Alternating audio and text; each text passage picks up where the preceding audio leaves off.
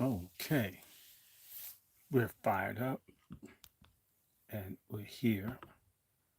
And hey, Devin Cole, um, let me see, what can I do with this? How do I?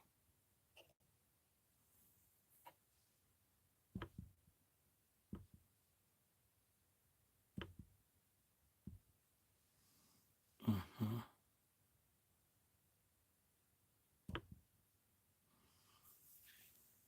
Hmm. Let me see. All right. Well, this is nice. I've got two. What's going on with this over here?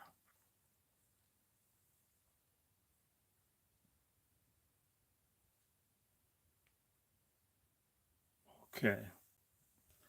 So come on in, folks.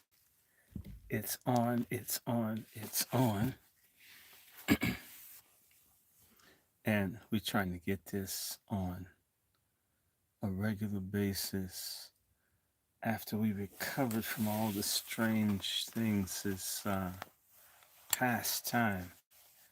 Hello, everybody. I'm awake. I see three people. Don't be ashamed. Come on out. It's going to be a good night. We're going to have a white night of information together. I want to wish everybody MFM. Let's see. Let me put my fake glasses on and a little bit of that up there. Let me turn my other light on, my studio light, so it's brighter. Is everybody good? Let me see. And we might hate, you know what? I could absolutely, while people are coming in, please share this. I'm going to be reading from some classic old black books first, and some of them are actually vintage. I even put some aside. But one book I really like, E. Franklin Frazier. Oh my God, I love him.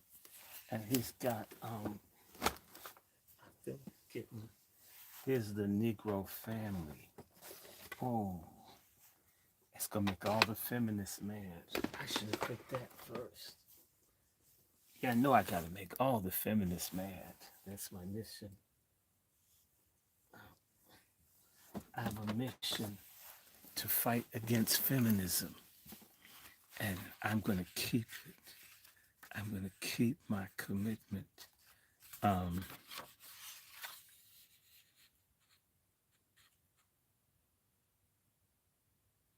hmm,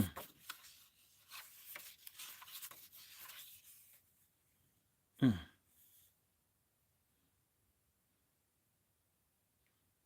mm,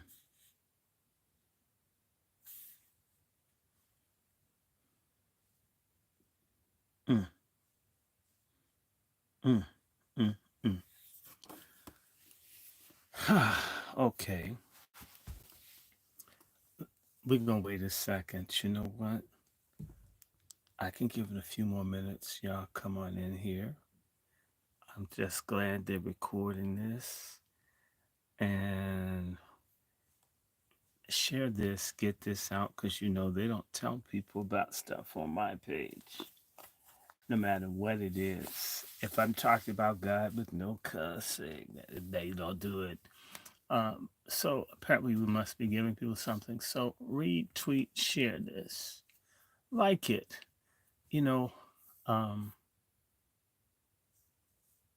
okay. P Norton 75. Peace to you.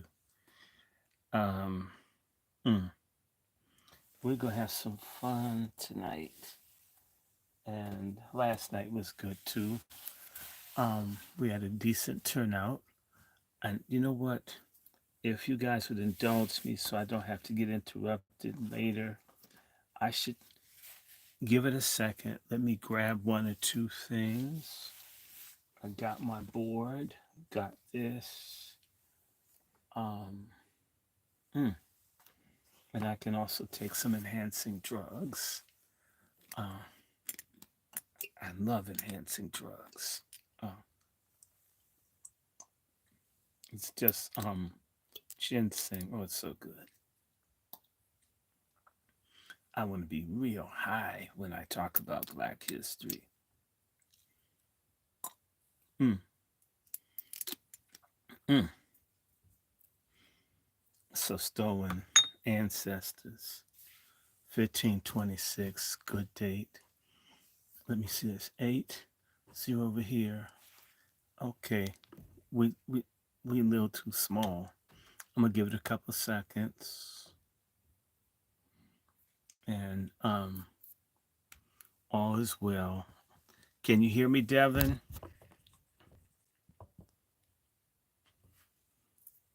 Let me pass. Let me ask her to speak. Hold on. Let me see.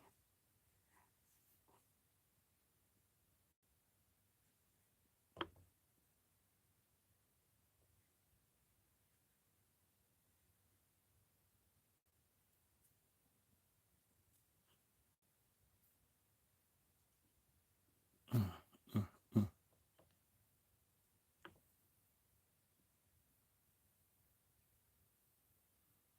mm. Okay. Can you hear me, Devin? Make a request to come on mic. Okay. We're getting there. Give me 1 second, everybody. I'm gonna stop for a second. But oh my God, I'm gonna have fun tonight. We're gonna be reading some of these old Black stuff, and then if I can fit it all in here, I've got these white supremacists. Oh, they're so cool. My, how they hate us. And I'm gonna continue to talk about racist, fake, um, white supremacists. Um, Whoever P. Norton is, um, uh, you should have an apology. I'm not answering the question. Okay, it's insulting no matter how you do it. So there you have it. And even your frame of the question, you have an apostrophe on doctorates, which isn't even the proper way to say it. And the question you framed to me about whether I have it or not. We should be very careful how we do these things. So, no apologies necessary, but it's just not a question I'm going to answer. Um, it's insulting. And I do know one thing, regardless of what my educational level is, you don't put an apostrophe on doctorants. Just saying. Um, our people are quite interesting. So yeah, how you doing? Okay, so I'm going to take exactly a couple of seconds because I have to take care of something, and I'll be right back. And yeah, about 6 minutes, and we'll start at 10:30 approximately. Okay, let me do this. Okay.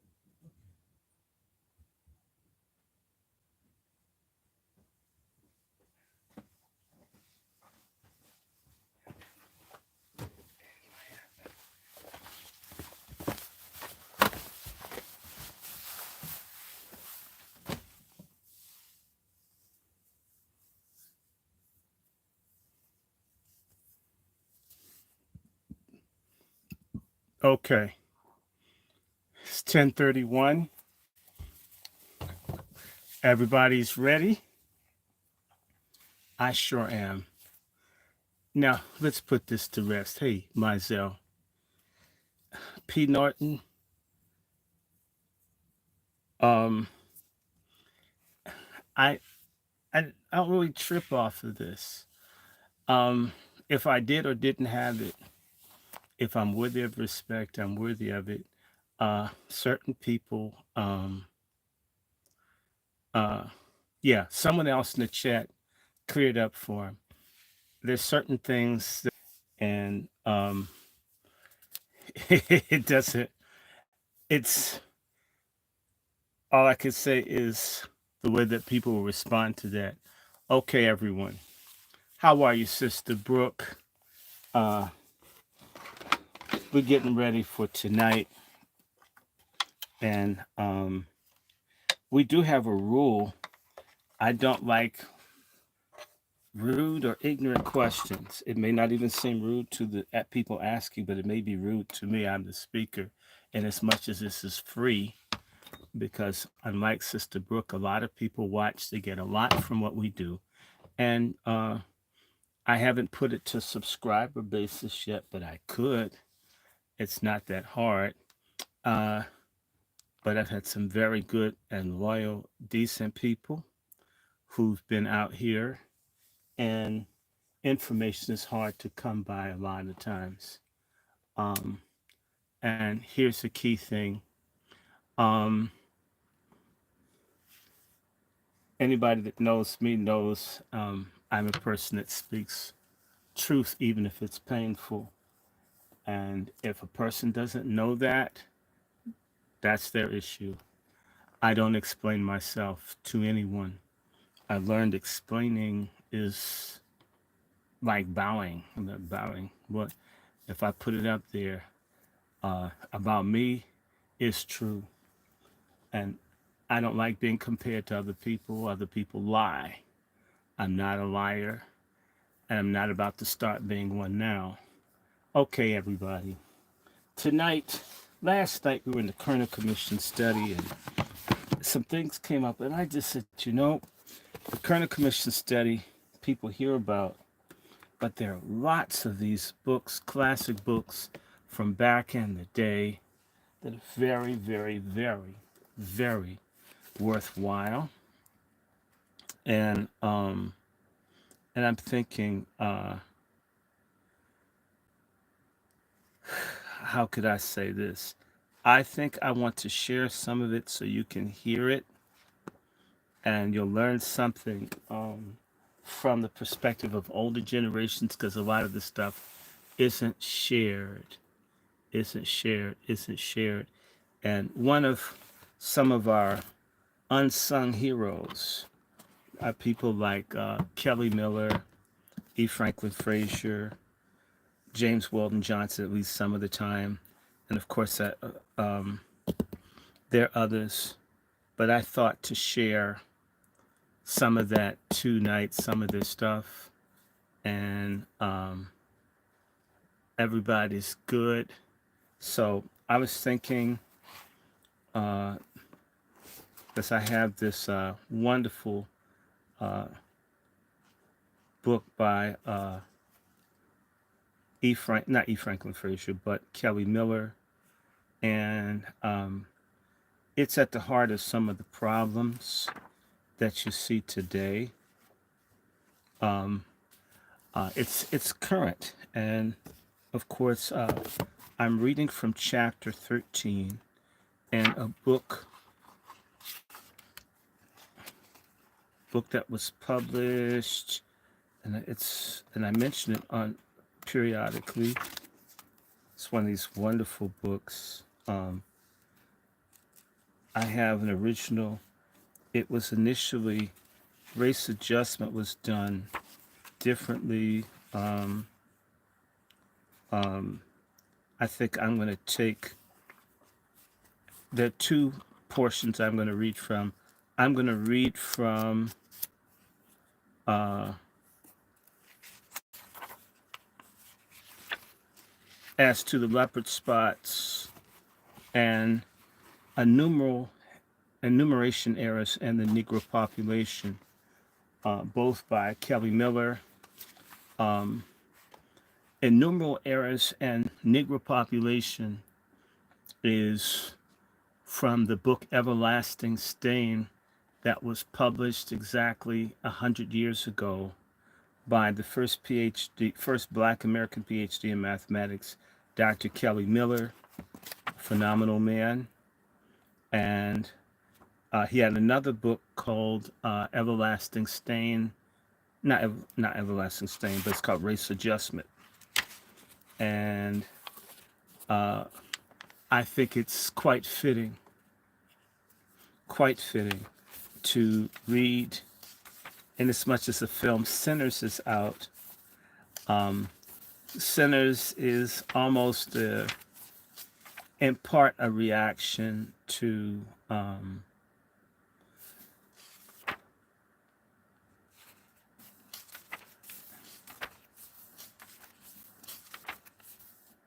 the to this guy Thomas Dixon Jr., who wrote The Leopard Spots and also a book called The Klansman. Um, um, get off my channel, man. Take your ass somewhere. I just blocked the dude. I don't do that.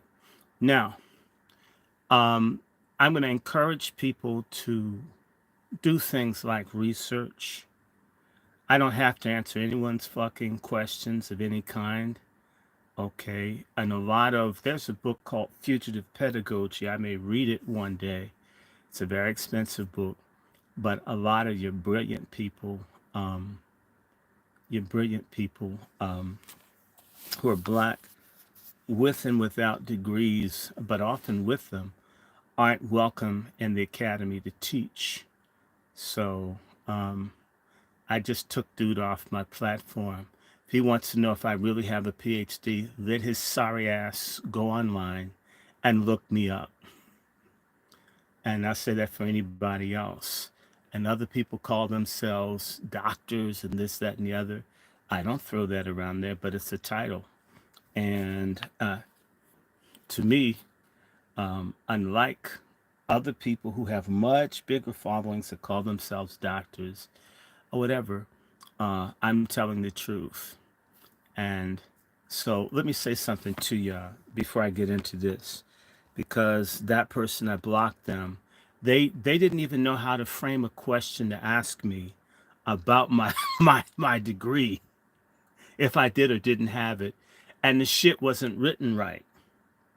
Whether you could proofread it or not, here you are questioning what I have, and you aren't even certain that you can convey in proper English prose the question to challenge whether I have it or not.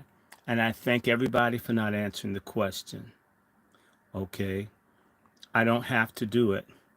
And I've had people investigate and try to put out that they thought I was making up stuff. No, there are a lot of phonies out here, people.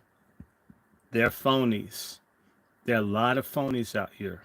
They claim this, that, and the other, this, that, and the other. I'm not a phony. I'm for real. So if I tell you something, unless I made a mistake with the intent to tell you as best I knew the facts, you could go to the bank with it. I'll stop right here and check myself to make certain I told you what was factually true. Okay? But if anybody does that shit, I will kick you off my platform. I don't need you. You're not taking care of me. You're not one of these people like Sister Brooke or Sister Star or Brother Mizell, people I know, or Sister Devon. Don't ever come up in here questioning stuff. Okay? You wouldn't do that. In fact, it's probably a cracker. It's probably a white dude. And so I don't need you. And it's a coon. They would never go into a white person's thing and question their education or any of that. They don't. Um, Never ever, people, tolerate disrespect, even in cyberspace. This is like coming in my face. Are you really with? If I put doctor up there, damn it, I'm one.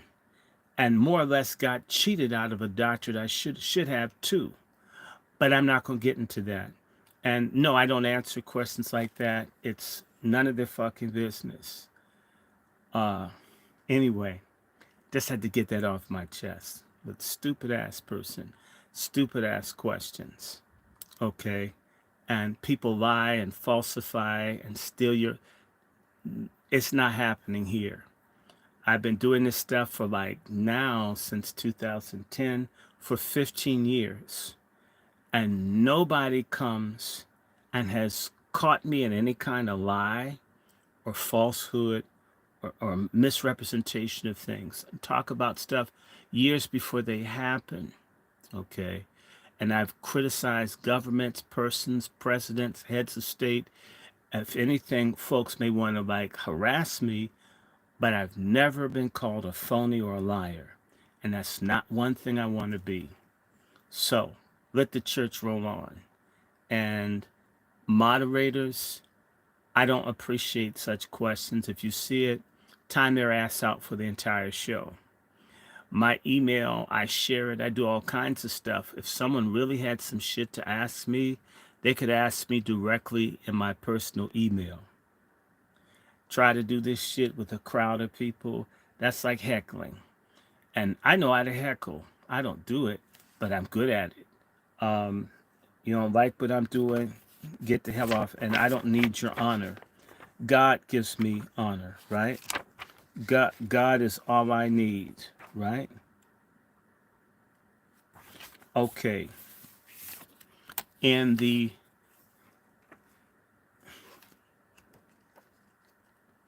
book written 117 years ago,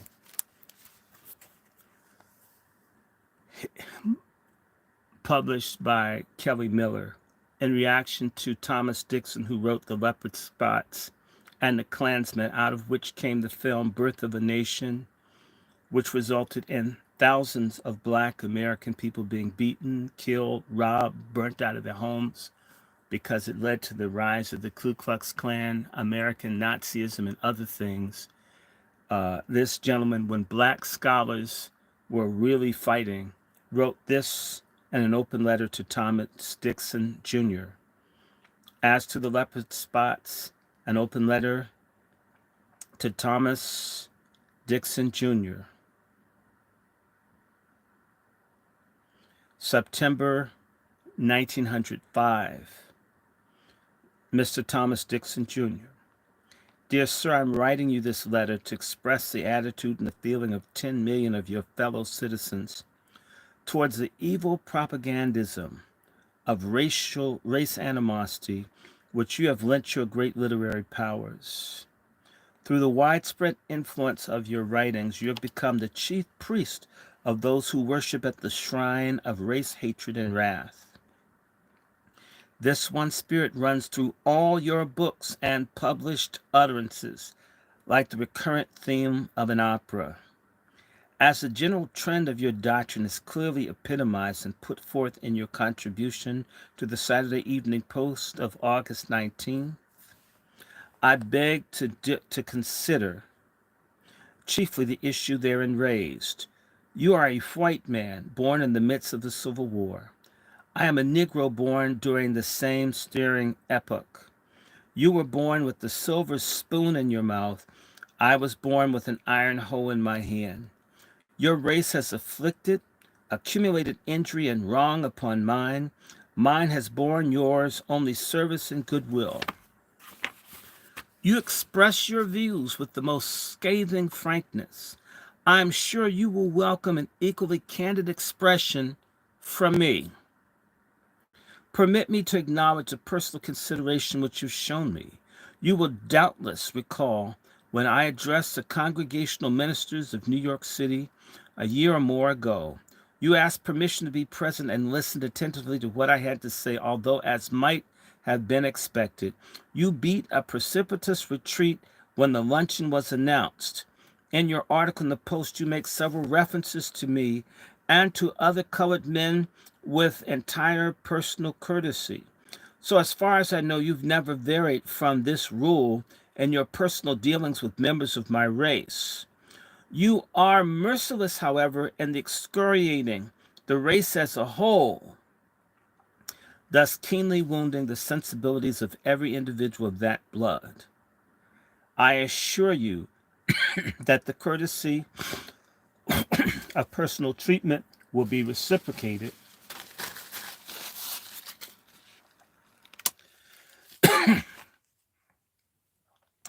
in this letter. However, sharply, I may be compelled to take issue with the views you set forth, to deplore your attitude. I shall endeavor to indulge with no bitter words against your race or against the South, whose exponent and special pleader you assume to be.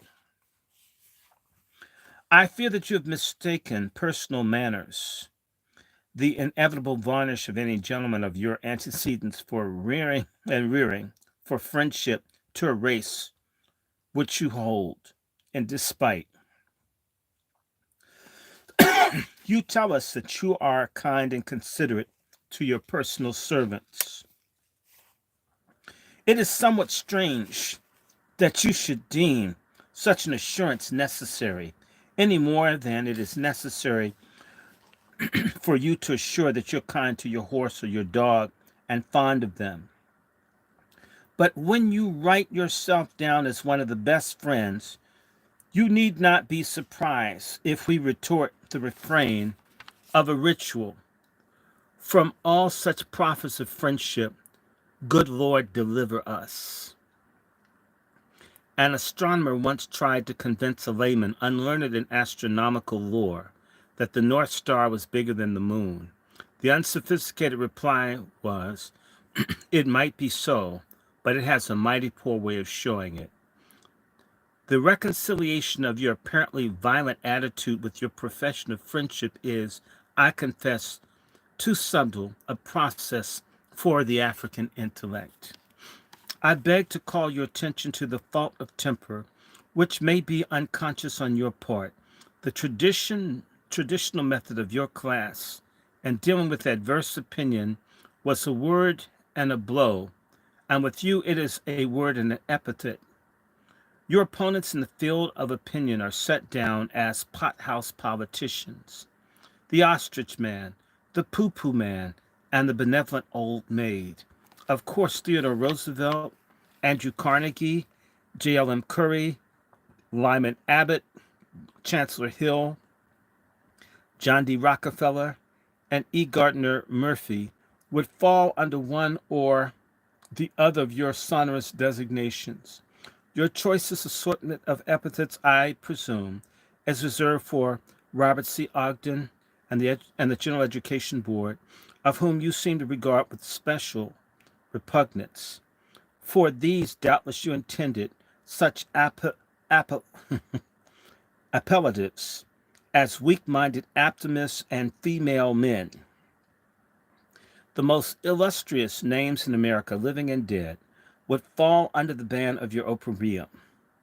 According to your standard, the only Americans who could be accounted safe, sane, and judicious on the race issue would be the author of the leopard spots, Senator Tillman and Governor Vardaman. Senator Ben Pitchfork Tillman from South Carolina was notorious for encouraging white people in South Carolina to mass murder black people so they could not vote.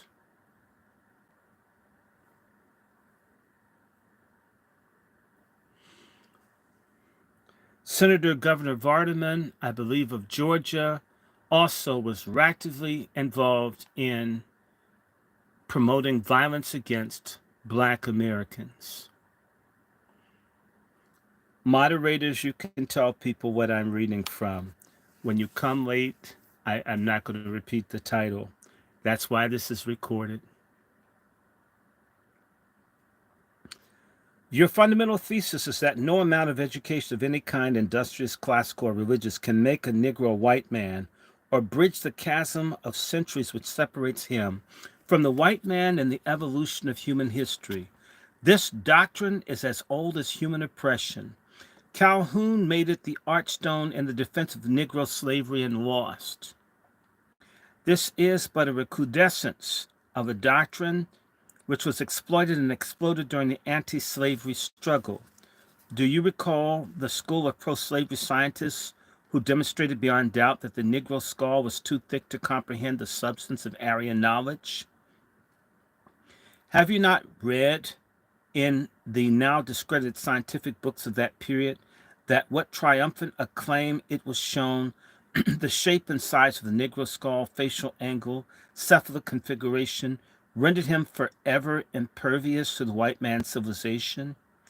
But all enlightened minds are now as ashamed of that doctrine as they are of the one-time dogma that the Negro had no soul. We became aware of the mind through its manifestations within 40 years of only partial opportunity. While playing, as were, in the backyard of civilization, the American Negro has cut down his illiteracy by over 50%, has produced a professional class, some 50,000 strong, including ministers, teachers, doctors, editors, authors, architects, engineers, and is found in all higher lines of listed pursuits in which white men are engaged. Some 3,000 have taken collegiate degrees, over 300 being from the best institutions in the North and West, established for the most favored white youth.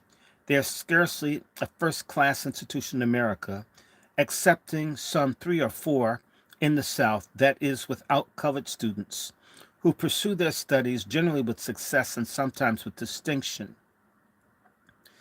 Negro inventors have taken out 400 patents as a contribution to the mechanical genius of America. There are scores of Negroes who, for conceded ability and achievement, take respectable rank in the company of distinguished Americans.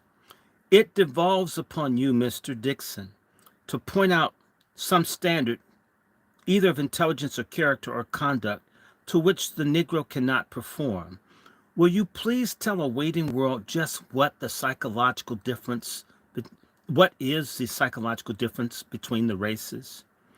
No reputable authority, either the old or of the new school of psychology, has yet pointed out any sharp psychic discriminant. There's not a single intellectual, moral, or spiritual excellence attained by the white race to which the Negro does not yield an appreciative response. If you could show that the Negro is incapable of mastering the intricacies of Aryan speech, that he could not comprehend the intellectual basis of European culture, or apply the apparatus of practical knowledge, that he could not be made amenable to the white man's ethical code or appreciate his spiritual motive, then your case would be proved.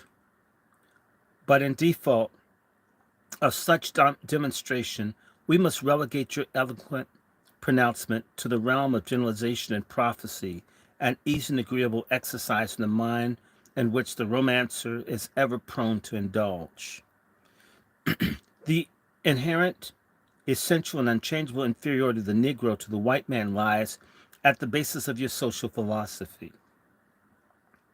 You disdain to examine the validity of your fondly cherished hope.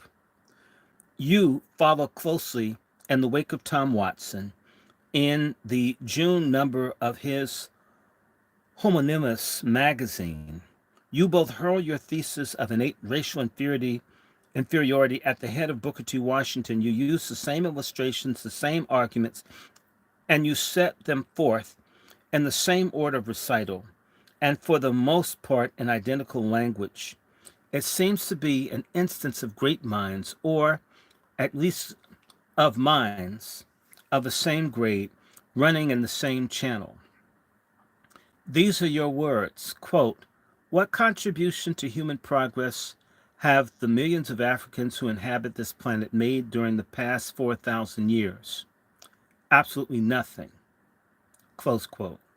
These are the words of Thomas Watson, spoken some 2 months previous. Quote, what does civilization owe to the Negro race? Nothing, nothing, nothing, close quote.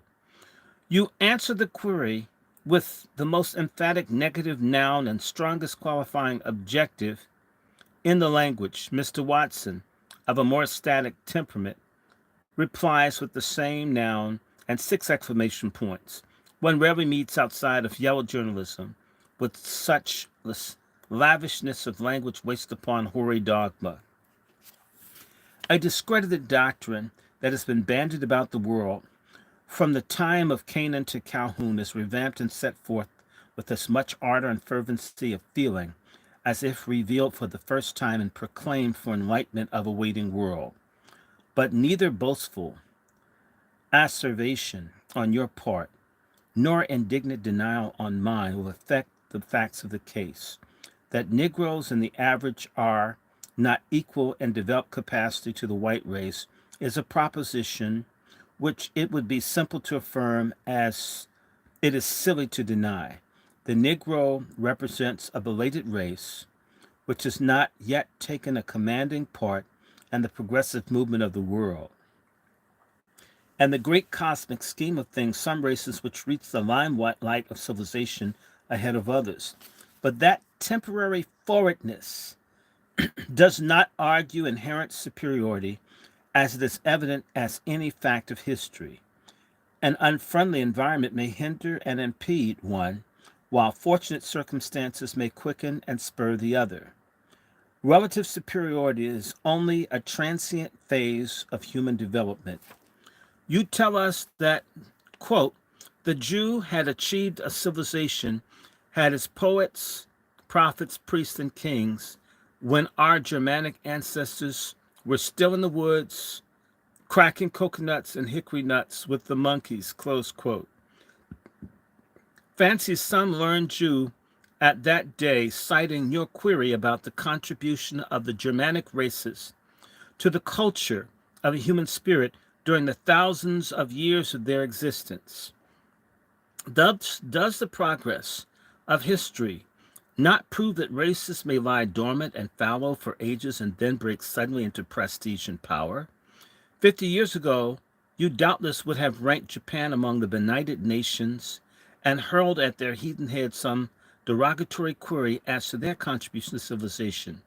But since the happenings at Mukden and Port Arthur, this is the Russo-Japanese War, where the Japanese kicked the shit out of the Russians, and he leaves out the sinking of the entire Russian fleet at Tsushima Straits in the Pacific Ocean off the coast of China.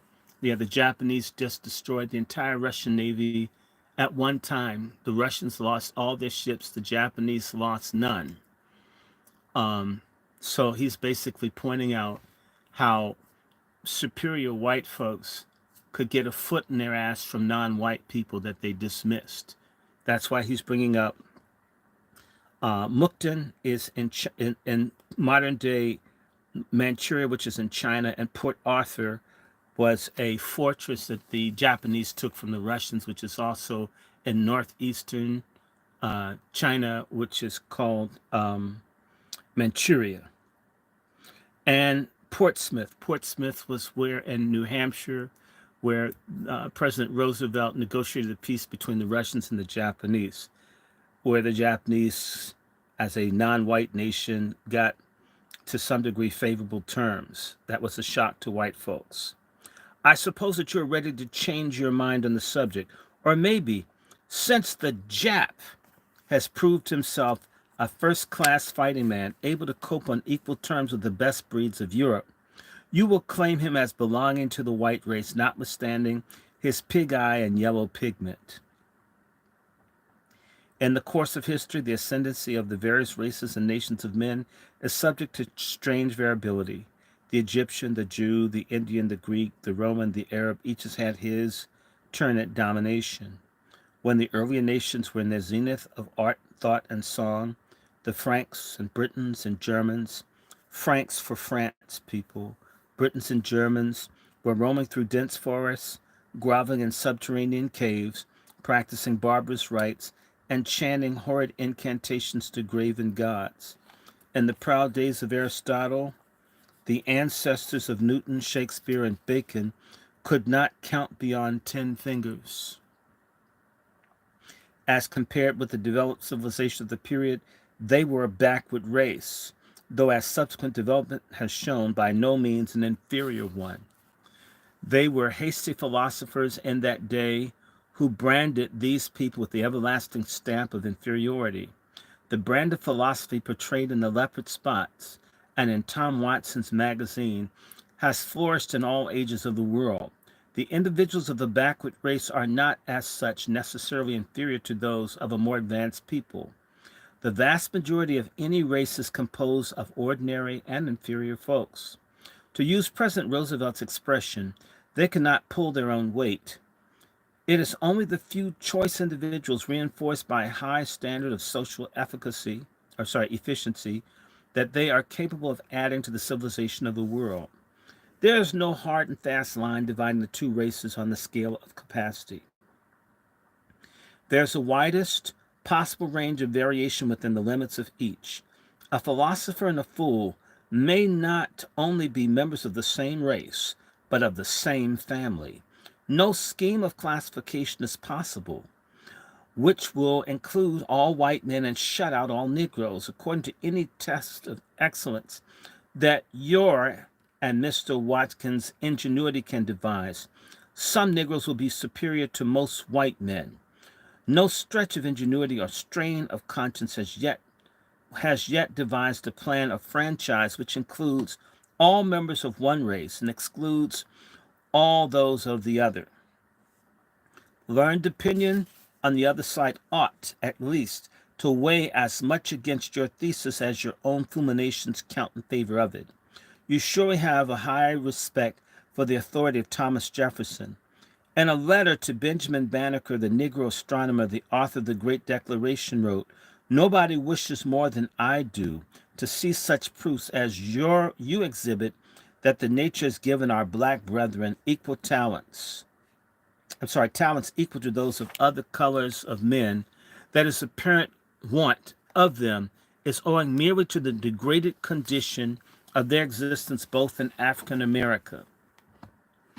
Mr. William Matthews, a noted author writing some time ago in the North American Review, asserts, "We affirm that the inferiority of the Negro has never been proven, nor is there any good ground to suppose that he is forever to maintain his relative position, or that he is inferior to the white man in any other sense than some white races are inferior to each other." Professor N.F. Shaler, a native of the South and professor at Harvard University, writes in The Arena, "There are hundreds and thousands of black men who in capacity are ranked with the superior persons of the dominant race, and it is hard to say that in any evident feature of mind they are characteristically different from their white fellow citizens." Benjamin Kidd, in his work on social evolution, declares that the Negro child shows no inferiority, and that the deficiency which he seems to manifest in afterlife is due to his dwarfing and benumbing environment.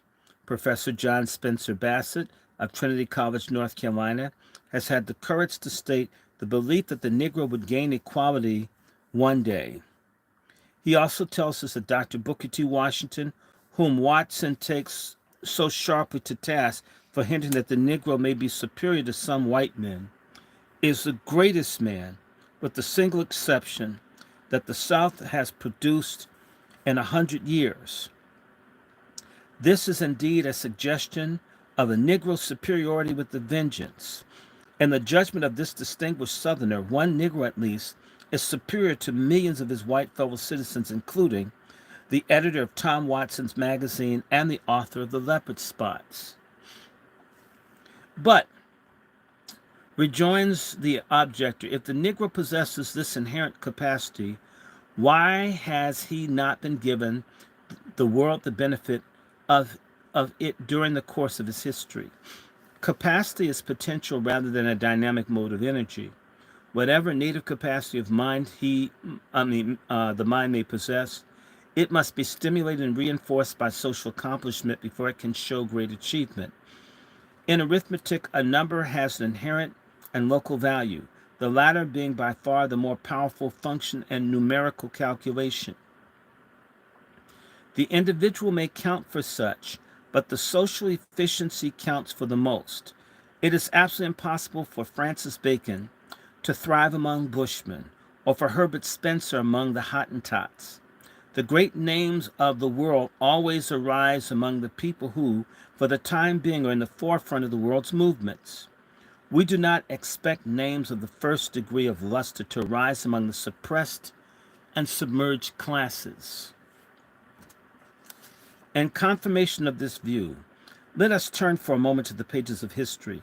Mr. Lecky tells us in his History of European Morals, quote, I regard as one of the anomalies of history that within the narrow limits and scanty population of the Greek states should have arisen men who in almost every conceivable form of genius and philosophy and ethics and dramatic and lyrical poetry and written and spoken eloquence and statesmanship and sculpture and painting and probably also in music should have attained almost or altogether the highest limits of human perfection. Mr. Galton, this is Francis Galton, cousin of racist Charles Darwin, and his hereditary genius tells us, we have no men to put beside Socrates or Phidias. Millions of Europe breeding as they have done for subsequently 2,000 years have never produced their equals. It follows from all of this that the average ability of the Athenian race is on the lowest estimate nearly 2 grades higher than our own. That is, about as much as our race is above that of the African Negro. And yet this intellectual race, this race of Phidias and Homer, of Plato and Socrates, has continued for 2,000 years in a state of complete intellectual stagnation. When they lost their political nationality and became submerged beneath the heavy weight of oppression, to use the language of Macaulay, their people have degenerated into timid slaves and their language into barbarous jargon. Can there be any stronger proof of the fact that the great achievements depend upon environment and social stimulus rather than innate capacity? Where is now the boasted glory of Egypt and Babylon, or Nineveh and Tyre? Expeditions from distant continents are sent to unearth the achievements of renowned ancestors beneath the very feet of their degenerate descendants, as a mute reminder to the world of the transiency of human greatness. Jews seem to form an exception to this rule, but the exception is seemingly rather than real. While they have lost their political integrity, they have preserved their spiritual nationality.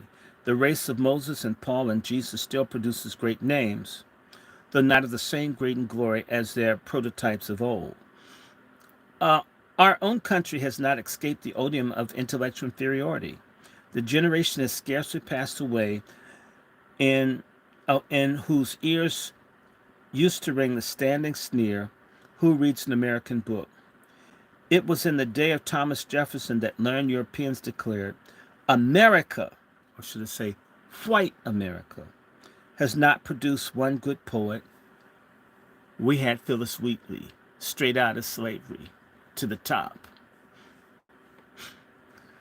America has not produced one good poet, one able mathematician, we produced Benjamin Banneker, and one genius in a single art or science, again, Benjamin Banneker. In response to this charge, Jefferson enters an eloquent special plea. He says, quote, when we have existed as a people as long as the Greeks did before they produced a Homer, the Romans Virgil, the French a Racine, the English Shakespeare and Milton, should this reproach still be true, I will inquire from what unfriendly cause it has proceeded, close quote. How analogous to this is a reproach which you and Mr. Watson, treading the track of Thomas Nelson Page and those of his school of thought, who now hurl against the Negro race. The response of Jefferson defending American colonies from reproach of innate inferiority will apply with augmented emphasis to ward off similar charges against the despised and rejected Negro.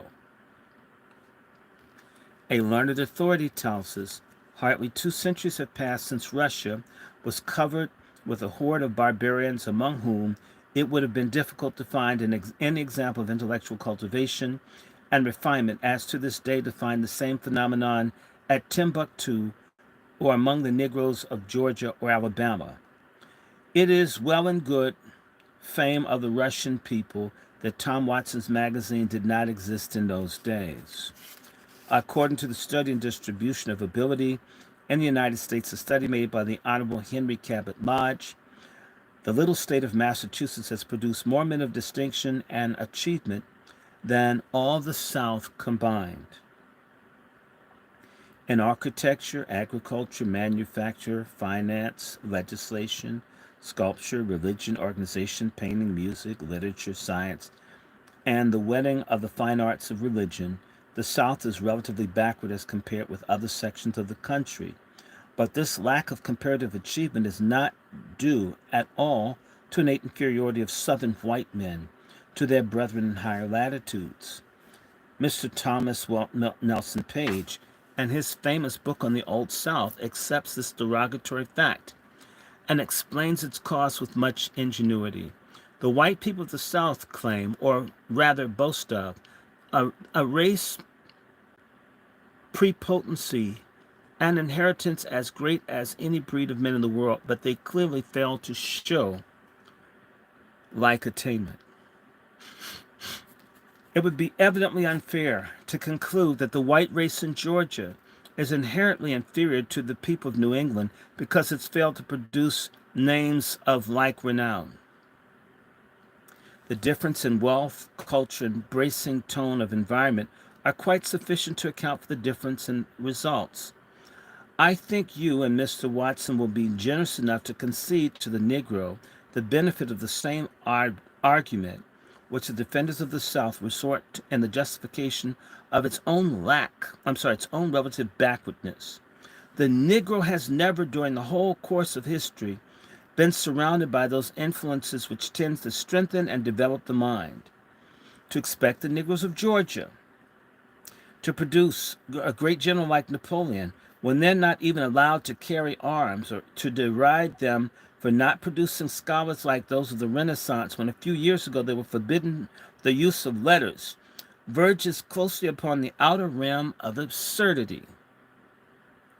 Do you look for the great Negro statesmen and states where black men are not allowed to vote? Mr. Watson can tell something about the difficulty of being a statesman in Georgia against the protests of the ruling political ring.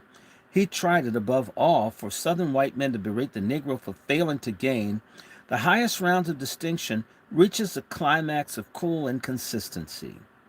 One is reminded of the barbarous Teutons in Titus Andronicus, who, after cutting out the tongue and hacking off the hands of lovely Lavinia, ghoulishly chided her for not calling for sweet water with which to wash her delicate hands. Here's another specimen of the grade of reasoning to which the readers of Tom Watson's magazine are treated. Quote, "Let me repeat to you, doctor, the unvarnished truth, for it may do you good. The advance made by your race in America is a reflection of the white man's civilization. Just that and nothing more. The Negro lives in the light of the white man's civilization and reflects a part of that light," close quote. Here again, we come across the threadbare arguments of the advocates of suppression and subordination of the Negro. The aptitude of many people for progress is tested by the readiness with which they absorb and assimilate the environment of which they form part. I wonder if Mr. Watson would contend that the Red Indian shows capacity for civilization because he neither borrows nor imitates. Civilization is not a spontaneous generation with any race or nation known to history, but the torch is handed down from race to race, from age to age, and gains in brilliancy as it goes. The progress made by the Negro has been natural and inevitable. Does Mr. Watson expect the American Negro to invent an alphabet before he learns to read? The Negro has advanced exactly in the same fashion that the white race has advanced, by taking advantage of all that has gone before. Other men have labored, and we have entered into their labors. The Japanese did not invent the battleship, modern artillery, or the modern manual of arms, but they use them pretty effectively. The young race, like the individual, must first appropriate and apply what has already gone before. The white man has no exclusive proprietorship of civilization. The white man's civilization is as much a misnomer as the white man's multiplication table.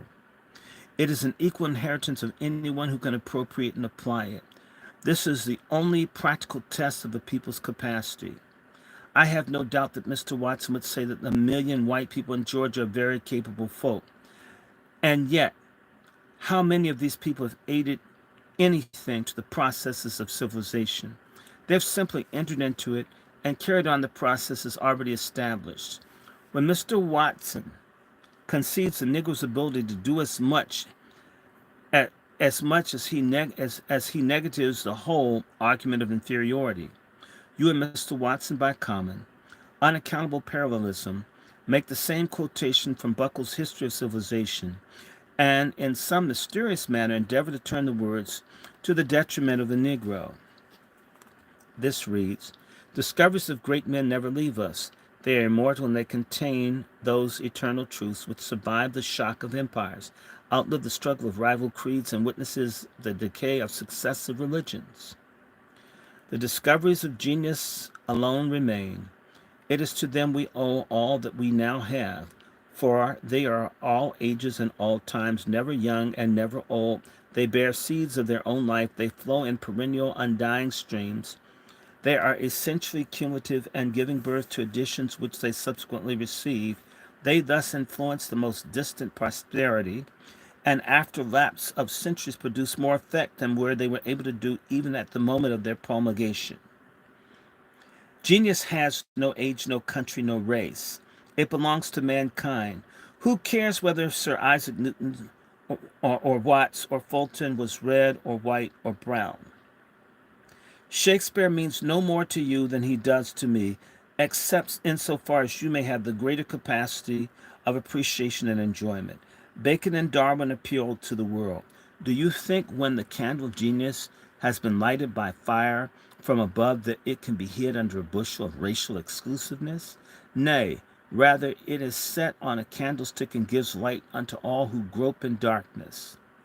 The Negro enters into the inheritance of all ages on equal terms with the rest, and who can say that he will not contribute his quota of genius to enrich the blood of the world?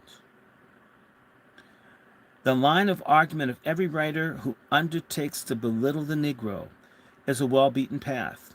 Liberia and Haiti are bound to come in for their share of ridicule and contemptuous handling. Mr. Watkins calls these experiments freshly to the mind. Lest we forget, lest we forget. We are told about the incapacity of the black race for self-government, the relapse into barbarism, and much more, all of which we have heard before. And yet when we take into all the circumstances into account in Haiti, presents the world one of the most remarkable achievements in the annals of human history. The panegyric of William Phillips on Toussaint Louverture is more than an outburst of rhetorical fancy. It is a just measure of his achievement in terms of his humble environment and limited instrumentalities at his command. Where else in the course of history has a slave, with the aid of slaves, expelled a powerfully entrenched master class and set up a government patterned after civilized models which, without external assistance or reinforced from the parent civilization, has endured for 100 years in face of a frowning world? Go Haiti. When we consider the difficulties that confront a weak government without military or naval means to cope with more powerful rivals, where commercial adventures are ever and anon stirring up internal strife, thus provoking an intervention of stronger governments, the marvel is that the Republic of Haiti still endures, the only self-governing state in the Antilles. To expect as effective and proficient a government to prevail in Haiti as at Washington would be expecting more of the black men in Haiti than we find in the white men of South America.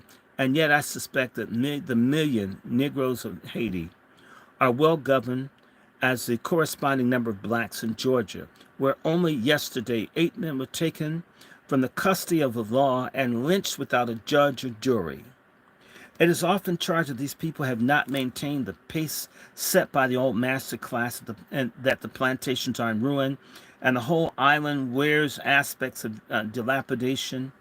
Wherever lower people overrun civilization of the higher, there is an inevitable lapse towards the level of the lower. When barbarians and semi-civilized hordes of northern Europe overran the southern peninsulas of the civilization of the world, was wrapped in 1,000 years of darkness. Relapse inevitably precedes rebound. Is there anything in the history of Haiti contrary to the law of human development? You ask, can you change the color of the Negro's skin, the kink of his hair, the bulge of his lips, or the beat of his heart with a spelling book or a machine? This rhetorical outburst does great credit to your literary skill and is calculated to delight the simple, but analysis fails to reveal in it any pregnant meaning. Since civilization is not an attribute of the color of the skin or the curl of the hair or the curve of the lips, there is no necessity for the changing of such physical particularities or peculiarities.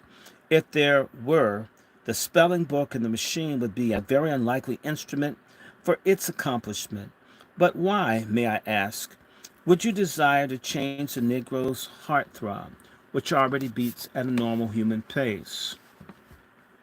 You need not be so frantic about the superiority of your race. Whatever superiority it may possess, inherent or acquired, will take care of itself without such rabid support. Has it ever occurred to you that the people of New England blood, who have done and are doing the most to make the white race great and glorious in this land, are the most reticent about the extravagant claims to everlasting superiority?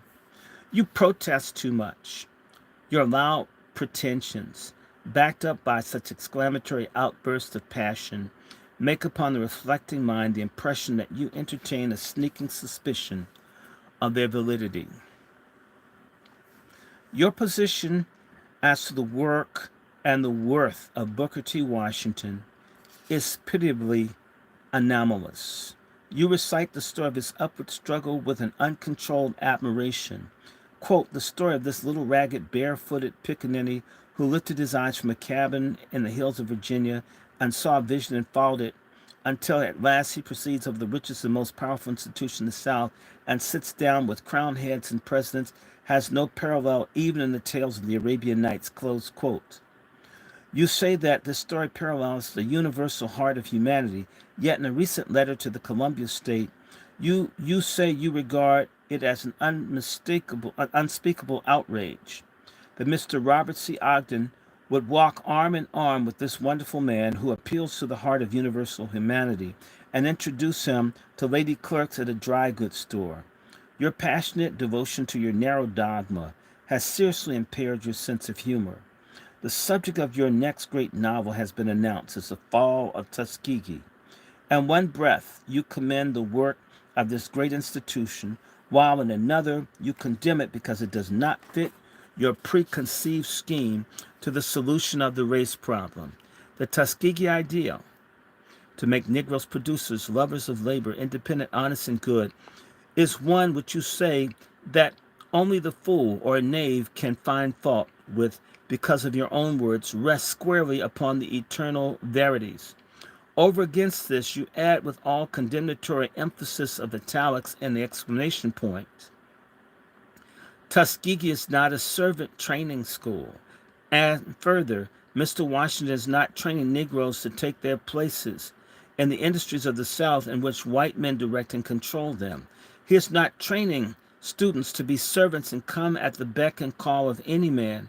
He is training them to be masters of men, to be independent, to own and operate their own industries, plant their own fields, buy and sell their own goods, all of which you condemn by the imperative inference 10 times stronger than your faint and forced verbal approval. It is a heedless man who willfully flaunts his little philosophy in the face of eternal verities. When a wise man finds that his prejudices are running against fixed principles in God's cosmic plan, he speedily readjusts them in harmony therewith.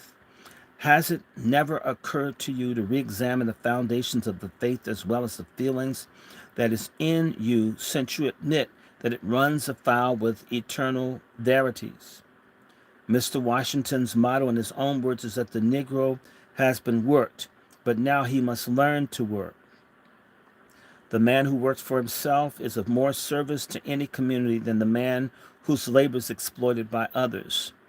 You bring forward the traditional bias of the slave regime to the modern conditions, that the Negro did not exist in his own right and for his own sake, but for the benefit of the white man.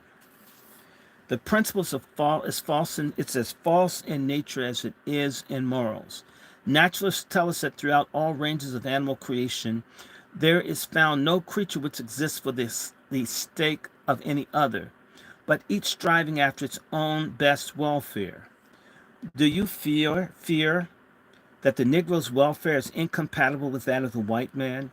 I commend you to a careful perusal of the words of Mr. E. Gardner Murphy, who, like yourself, is a devoted Southerner and equally zealous to promote the highest interests of that section. Quote, have prosperity, peace, and happiness ever been successfully or permanently based upon indolence, inefficiency, and hopelessness? Since time began, has any human thing that God has made taken damage to itself or brought damage to the world through knowledge, truth, hope, and honest toil? Close quotes. Read these words to your fellow Southerners, Mr. Dixon, and meditate upon them, that you will do good as the truth doeth upright in the heart. You quote me as having a favor of amalgamation of the races. A more careful reading of the article referred to would have convinced you that I was arguing against the amalgamation as a probable solution to the race problem. I merely stated the intellectual conviction that the two races cannot live indefinitely side by side under the same general regime without ultimately fusing. This is merely an expression of belief and not an utterance of a preference nor a formulation of a policy. I know of no colored man who advocates for amalgamation as a feasible policy of solution. You are mistaken. The Negro does not hope and dream of amalgamation. This would be stultification with a vengeance. If such a policy were allowed to dominate the imagination of the colored race, its women would give themselves over to the unrestrained passions of white men in quest for tawny offspring, which would give rise to an indescribable moral debauchery. At the same time, you would hardly expect the Negro in derogation of his common human qualities to proclaim that he is so diverse from God's other human creatures as to make blending of other races contrary to the law of nature. The Negro refuses to become excited or share your frenzy on this subject. The amalgamation of the races is an ultimate possibility, though not an immediate probability. But what have you and I to do with the ultimate question anyway? Our concern is with duty, not destiny. There are statisticians who can tell you to the tick of a clock when the last ton of coal in the bowels of the earth will be consumed, but you will not lower the temperature of your sitting room 1 degree next winter in view of that ultimate contingency. The exhaustion of solar heat is within the purview of astronomical calculation, and yet we eat and drink and make merry in the supreme indifference of that far-off calamitous event. Do you not suppose that future generations will have wisdom adequate to the problems of their day? We certainly have no surplus wisdom to advance them. Sufficient unto the day is the ignorance thereof. Your frantic dread of amalgamation reminds me of those religionists who would frighten a heedless world into the belief that the end is at hand. It is conceivable that you voluntarily unfrocked yourself as a priest of God, where your function was to save the individual soul from punishment in the next world, in order that you might then more effectively warn your race to flee from amalgamation as from the wrath to come. But do you know, Mr. Dixon, that you're probably the foremost promoter of amalgamation between the two oceans. Wherever you narrow the scope of the Negro preaching the doctrine of hate, you drive thousands of persons of the lighter hue over to the white race, carrying more or less Negro blood in their train. The blending of the races is less likely to take place if the self-respect and manly opportunity of the Negro are respected and encouraged than if he is forever to be crushed beneath the level of his faculties for the dread of the fancied result. Hundreds of the composite progeny are daily crossing the color line and carrying as much of the despised blood as the umbilical skin can conceal without betrayal. I believe it was a Congressman Tillman, brother of the more famous senator of that name, who stated on the floor of the Constitutional Convention of South Carolina that he knew of 400 white families in the state who had a taint of Negro blood in their veins. I personally know of 50 cases of transition in the city of Washington. It is a momentous thing for one to change one's caste. The man or woman who affects to deny, ignore, or scorn the class with whom he is previously associated is usually deemed deficient in the nobler qualities of human nature. It is not conceivable that persons of this class will undergo the self-degradation and humiliation of soul necessary to cross the great social divide, unless it be to escape for themselves and their descendants an odious and despised status. Your oft expressed and passionate avowed belief that the progressive development of the Negro would hasten the amalgamation is not borne out by the facts of observation. The refined and cultivated class among the colored people are as much disinclined to such unions as the whites themselves. I am sorry that you saw fit to characterize Frederick Douglass as a bombastic vituperator. You thereby gave poignant offense to 10 millions of this race who regard him as the best embodiment of their possibilities. Besides, millions of your race rate him among the foremost and best beloved of Americans. How would you feel if someone were to stigmatize Jefferson Davis or Robert E. Lee in such language, these beau ideas of your Southern heart? But I would not undertake to defend Frederick Douglass against your calumniations. I am frank to confess that I do not feel that he needs it. The point I have in mind to make about Mr. Douglass is that he has a hold upon the affection of his race, not on account of his second marriage, but in spite of it. He seriously affected his standing with this people by that marriage. Frederick Douglass's second wife was white, and dude is saying we weren't feeling it. Degradation would soonest lead to race blending through illicitness. Had the institution of slavery existed for another century without fresh African importation, there would have scarcely had remained an unbleached Negro on the continent. The best possible evidence of that development of self-respect does not lead to amalgamation is furnished by Oberlin College in Ohio and Berea College in Kentucky. These institutions have had thousands of students of two races, male and female, associated on terms of personal equality, mutual respect, and goodwill. And yet in all these years, not a single case of miscegenation has resulted. Contrast this record with the concubinage of Southern plantation and the illicit relations of the city slum, and it is easy to see where the chief stress would be placed on by those who frantically dread race admixture. It seems to me, Mr. Dixon, that this frantic abhorrence of amalgamation is a little late in its appearance. Whence comes the stream of white blood which flows with more or less spicitude in the veins of some 6 out of 10 million Negroes? It is due to the bleaching breath of Saxon civilization. The Afro-American is hardly a Negro at all, but a new creature.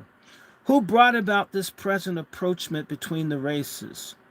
Do you not appreciate the inconsistency in the attitude and the action on the part of many loudmouth advocates of race purity? It is said that the old father Kronos devoured his offspring in order to forestall the future complications. But We do not learn that he put a bridle upon his passion as the surest means of security. The most effective service you can render to check the evil of amalgamation is to do missionary work among the males of your own race. The strenuous advocacy of race purity in the face of the proven proneness for miscegenation affords a striking reminder of the lines of Hudibras. The self-same thing they will abhor one way and long another for. I beg now to call your attention to one or two statements of fact. You state that only 1/3 of the cotton crop today is raised by Negro labor. I would like to ask, what is your authority for that statement? According to the 12th census, the latest available data on the subject, out of a total cotton crop of 9,534,707 bales for 1899, the Negro proprietors alone produced 3,707,881 bales, or 39% of the total crop. There were 746,715 such proprietors against 1,418,343 Negro agricultural laborers. If we suppose these hired laborers were efficient as the more independent tenants, it will be seen that instead of raising only 1/3, the Negroes' immediate labor produced practically all of the cotton crop in the South.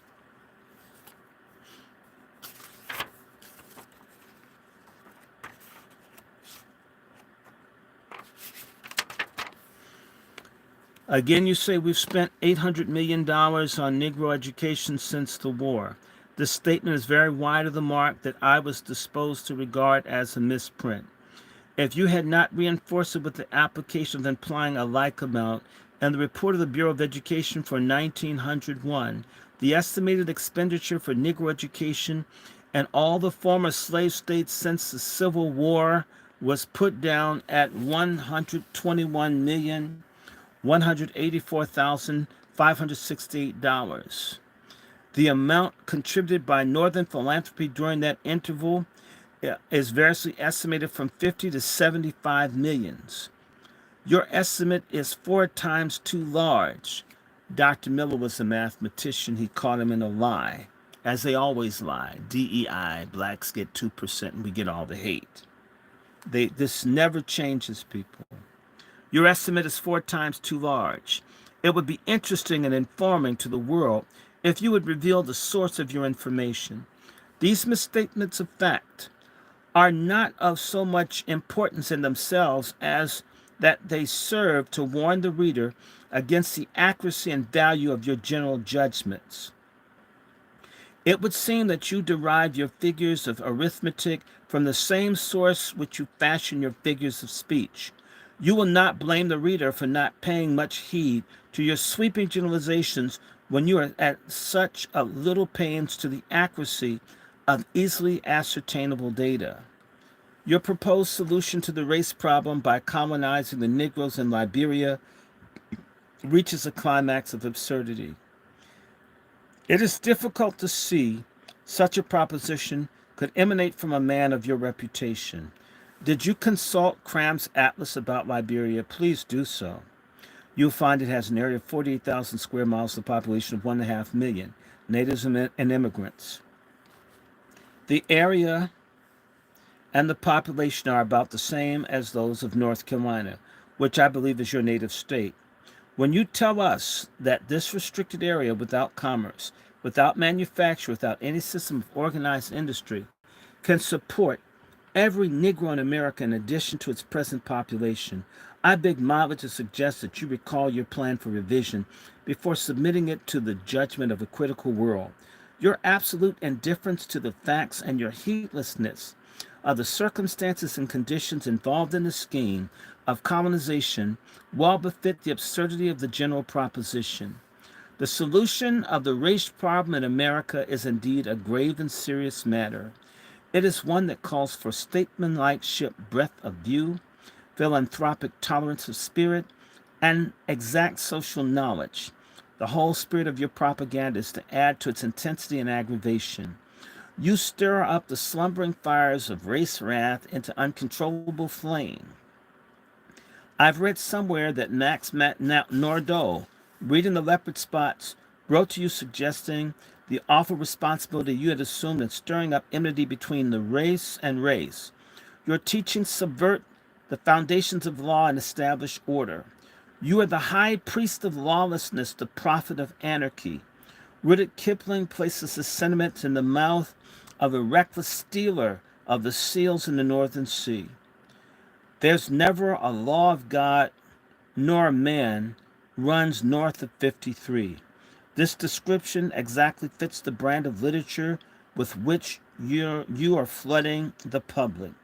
You openly urge your fellow citizens to override all law, human and divine. Are you aware of the force and effect of these words? Could fatuity reach a sublimer height than in the idea that the white man will stand idly by and see the performance? What will he do to put to the test? He will do exactly what his white neighbor in the North does when a Negro threatens his bread. He will kill him. These words breathe out hatred and slaughter and suggest the murder of innocent men. And their only crime is the quest for God-given right to work. He's talking about black folks moving north trying to find jobs, and that these people are advocating for mass violence, mass murder of black people. Times haven't changed much. Whose only crime is the quest for God-given right to work. You poison the mind and pollute the imagination through the subtle influence of literature. Are you aware of the force and effect of evil suggestion when the passions of men are in a state of unstable equilibrium? A heterogeneous population where the elements are on any account easily distinguishable is an easy prey for the promoter of wrath. The fuse is already prepared for the spark. The soul of a mob is stirred by the suggestion of hatred and slaughter, as a famished beast at the smell of blood. Hatred is the ever-handy dynamic of the demagogue. The rabble responds much more readily to an appeal to passion than to reason. To stir wantonly fires the race antipathy as an execrable deed as flaunting a red flag in the face of a bull at a summer's picnic or raising the false cry of fire in a crowded house. Human society could not exist 1 hour except on the basis of law, which holds the baser passions of men in restraint. In our complex situation, it is only the rigid observance of the law reinforced by higher moral restraint that can keep these passions in bound. You speak about giving the Negro a square deal. Even among the gamblers, a square deal means to play according to the rules of the game. The rules which all civilized states have set for themselves are found in the Ten Commandments, the Golden Rule, the Sermon on the Mount, and the organic law of the land. You acknowledge no such restraints when the Negro is involved, but wave them all aside with frenzied defiance. You preside over every crossroad lynching of a helpless victim, wherever the midnight murderer rides with a rope and torch in the quest of the blood of his black brother, you ride by his side. Wherever the cries of a crucified victim goes up to God from the crackling flame, behold, you are there. When women and children, drunk with ghoulish glee, dance around the funeral pyre and mock the death groans of their fellow man and fight for the ghastly souvenirs, you have your part in the inspiration of it all. When guilefully guided workmen, mine and shop and factory, goaded by a real or imaginary sense of wrong, begin to plunder and pillage property and murder of rival men, your suggestion is a justifier of dastardly doings. Lawlessness is gnawing at the very vitals of our institutions. It is the supreme duty of every enlightened mind to lay rather than spur on this spirit. You are hastening the time when there is to be a positive and emphatic show of hands, not of white hands against black hands, God forbid, not of northern hands against southern hands, heaven forfend, but a determined show of those that believe in the law and God and constituted order against those who would undermine and destroy the organic basis of society, involving all in common ruin. No wonder Max Nordau exclaimed, God, man, are you aware of your responsibility? But you do not think, Mr. Dixon, that when you evoke the evil spirit, that you can exercise it at will. The Negro in the end will be the least of his victims. Those who become inoculated with the virus of race hatred are more unfortunate than its victims. Voltaire tells us that it is more difficult and more meritorious to wean men of their prejudice than it is to civilize the barbarian. Race hatred is the most malignant poison that can afflict the mind.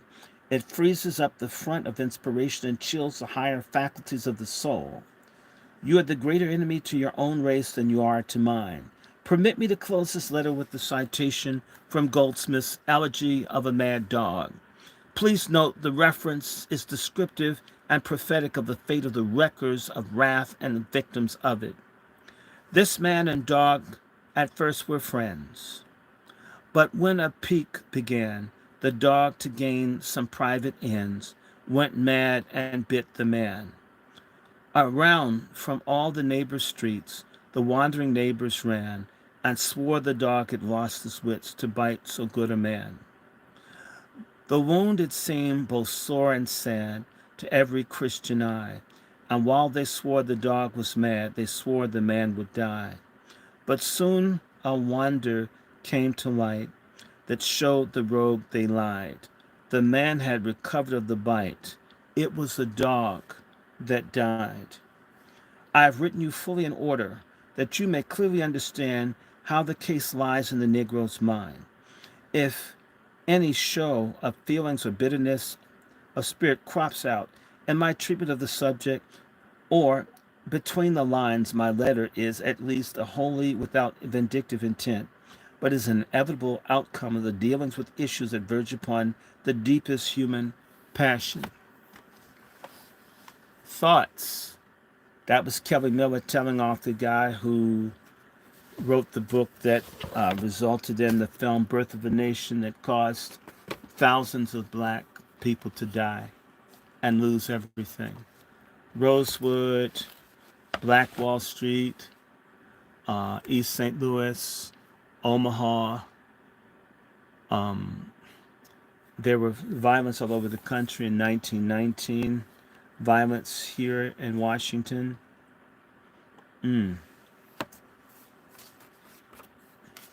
Thoughts? How do you feel about Kelly Miller? Who liked this?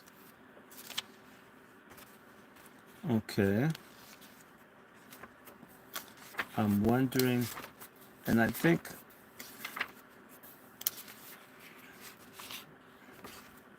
that's 30. Okay. No responses, but that's okay. I'm going to put a pause in Miller, but dude laid his ass out. We're having the same discussions now. I want to read something else. I'm going to get one thing. Give me exactly a second. I'm going to just put my brace on so I can sit up. And give me exactly a couple seconds. And I'll be right back. I'm going to talk about population.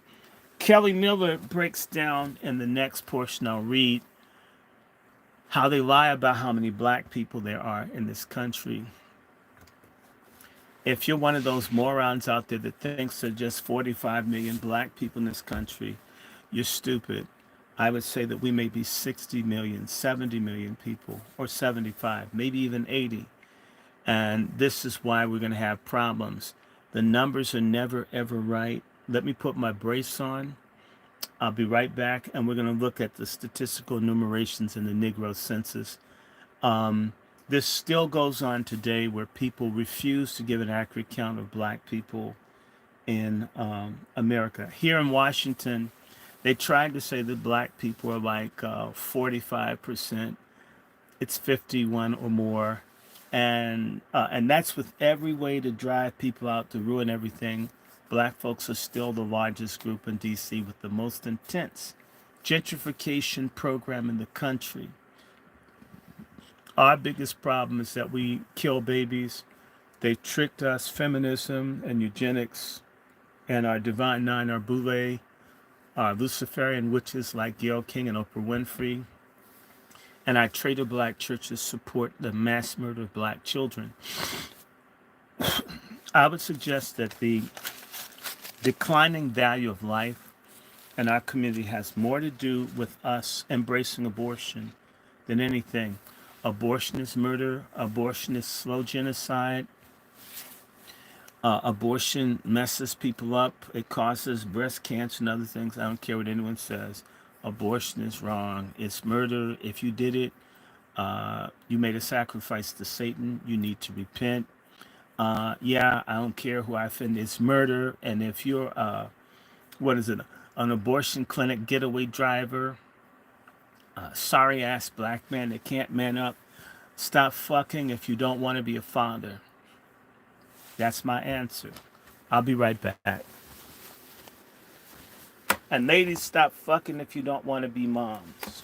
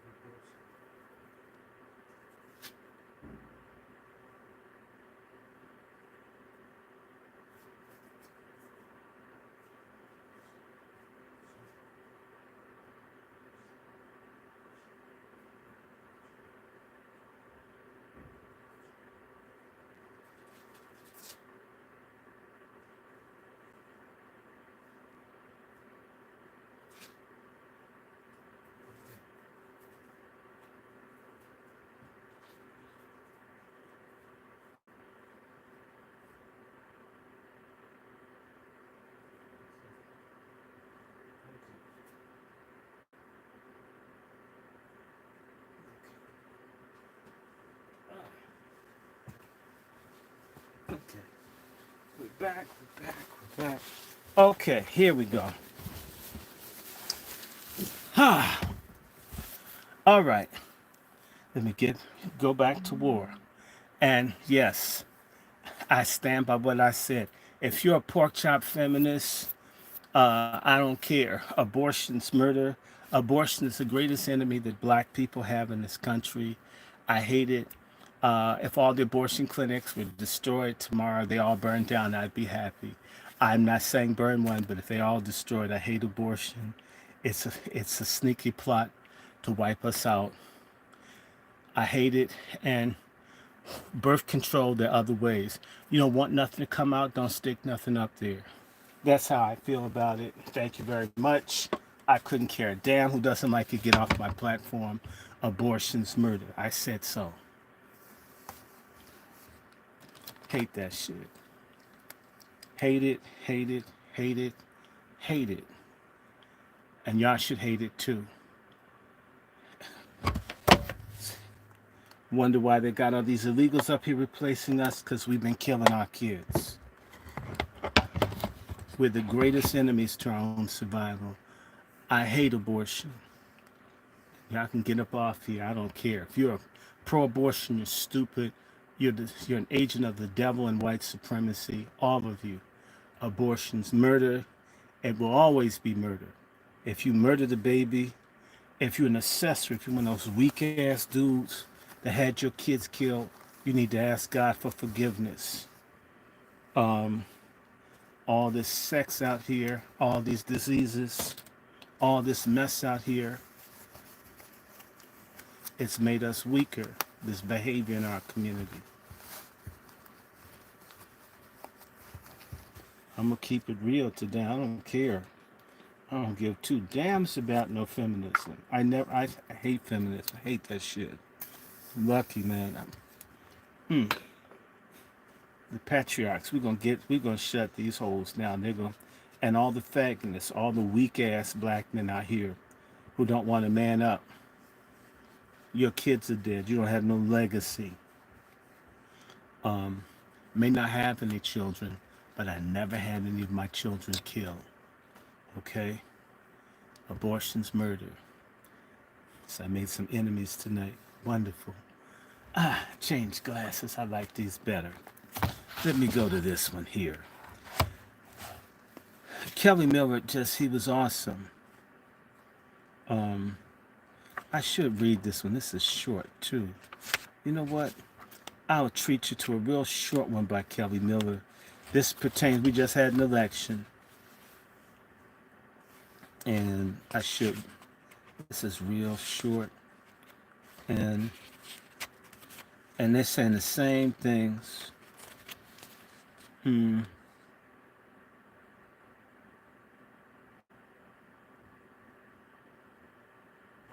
Okay.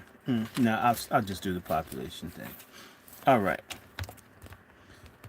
From his 1924, 25, or somewhere between that. Let me check. Let me see if I can make certain I got everlasting stain right. I don't want to get it wrong because I'd like to give you the actual facts. I know I have it. Okay. Yeah, it came out in 23 or 24. So yeah, this is from 100 years ago. 100 years ago, they were talking about the fraud in the census. We have another census coming in 5 years, and they're really going to lie about how many of us there are. It's wishful thinking that we're dying off, and that's why they push abortion so hard. They're crying over these illegal kids being sent back and celebrate every dead black baby in this country. Do y'all not hear or see this? Let me go back to reading. From Everlasting Stain by Kelly Miller. This is chapter 13, Enumeration Errors and the Negro Population. This is talking about the fraud. The government lies. It's been lying about how many of us there are. They don't know. Don't want to know. They're afraid. All this panic-ass behavior you see everywhere, it's afraid that, like what Kelly Miller was saying, eventually black folk would catch up.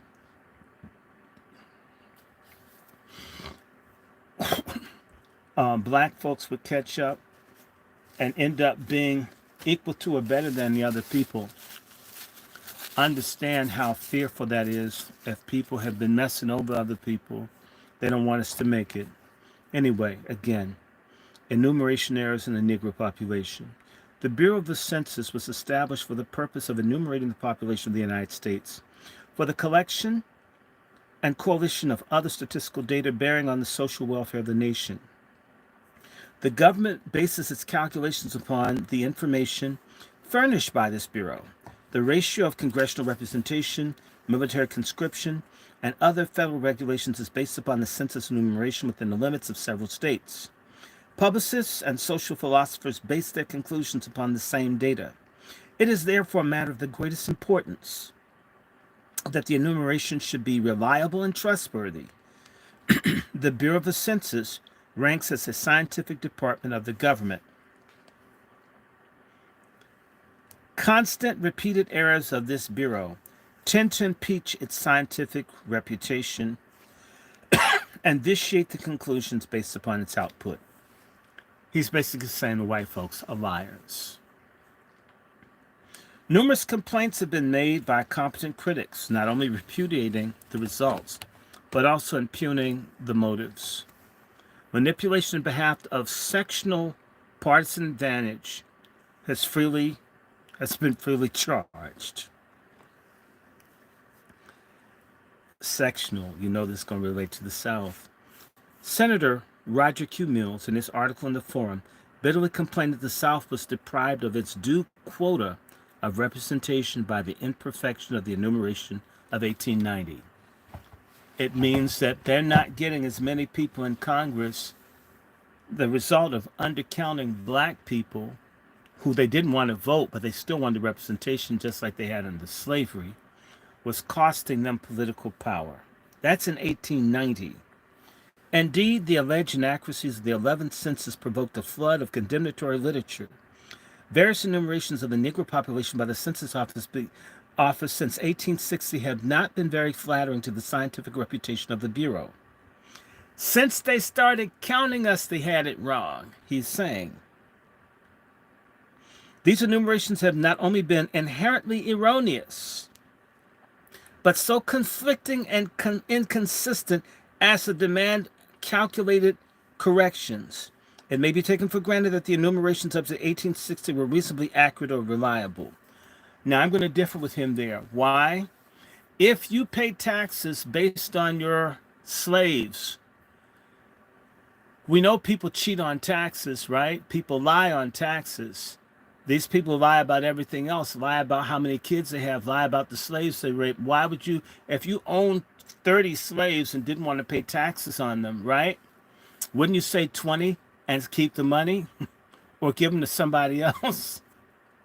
So just think about it. If people lie on their taxes, if you've worked off the books, if any of you's had a side job and didn't pay taxes, if you understand the most valuable property in America with black people prior to the end of the Civil War, if they said that there were 4 million enslaved people and they were paying taxes on them, do you really think that they would tell the truth about every single solitary one when it's the richest people that never pay their share of taxes in this country? Do you really think it was just 4 million? Do you believe what they say? Were there any injuries from the vaccines? Did we really want 20 million people to come in the country and we could take care of them no matter how they came here? Do you believe what these damn people tell you? Wake the hell up. There are more of us than what they say. This is known. This is why there are guns. This is why there are prisons. This is why there are abortions. This is why they sterilize people. This is why they got all you silly-ass black women on Depo-Provera, and they're killing you. And anybody that tries to tell you, like me, they marginalize or make us out to be crazy. The birth control pill that they give is high dose for you, which gives you cancer and kills you. It's all about, they don't ever want there to be so many of us if it came down to a fight. Because the old school thing, forgive me for coming off script for a second, white folk would gang up, huge number of white folks would come and attack 1 or 2 black people and just overwhelm them with numbers. We could be in the wrong, but we got more guns and more people, therefore they really can't fight back. That's where they want genocide and massacres and cleansings and erasures. They don't want a real fight. Anglo-Saxons don't fight. They genocide, they massacre, they cleanse, they use proxies. And they attack unarmed people and say they're the great fighters. But in particular, we got to keep those numbers down. I'm going to say one more thing, I'm going to stop. I need to remind everybody. The greatest impediment to the Constitution that everybody screams about. What was stopped Constitution back in 1787? Their concern was the black population. They couldn't even get the Constitution. All this, we love the Constitution, the Constitution, the Constitution, the Constitution, our sacred Constitution. They didn't even like the damn Constitution until the Constitution, one of the agreements is that the importation of people from Africa was to end in 1808. Y'all had 20 years more to bring niggers, and that's it. We don't want to lose this country to those people. They keep telling you, as Thomas Dixon and all these, as Kelly Miller was dismissing black people's value, all the while being afraid of the value. Because we're a captive people, a captive nation, we're prisoners of war, we're treated this way. I don't care who doesn't like me saying it. So it may be taken for granted that the enumerations up to 1860 were reasonably accurate and reliable. I disagree with that because I have relatives, I do genealogy where people are different races between the censuses. Sometimes I can't figure out what's going on in my own damn family. I thought they were black. And my family in 1870 was white here in Washington, D.C. In 1880, they're mulatto again. Okay, it is. These people, if you believe what they say, you deserve the slavery, the neo-slavery that you got right now. They lie about everything. Negroes up to that time were in a state of slave. Oh, I left something out. You had tens, if not hundreds of thousands of black people who were runaways. Tens of thousands of people were runaways, hiding, pretending, doing all kinds of stuff in the woods and swamps. They don't know. And a lot of people were Indian, who later ended up being, they don't have any idea. They don't want to know. So I disagree with him. He's trying to give them the benefit of the doubt. We need to stop doing that. We need to assume that people are liars and everything is based upon deceit and manipulation and fraud in order to be ahead of the game to keep us down. And they'll tell any lie.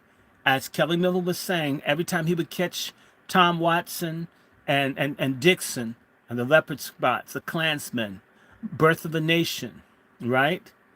That they'll just tell it because we want everything. We're white, we're in control, we got guns, we took everything. It's our country, go back to Africa. That's how they operate. If you don't go back to Africa, I'll kill you. Everything is about coercion, violence, and force. And can talk all this lofty constitutional shit. It never applies to them when it comes down to how we're treated. It's freaky when it happens. The Negroes up to that time were in a state of slavery, and the master merely had to hand a list of his slaves to the enumerator, just as he would list the cattle or other forms of chattel. There was every facility and every reason for accurate returns. I disagree. The Negro population up to 1860 was inflated by the importation of slaves from Africa, and consequently it was impossible to check the accuracy of the count by ordinary statistical tests. Now we're saying the same shit because as many tens of thousands of people from Africa were smuggled into this country between 1808 and 1863. The last ship, the flotilla, was down in Mobile, Alabama, which meant they don't know how many people were brought into this country from 1808 to 1863. That's a long ass time, even if it's just a few thousand a year. I mean, if it were 10,000 a year, somebody do the math. If they brought in 10,000 black folk in a year, what's that? Let's just start from 1808, 1918, that's 100,000. 1928, right? That's 200,000. 38, 300,000. 48, 400,000, 58, 500,000. If it was 10,000 a year, they could have brought in 500,000 people from Africa. If it was 5,000, it's 250,000. That's a lot of people, even today. They don't know, and there would be every reason for them to bring in people in huge numbers. Why? The most valuable commodity in the world from about 1820 into the 1870s was cotton, and America was the leading producer of it. They needed people to pick it. They did breed people like animals. Even that, if you had a breeder farm, ask yourself, if you had a whole bunch of black women pregnant with babies, because you have a breeding farm, right?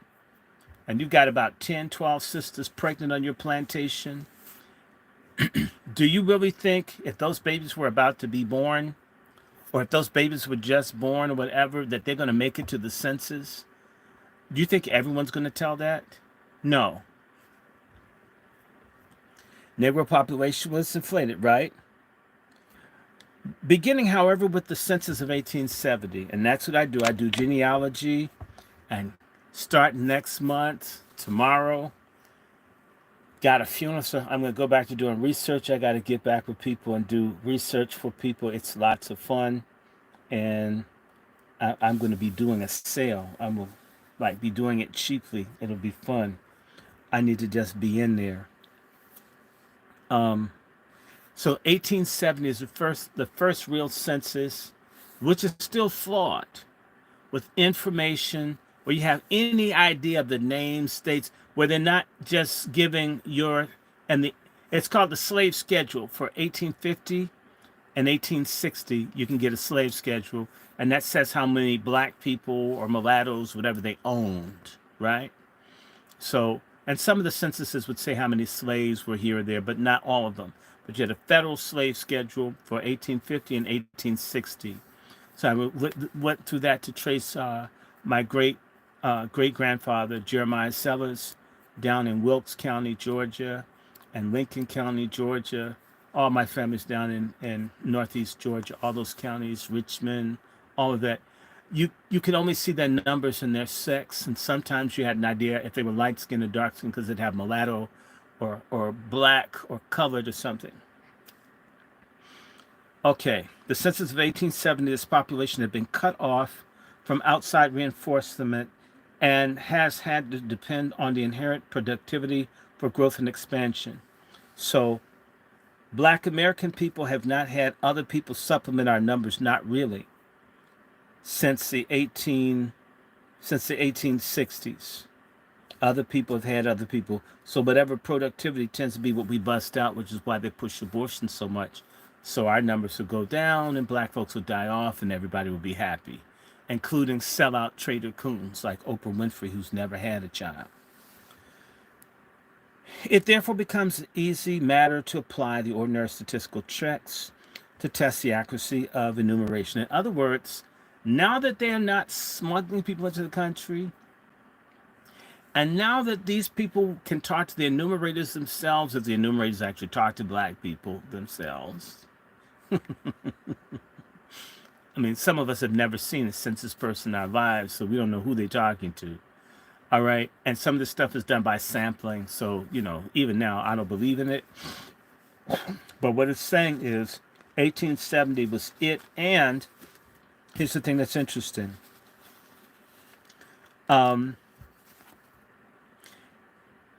There's a chance that they may get information. But remember, if I hate black people, I don't want to touch or be around black folks, and all your census people are probably going to be white. Why would a black person that hate black people want to come in their house, touch black people, even talk to them? Really? They don't want to do that now. Then? Okay. I'll wait. It therefore becomes an easy matter to apply ordinary statistical checks to test the accuracy of the enumeration. It is conceded that the enumerations of 1860, 1880, 1900, and 1910 were accurate within the allowable limit of error. What he's saying is that there were 4 censuses that it's more or less they may have been okay. According to these enumeration, the growth was more or less normal and regular and conformed to the requirements of statistical expectation. That means that there are 4 censuses where the numbers seem okay. The math was mathing.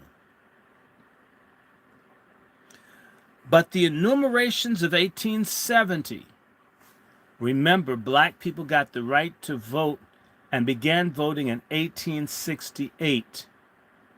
Do you really think those racist devils down south were going to count now that Negroes could vote and do stuff against their interests? That the numbers are going to be as accurate? Think about it. The South is still smoldering flames from the Civil War. Do you think a Confederate, a white supremacist, racist Klansman is going to give a fair count of black people who they don't? In fact, you don't want to give a good census number because it'll show how many people they killed. And they killed thousands of black people in 1868. In Louisiana and states across the South, an enumeration might expose many genocides. Yes, I said it just like that. So the enumerations of 1870, 1890, what happens midway in 1890 or just about Plessy? And also what happens between 1870 and 1890, slaughterhouse cases as they began to overturn all the rights that black people supposedly had with the 13th, 14th, and 15th Amendments, which culminates in the Plessy trial in 1896. And 1920. 1920, remember? Red Scare summer, all the violence, neighborhoods, killings, so forth. Whites mad about black folks fighting the military. Blacks are fleeing racial problems and moving to the north. And they're moving to areas where there are no services for black people in the ghettos and the Midwest, the northern cities, west. Are y'all getting me? Again, 1870. 1890, 1920, and who's president in 1920? Who segregated? The United States Civil Service and the Census Bureau. None other than segregationist and admirer of Tom Watson and D.W. Griffith, who premiered The Birth of a Nation at the White House. None other than racist-ass Woodrow Wilson, who hated black people. So the census under Wilson, do you really think it was going to be fair? When Woodrow Wilson and them were into this book by Madison Grant, The Passing of a Great Race and the Rising Tide of Color, and that they didn't want them to be black people and eugenics was a big thing and black people needed to die off. And these people are the ones doing the census people. And these are all key decades. What does he say? But the enumerations of 1870, 1890, and 1920 are so flagrantly discrepant as to demand special explanation and correction. In other words, he's saying that these were fucked. And why am I saying it? Because we're 105 years from the 1920 census, and the census of today is in part based on a fucked up census from 1920, 1890, and 1870. Think about this. And it's all about there being too many black people. And what are they doing as a build up to 2030? All these illegals that they let in, that they've allowed to vote, to have housing, to have SNAP, to have Medicaid, Medicare, all of this to change, to offset what? Our black asses. That's what this is about. They're too many. Benjamin Franklin was bitching about this in the 1750s.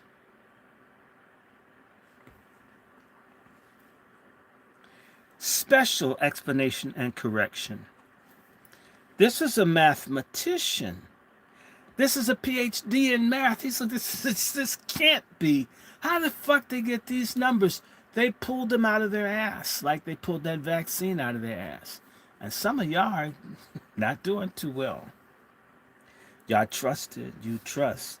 Hate one another, hate God, want to kill babies. Think of vagina as a penis, an anus as a vagina. Shit. I mean, damn, black folks, we're in the toilet. God help us. God help us, man. A miscount at one enumeration upsets the balance for 2 decades. By the way, there was a protest against the inaccuracy of what? The 1990 census. And there was a problem with the 1980 census.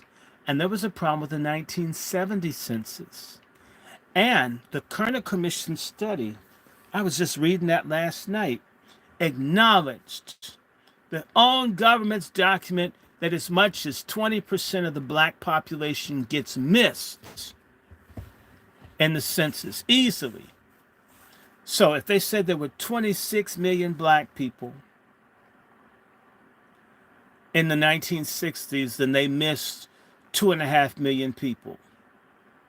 And yet you won't see a number close to the 25, 26 plus the 2 million. You don't see that number until 1980, 15, 16 years later. This is wild. And you know what? I fucking hate the Congressional Black Caucus and all the elected niggas in this country. Don't even demand a fair counting of how many of us there are in this country, but can pass laws to protect Asians and help illegals, and don't even get account for people that vote for their black asses, those in the predominantly black districts. This is sick. The NACP doesn't do it. It used to be, I think, in the 80s and 90s, some of the mayors, black, and you know what? Under Bush, they said that the people couldn't sue. And under Reagan, they said that the black mayors could not challenge the census. They systematically undercounted the number of black people in the cities and took money that blacks paid into taxes and allocated it to white people in the suburbs. It represents a theft of our resources given to other people, and we're told how bad and no good we are and how we don't have this and there's no money in the black, because you fucking take it all. And you lie about stuff. And the only time you care about black numbers is when you have a war to send people off to die somewhere. And who doesn't get the VA benefits? You know black vets don't get shit. They're disproportionately homeless. These are people that suffer, bleed, and die for white folks. And the thanks they get is a homeless out in the streets hungry. Before we even get around to reparations, people, we need to know how many of us are even fucking here in the country. And I'm going to repeat the story I keep telling you. There are a whole lot of people who don't look like you and me. As Kelly Miller was saying, there are a whole lot of people that know they ain't white who are out there, and they're in the millions. I always tease my cousin about a branch of my family that moved up to New England to be white people, and they found that they they hated the food, they hated the people, and they came back down south to be black. And as it is a custom for the high yellow people in my family, is that people tend to marry very dark. What happened, I think what happened is they were working somewhere, Boston, somewhere, and person just kept saying nigger, nigger. And it was like killing my cousin just hear this person say nigger one more time. Beat someone's ass if I hear nigger. And so I'm just sitting there, and person like beat the shit out of somebody. I'm a fucking nigger. And the family had to move. Because they couldn't take it. It just bad food, bad music, they're nasty, bad habits, all this stuff. They couldn't take being a white piece of shit. I'd just be a nigga. Damn, we'll move down south. Let me be segregated. God, get me away from these people. Right? And my grandfather says, shit, I'm tired of people asking me if I'm white. I'm a married bitch out the cotton fields. Now, ask what my kids are. There are a whole lot of people faking black in this country.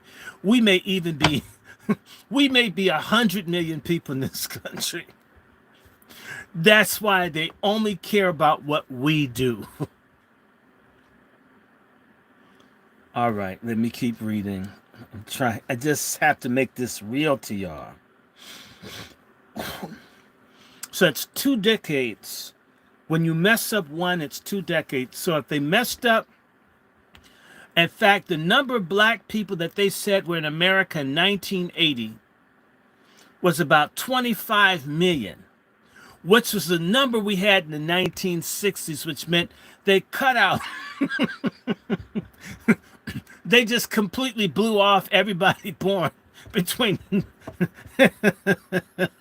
basically almost everybody born between, say, 1960 and 1979.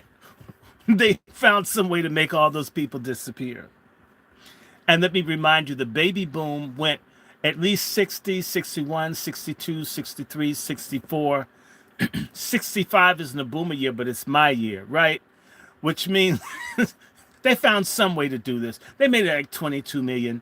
Whatever, they came up with some number they pulled out their ass. And then when we got to the 80s, it was about 20, 26, 27, something like that. And then we got to the 90s. I think it about broke 30. Then it got to about 2000. It was about 35. Then it got to about 2010. It hit about 40 something. And it just dicking around with the damn numbers. These people are terrified that one day Black planet may not get that, but you may get a black country. Not that we even think that way, but when you're obsessed with the fact that you fucked over a dog people, that you might be outnumbered, and like I said, you can be as racist as you want to be. When you get old and you're in one of those assisted living places, and you know white folk don't like to help nobody, not certain type of white don't want to serve nobody. When white folk can't wait for their parents to die half the time to get the money and shit. You know, if I were a bastard nigga, my mother would have died in the hospital. I, I don't want a house. I don't want a few acres that I love my mom. My mother could get on my nerves and shit, but it's my mom. I love my mother. I but it's a house or two. It's probably it's in the hundreds of thousands of dollars. That's that doesn't mean as much to me as family, my mother, the person I came out of. Little motherfuckers in the hospital think I'm gonna tell them not to resuscitate my mother. Fuck that. I didn't say it. She could say she doesn't want to be resuscitated. Hell, keep mama's ass here as long as she's breathing. Okay? She'll have to pull her own plug. I'm not gonna do it. That's how a lot of us are. Now, some of you fake niggas are into eugenics. Some of y'all are into euthanasia and want to kill your parents. You little piece of shit motherfuckers that want to sell the house and you're not about nothing. There are a lot of scum ass, no good, ungrateful black bastards out there that don't like their parents, that can't wait for them to die. Now, we bitch about white people, but we copy the worst shit that white people do. We're now even better than they are. They barbecued a black woman, her daughter, chainsawed and barbecued a black mother out in Prince George's County. Those fake ass niggas in Prince George's County, Maryland. Y'all are fake as shit. And now they're cutting the government jobs. We're seeing those niggas got more blues than Mississippi.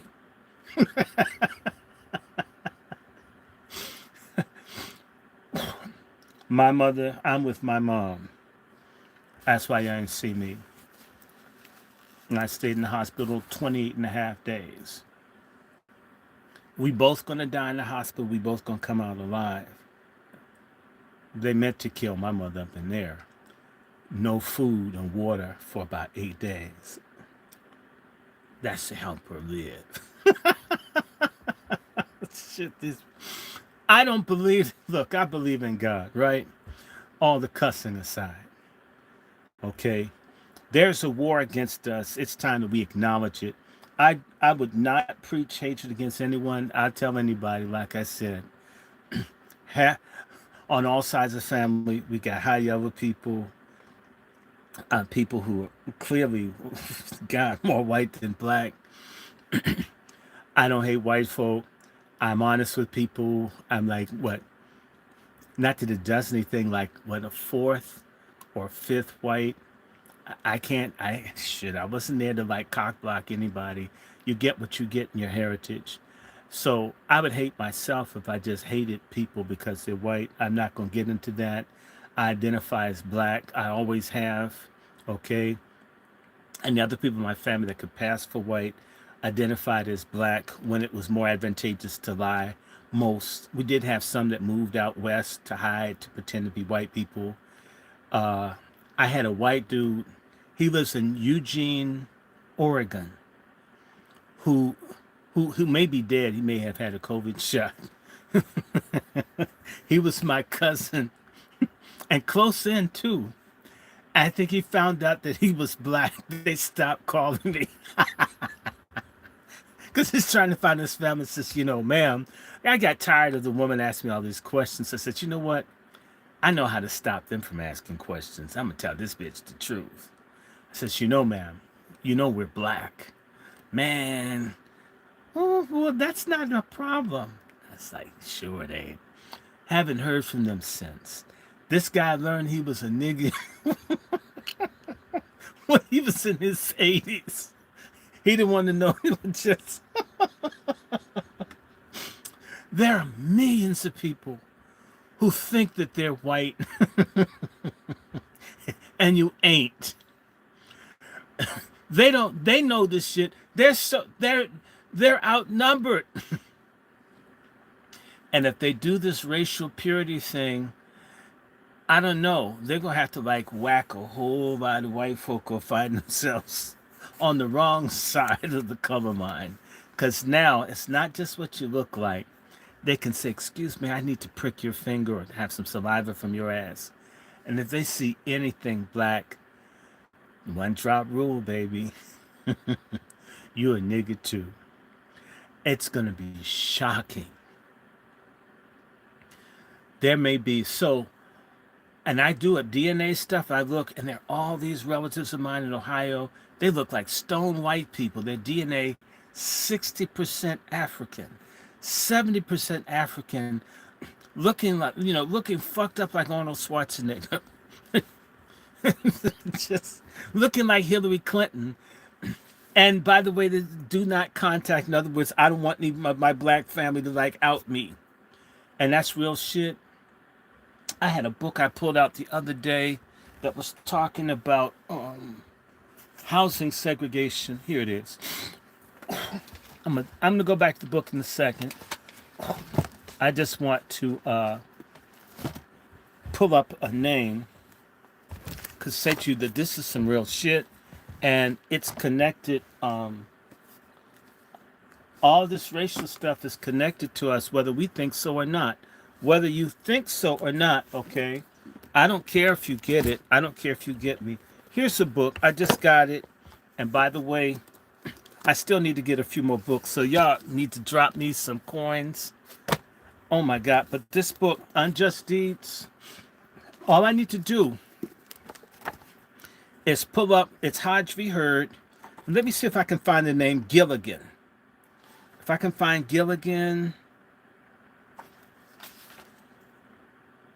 Gilligan Henry, 4851. Gilligan Henry was a white dude who didn't know a black person when he was looking at one. Okay, here we go. I'm going to just take a second on here. All right. I'm going to read a little bit of this, and it's going to get to my point. In fact, there's more to say, but I'm going to just read a little of this, and I'll come back. Because a lot of people, this has always been a problem. This is from Jeffrey Gonda's Unjust Deeds, Restrictive Covenant Cases and the Making of the Civil Rights Movement. It was a case from Washington, however, that revealed the covenant enforcement process in its greatest detail. That means Washington, D.C., where I live, even the house I'm in now, has a restricted covenant rule. I'm not supposed to live here because I'm black. The Shelley versus Kramer ruling from 1948, the Shelley cases in St. Louis, made it justifiable for me to live here. So 77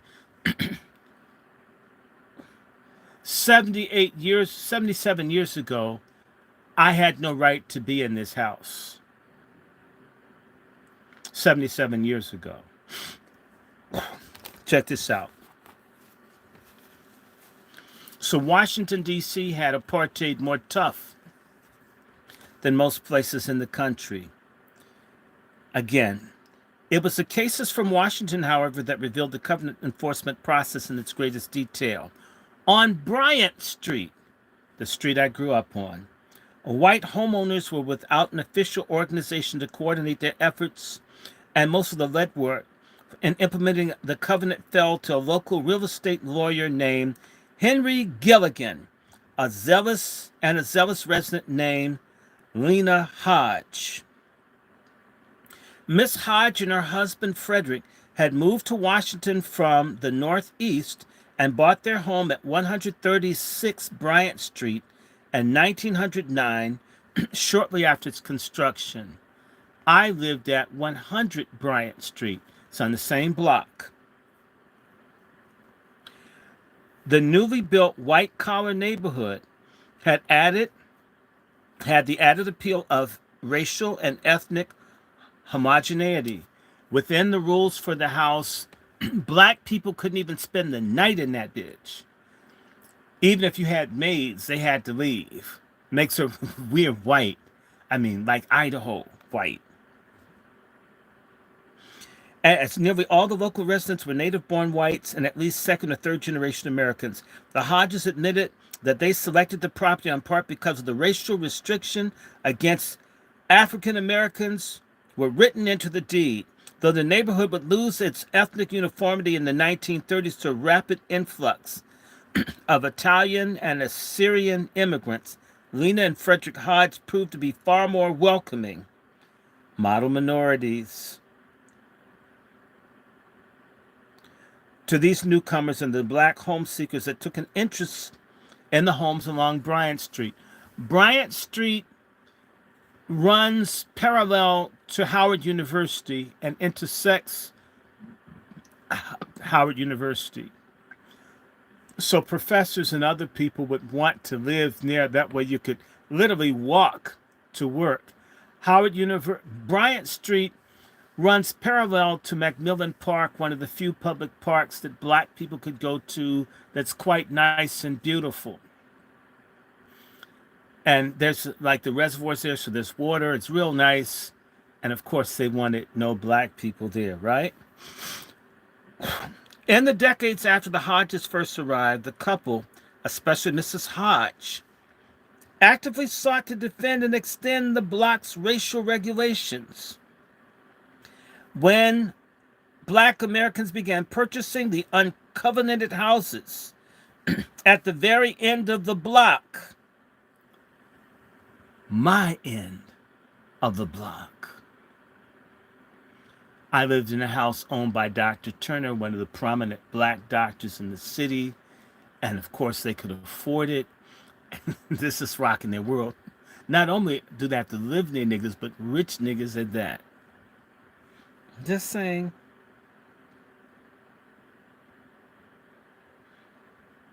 Began purchasing uncovenanted homes in the very block.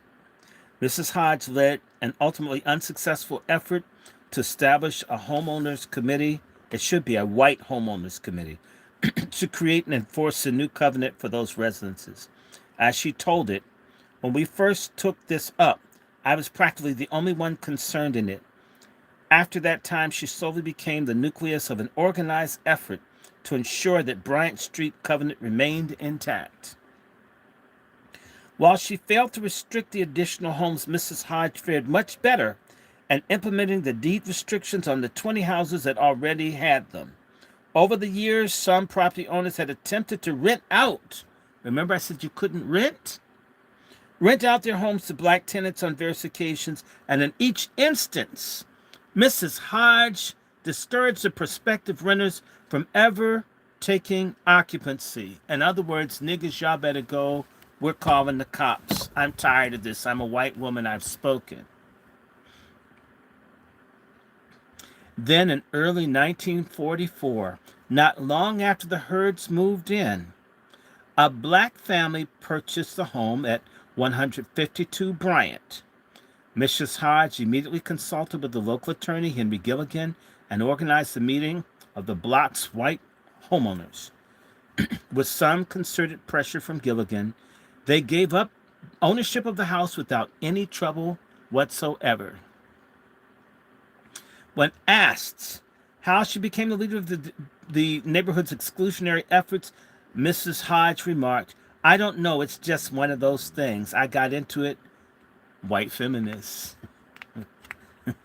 White feminist nation, y'all. "I got into it, I guess, and as soon as the neighbors would hear or know of a colored person moving, they always called me. These are your feminist allies. Liar black women that got you killing your babies, hating black men, hating yourself, pretending that you're dudes."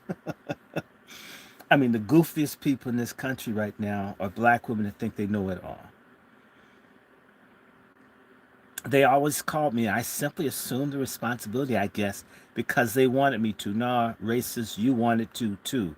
Mrs. Hodge took on the role of the organizer in a rather haphazard circumstances, but embraced the responsibility with gusto. By the mid 1940s, she had fought covenant battles along her block for nearly 2 decades, becoming, as one local attorney called her, the big chief of the neighborhood. Like many local property owners fighting for racial exclusion, however, she actually retained a narrow sense of her obligation. When African Americans began purchasing the Adams Street homes on the block directly behind hers, Adams Street runs parallel to Bryant. You know how DC is set on grids, A, B, C, D, E, F, G. And once it gets to the final letters, then you have 2-syllable letters that are alphabetical. So once you run through all the numbers, you get up to W Street because there's no Y, X, or Z streets in DC. So you get to W Street Northwest, and then you get Adams, and then you get Bryant. Got it? So the street running parallel, the niggas are coming. The niggas are coming. Okay? On the block directly behind her, she felt no need to engage since those people over there could do their own fighting. I was fighting for my own street and home. I felt like I had enough to think about and fight for my own street. Though she would fiercely defend the covenant on her block, the energy and the time of the organization enforcement required her to limit the extent of her concerns in the area. Indeed, her attitude was a common one, for apart from the national professional organizations like the NAREB, whose individual groups defended covenants. I gotta look that up. I didn't even. What is the NARAB? I'll be able to tell you. It's got to be some crusty racist group. So let's find out what they are, so I can tell you. Okay, it's the National Association of Real Estate Boards. It sounds like it's nice and loving.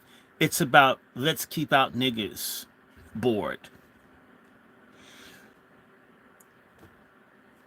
The NAREB, whose individuals and groups who defended covenants usually had limited ranges of interest that rarely extended beyond the neighborhoods or in most of the city in which they operated.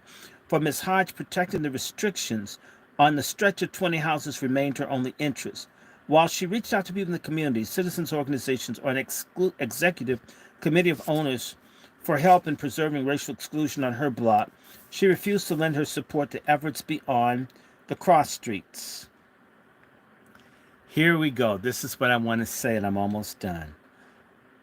On the day that the Herds moved to 116 Bryant Street on May of 1944, 81 years ago, that was exactly, wow, about 8 doors down from where I lived. Mrs. Hodge engaged in an informal interrogation of the new residents, approaching James Hurd as he brought his belongings into the house. This white woman, feminist, racist, policing. Racism is a war that's mom and pop by racist white men and racist white women. To all the stupid black men with their dicks in their hands thinking that a vagina makes you a friendly, You're stupid. You deserve the fate that Shannon Sharp gets. I hope she gets every penny. All of you guys that are stupid, that think with their genitals, deserve to be bankrupt. You're bankrupted anyway. As he brought his belongings to the house after conversing briefly with Mr. Hurd, Miss Hodge apparently informed him that it's just too bad because this may be a case of your having to move out because some other ones, black residents have moved out, have gone into these houses. She later recounted the lengthy conversation in which she admonished Mr. Hurt that there were lots of people along here who are elderly people, and they will have to move probably if the covered come in. It will force them out. I don't want anything to force me out of my home. That is probably what you're going to do here. Despite Mr. Hurd's assurances that the neighborhood would find out that we will be as clean as a lot of white ones will, Mr. Hurd insisted. That wasn't the issue. The covenant has been violated, and this is the thing that we don't want to happen. When she returned home, she immediately called her collaborator in the covenant enforcement for nearly 20 years, Henry Gilligan. Okay. Henry Gilligan did not know that the Hurds weren't white. That's how they got the house. The people didn't know that they weren't white. Maybe they had some Billie Holiday records or something that Mrs. Hodge said, wait a minute. They're black. So she could barely tell. I mean, I'm hoping that you guys aren't black. I can't tell, right? That's the problem, people.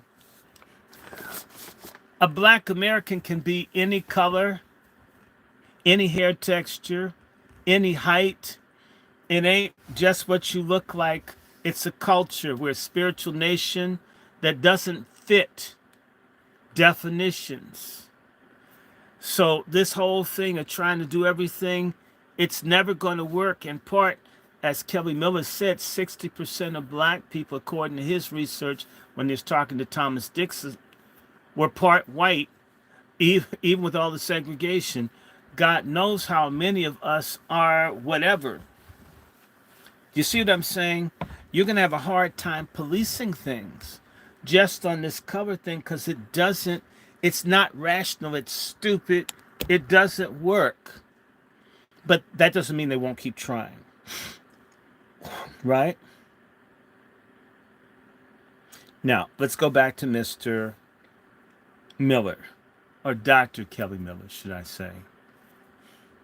Various enumerations of the Negro population by the Census Office since 1860 have not been very flattering to the scientific reputation of the Bureau. In other words, it's no good. The books are cooked. These enumerations have been not only inherently erroneous, but so conflicting and inconsistent as to demand calculated corrections. It may be taken for granted. Wait a minute, I'm on the wrong page. Am I on the right page? No, I'm on the wrong page. We read this already. I'm over here. Forgive me. We're talking about the miscount at one enumeration upsets the balance for 2 decades. If it be an undercount, it makes the increase too small for the preceding decade. Okay. So if they jack up one decade by not putting enough black people in the census, then the following one, the projected increase doesn't make any sense. If it be an undercount, it makes the increase too small for the preceding decade, and if too large for the succeeding one. Accordingly, the only consecutive decades upon which we can rely on the accuracy concerning the growth of the Negro population would be from 1850 to 1860 and from 1900 to 1910. That means that the census of 1870, 1880, 1890, 1920. Out of four censuses, out of 8 censuses, 4 of them are completely inaccurate. In order to escape the obvious absurdities, the figures for the other decades must be supplied by recent interpolations. The mere exhibit of several enumerations by the Census Office will convince the student of their inherent improbability. In other words, if you just look at it, it's so stupid. And these again are DEI, all white men, they're all qualified and deserving. And they're fuck ups, they're all thumbs. I said so. So he has a table here, and it's a Negro population at each census and decennial increase from 1860 to 1920.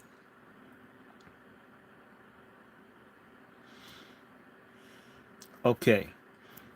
They said that between 1850 and 1860, black people increased by 22%, and the number of blacks in 1860 was 4,441,830, and they increased by 800,000 plus. In 1870, the number of black people was only 4,880,009. The percent increase dropped from 22.1% from 1850 to 1860 to just 9%, 9.9, basically 10%. So the black population increase rate fell by 50% in 10 years. And in 1880, the black population was 6.5 million, 80,000. And the increase, imagine this, black folks increased by 1,700,000. The percent increase in the black population was 35%. How do you do 22% one decade, then 10% one, then you do 35? Just think about how outrageous that is. 1890, the population was 7,488,676. The increase was 907,883. The percent increase was just 13, well, basically 14%. So less than half of what it was a decade before. In 1900, the black population was 8,833,994. The increase in population was 1,345,318. The percent increase was just 18%. 1910, there was 9,827,763. The increase was 993,769. The rate of increase dropped by 7% to 11.2%. And in 1920, get this, the black population was 10,463,013. The increase was 635,250, meaning that the black percent of increase was 6.5%, which is just over half of the increase the decade before. Do you see what I'm saying? There's no. It's sort of like the numbers that I get on YouTube when they play with the algorithms. The irregularities of these figures are as whimsical as if produced by the sport of the gods. The normal growth of population influenced by immigration or immigration laws shows a gradual increase and a decennial increment and a gradual decline in the rate of increase. Wherever there is found to be a whole wide divergence from this law, it must be accounted for by special contributory influences.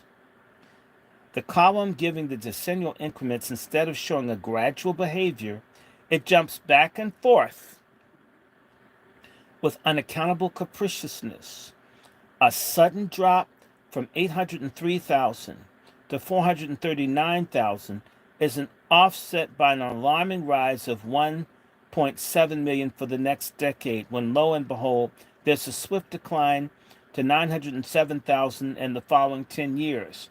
When we look aghast at the upward bound to 1.3 million, thence a dropward down of 993,000, followed by a still further startling decline of 635,000, it makes the head swim to try to keep track of such whimsical variations. The decadal increase percent shows similar irregularities. The rhythmic rise and fall of these figures impresses one as an alternate up and down motion of two boys playing a seesaw. Why should the ordinance of a curve which should move smoothly downward drop suddenly from 22.3 to 9.9, then rise to 34.9, then drop again to 13.9, then rise to 18, and then decline again to 11.2 with the final slump of 6.5? Such variability has perhaps never been experienced by any human population except for black folks with white folks in charge in America. The internal evidence of the error is overwhelming. The Census Bureau has sought to make corrections for the evidently erroneous enumerations of 1870 and 1890, but the equally discrepant figures of 1920 remain so far undisputed.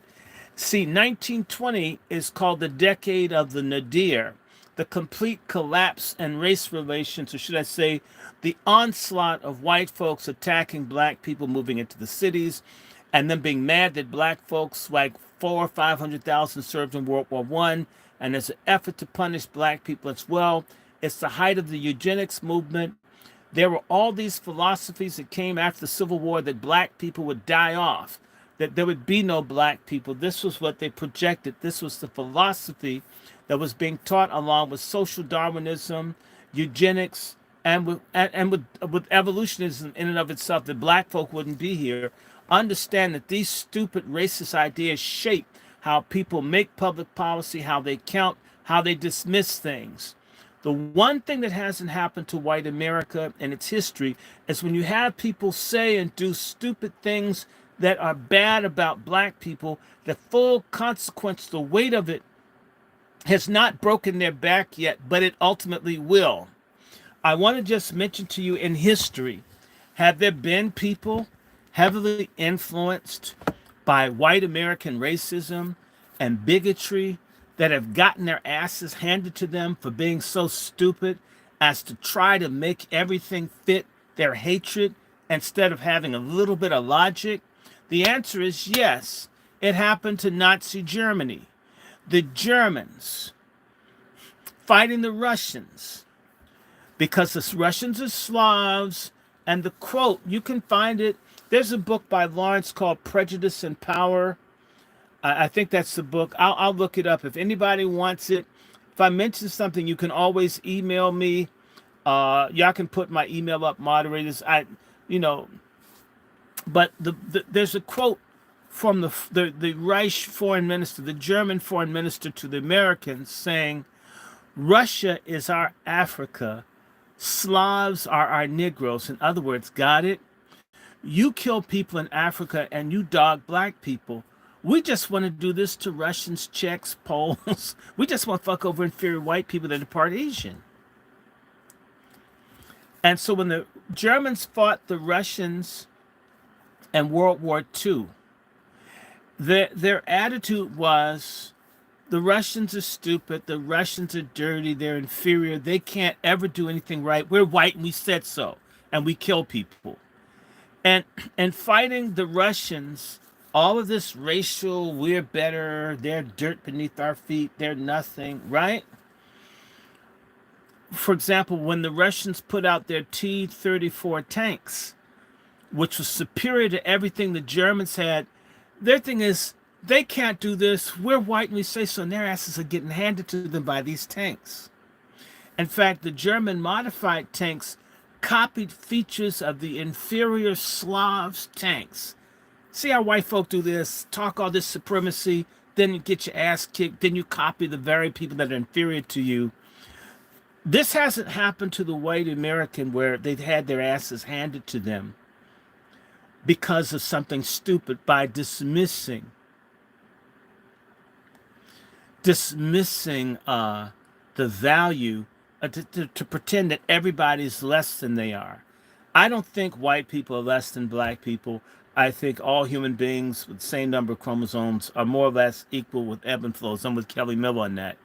However, that's not how the other side sees it. Going back to Russia and Germany. So when the Germans just thought that they were going to overrun the Russians, the Germans said they're going to just take Moscow. They had all this information that the Russians were massing these huge armies to do a counterattack on the Germans that were near Moscow. And their generals, they're racist Prussian, we're white, we're superhuman, we're the Ubermensch, they're the Untermensch, we're the master race Aryans, everybody's dirt beneath our feet because we're white and blonde and we're so special. That's so creepy and gay, just saying. And all the while, Stalin, who's an Asian from Georgia, Stalin's he's Caucasian, but not a blonde-haired, blue-eyed white dude. Take a look at him. Okay, now, let me just say to you, the Germans get attacked in December 1941, 1,000,000 plus, and some of them were Siberians, so dark-skinned, subhumans, and they kicked the shit out of the Germans. And they're sitting up saying, I'm white, I'm white, I'm white, I'm white. Okay, it's just the stupidest screaming, I'm melanated. Okay, either you got it or you don't have it. Color and all that stuff is irrelevant. And they lost. They got their asses handed to them. Same thing happened. Stalingrad, a year or two later. It's about 40, it's 42. And at Stalingrad, Germans, we're just going to roll over. These people aren't shit. We're white, we're bad, we're the Sixth Army. We can kill them. They're subhuman. They're just Asian Negroes, trash, scum. And I'm so white, and I'm so pale. I just have all the power, and I mean, everything is white and white. We're pouring milk on themselves just to celebrate. It's stupid. And the Germans got information that there's all these armies and shit being moved on the other side of the Volga River, and the Russians can't. We're white. They can't do it. They're nobody. They're less than us. Sort of like Austin Metcalf. And they encircled them. And they destroyed them. I mean, they had cannons, tanks. I mean, and these people sitting up screaming, I'm white! White! White! That's going to happen in America to white people here. I don't know who's going to do it. I'm not saying black folks should, although they've earned retaliation for what they've done for the last few hundred years. All this, I'm white, I'm better, DEI, and the Tucker Carlson type people, just everybody black is bad. This is a very stupid place to be, to presume that everybody's dumb and only you're smart. And that comes from white folks living in a little stupid, racist-ass bubble that's been pumped up by black and other people's blood, sweat, and tears, mineral, and resources that they've had that they've only given to themselves. That bubble could get busted, and it will be busted. And it will be busted within 5 years. And it will be irreparable, okay? But in Stalingrad, the Germans were beat. They decided to try one more time. It was a battle of Kursk. And most of the Russian generals were shit. But there was one. Like there was a Booker T. Washington, a Frederick Douglass, there's a Nat Turner, There's a Malcolm X. It's always going to be. God didn't give one group of people all of the knowledge, power, and information. It's not so. I would never say there's nobody white that can dance, nobody white that can sing, nobody white that's great, no white person that's stupid to try to determine who the creator gives gifts to. But the supremacist who's a Satanist, he sees himself as God and his imagination creates everyone else as an inferior. Therefore, no one can kick their ass. So at the Battle of Kursk, this guy named Zhukov, Zhukov Zhukov was such a tough Russian general. They were having a battle somewhere. He had people jumping out of airplanes without parachutes into the snow. And a lot of people's asses died, but he figured enough people would survive the fall to be able to fight on the ground. The Germans didn't fight people just, I don't care if we die, we're going to get you. The Haitians did it. The Haitians drove the French, the Spanish, the British, everybody crazy. And they still can't do with the fact that Haitians beat them. You can have your ass handed to you no matter what your color is. The Germans got their asses kicked not by D-Day, but by the Russians, the very people that they called subhuman, Bolshevik trash.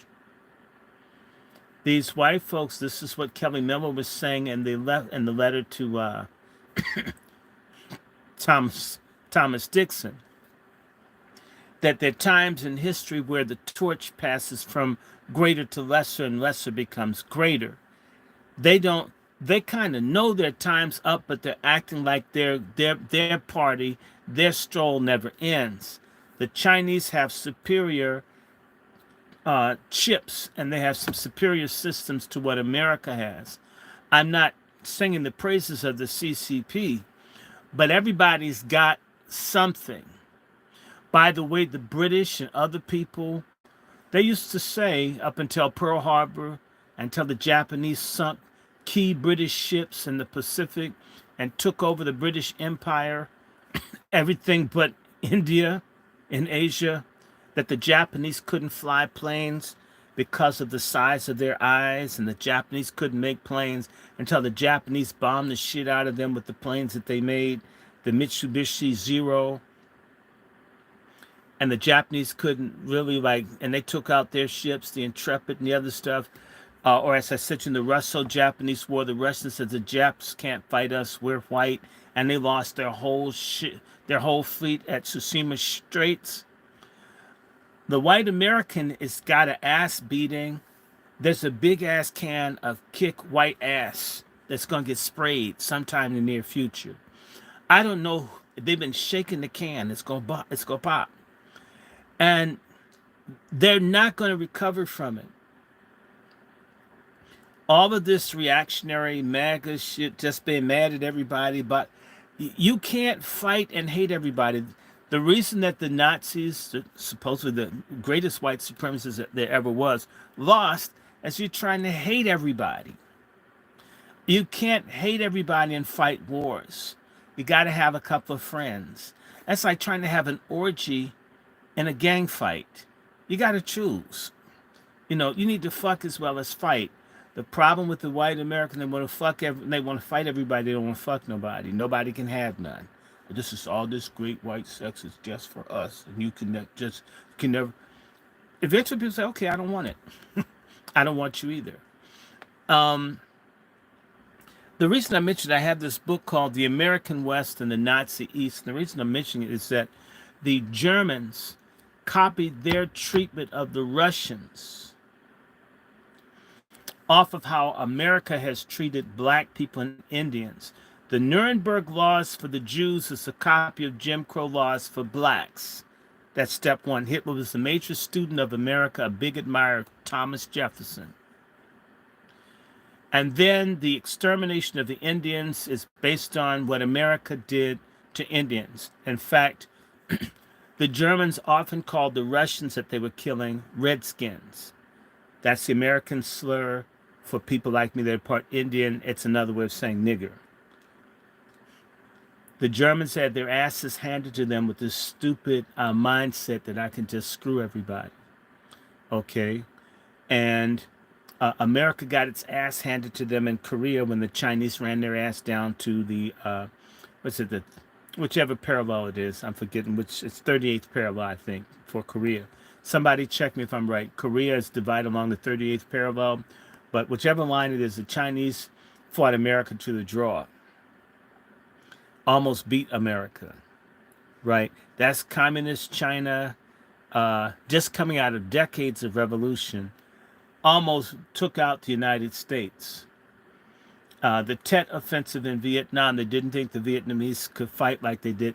Even though the Vietnamese didn't win technically, psychologically, they proved that white America couldn't control Vietnam.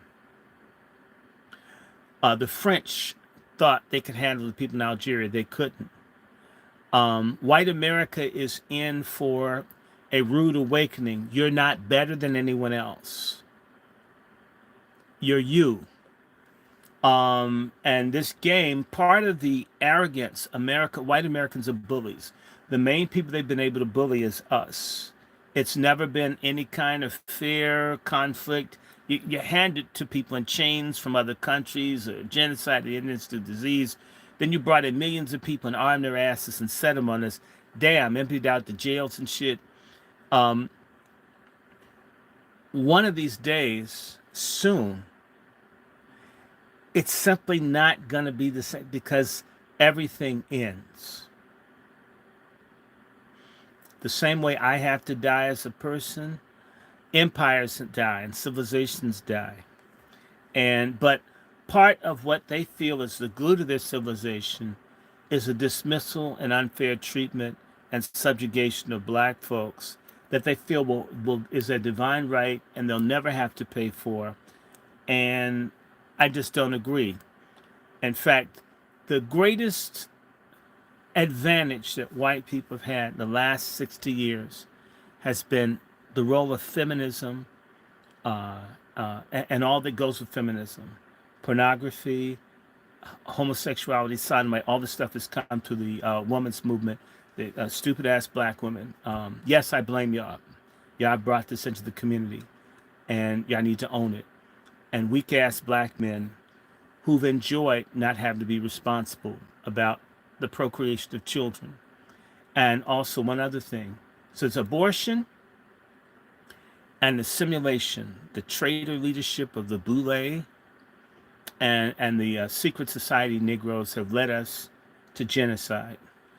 The day that black people turn on the Boule, I'm talking about the masses, and they turn on all these stupid little secret societies that say they're all powerful and they're not shit. We got a chance at getting our MFM and having real freedom for the first time. There's a film that I found up online about Africans selling Africans to white people and everybody else. It's very important. If I'll try to send it to anyone where the Africans talk about just how bad slavery was, how folk were inviting white people over and selling wives and kids for furniture and nice shiny items. Yes, our betrayal of each other is the greatest weapon that people who oppress us have. If we stop fucking over each other, we would be in the driver's seat of our own destiny with the help of God. As long as we hate our own guts and we worship everybody else and we think sucking excrement out of other races' asses is the way to get ahead, or being dirty kneed or getting pointed up the ass or whatever it is that's demeaning and degrading that you see as an opportunity to get ahead, as long as you're down with that shit, killing your babies, whacking your dick off, cutting your tits off, getting double mastectomies to be a man, right? And being atheistical and running after commies and running after the Republicans, as long as you're about everybody's business but your own, you'll be in the same fucking pig pen that you've been in. Let me get back to my book. I just have to put that shit in here.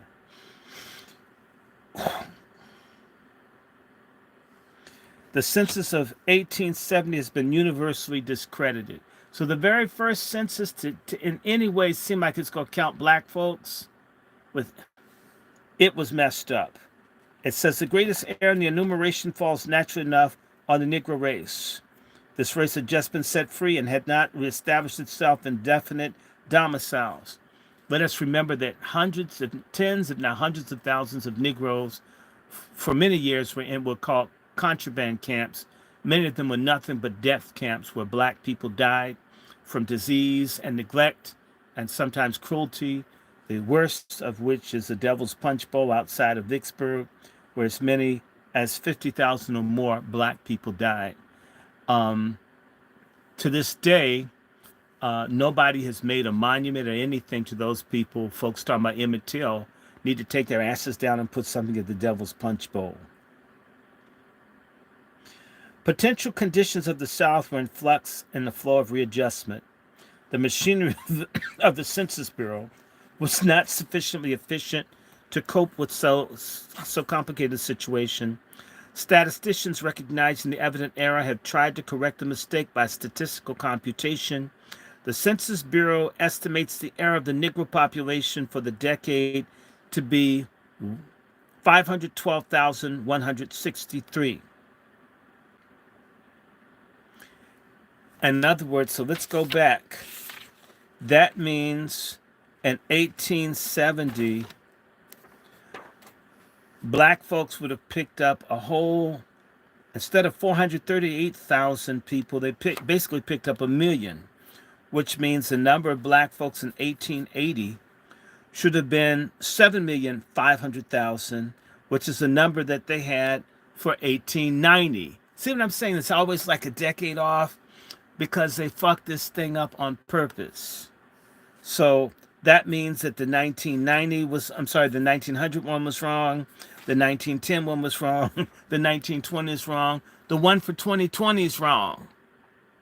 And not only is it wrong, they've removed 14 million people from the black population, putting them as of two races or other, to keeping the number small. They don't like a number of 50 million black folks, although we're more than 50. I think we're more like 60 to 70 million, and that's scary. And the number of people that they count as Latinos, whatever, many of those people are illegals because they're concerned about our population. No other country in the world counts undocumented people in their population as right, and they put them in the population to be against us. 60% of the people in the country that are Latino of Mexican extraction, and at least 15 million of them are here unlawfully. If you kicked out the 25, 30 million people in this country unlawfully, we're the largest minority group in the country, and if truth be told, we're the largest single group in the country. That bothers people. Goddamn all the black churches and other people for not fighting for this singularity thing. It's more than grounds for reparations and other stuff, but it doesn't happen. Why? Because the motherfuckers are cowards. And that's why the little nigga that was asking me, or the cracker, about whether I had a PhD or not, I don't answer it because there are plenty of people with degrees and everything else that won't even tell the goddamn truth when they know it. Whether I had one or not. It's none of your damn business.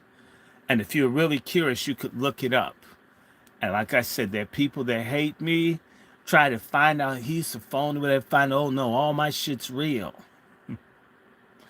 Very much real. And could have done more with less opposition. All of us who speak truth know what it's like to have problems with jobs, folks try to kick you out of school, all that shit. And the ones that kiss ass get to stay in the schools and universities, but they won't tell you the real. They're not interested. So 500,000 blacks, and that's their number. If they said it's 500,000, maybe it's a whole million black people they missed in the damn census. Meaning that they make such gross errors. Let's go back. 500,000 out of, basically, I'm going to round it up. 500,000 out of, wow. 5 goes in there. Literally, 1 in 9 black people were missed. At least 1 in 9 black folks were missed in the 1890 census. That's consistent with what the Kerner Commission study said, that it's about at least 10, 15, and upwards of 20% of black folks don't get counted. So maybe they missed 1 million people, meaning that the number of black people in 1870, if you add 1 million in, is almost the population that they had in 1890. And it just goes on and on. That's why I said it takes two censuses to balance it out. And this is done on purpose. Again, an acknowledged error, right? But the census of 1990 was notoriously faulty. Here again, the undercount. It is obviously fell mainly where? In the South. And largely among the Negro population. Let me go back and tell you something about the 1990 census, where black people were undercounted, I think, by about 5 million people got not counted. 5 million. And white people were overcounted by almost 9 million people. How do you add 9 million white people that weren't there? And if black people are so few in number, why do you miss so many? It seems like for every black person that they deliberately missed, they put in 2 white people. You can't make this shit up. I rounded it out to 5 million, but it was 4 something. But if you understand, if it was 4.5 million black people that were missed, and they put in about 9 million white people, they took out, for every black they took out, they put in 2 white people. Why was the proportion basically 2 to 1? Why was it uniform? How did you get that done if you were really trying to get the number? The Census Bureau, in commenting on the apparent irregularities of the return for 1890, states, quote, according to the returns, the rate from 1880 to 1890 was very much lower than even the last rate, that of 1870 to 1880, and the rate for 1890 to 1900 is much higher than during the preceding or succeeding decade. Such abrupt changes in the class of the population, which is not affected by immigration, seem very improbable, and almost force the conclusion that the enumeration of the Negroes in 1890 was deficient. They don't want to say they fucked it up. Well, I guess maybe it could be. That's basic white liberal doublespeak. We lied, you got us, but you can't make us correct it. In a special volume on the Negro population of the United States, 1790 to 1915, the director further declares the presumption of an undercount at the census of 1890 therefore rests upon the improbability of decennial rates of increase themselves as developed from the census returns. The inconsistency of the indicated changes in the rate from decade to decade, with changes in the proportion of children in the Negro population and upon the improbability of the decennial mortality, indicates for the decades of 1880 and 1890 and 1990 to 1900, the number of omissions in the 1890 census cannot be accurately determined, but it would be seem to be a fair assumption that the decline in the rate of increase from decade to decade was consistent, and that rate fell off in each of the 2 decades, 1880 and 1890, 1890 to 1900, by approximately the same amount. On this assumption, the probable increase for the 4 decades, 1870 to 1910, are 22%, 17.9%, 13.8%, 11.2%, a rate of 17.9%. The decade of 1880 to 1890 would give the Negro population of 1890 nearly 7,760,000, which rounds the numbers exceeds the enumerated population of the census of 1890 by 270,000. This probably the number of omissions of Negroes at the census of 1890 on the assumption that the retardation of the rate of growth in 20 years was constant. In other words, they're not certain that even a number of 270,000 added to the census to correct it is accurate because they're not certain that the slow growth of the population back when Negroes were having 10 and 20 babies, at the height of us having babies to pick cotton and all of a sudden the population drops. Come on, y'all. This is crazy. By making an estimated correction for the acknowledged errors in the counts of 1870 and 1890, decadal growth from 1880 to 1890 would be reduced and from 1890 to 1900 increase so as to produce a reasonable conformity with the laws of normal growth.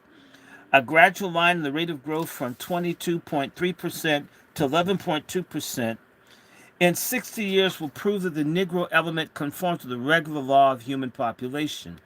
This decline would appear even more gradual if we consider the rate of 22.1% from 1850 to 1860 was contributed in considerable measure by African importation.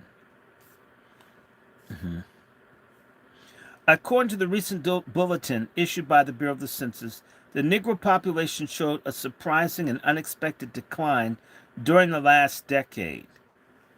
Surprising decline? Y'all decided not to count. In 1910, there were 9,827,000 Negroes. In 1920, there were 10,463,000 Negroes, giving a decadal increase of 635,000 to 6.5%. If these figures were added to the table corrected to 1910, the disparity would be as glaring as any yet to come from the Census Bureau. The sudden drop in the decadal increase from 993,000 to 635,000, or from 11.2% to 6.5%, is so strikingly out of harmony with more or less regular movements of the table as to call loudly for correction or explanation. The table shows a gradual increase in the decennial increment from 1880 to 1910, a decline of 194,000 in 3 decades. But now we're called upon to expect a sudden decline of 358,000 in a single decade. The decennial rate dropped from 11.2% between 1900 and 1910 to 6.5% between 1910 and 1920, whereas we should have expected a gradual decline of not more than 1 or 2 points. On the face of the figures, it seems probable that the Census Bureau has again committed an error in the enumeration of the Negro population. As this Bureau has admittedly committed grave errors in the enumeration of the Negro population and 2 preceding censuses, it is but reasonable that the obvious discrepancy can be most reasonably accounted for by an error in the present count. Aside from internal evidence itself, there is sufficient reason to suppose that the count may have been erroneous. The mobile Negro population greatly upset by the World War. There was a mad rush of Negroes from the South to fill the vacuum of the labor market caused by unsettled conditions. Thousands of Negro homes were broken up and their members scattered without definite residential identity. In the cities especially, it seems probable that the count was greatly underestimated. I repeat, greatly underestimated. The Negro migrants lived for the most part in improvised lodgings and boarding houses. Those proprietors had little knowledge and less interest in the identity of the boarders. The census official visiting such boarding houses with a large number of Negro boarders would, in all probability, receive an accurate underestimate by the ignorant and uncaring proprietors. As an illustration of such inaccuracy, I cite a quotation from the editorial of the Dispatch of Oklahoma City.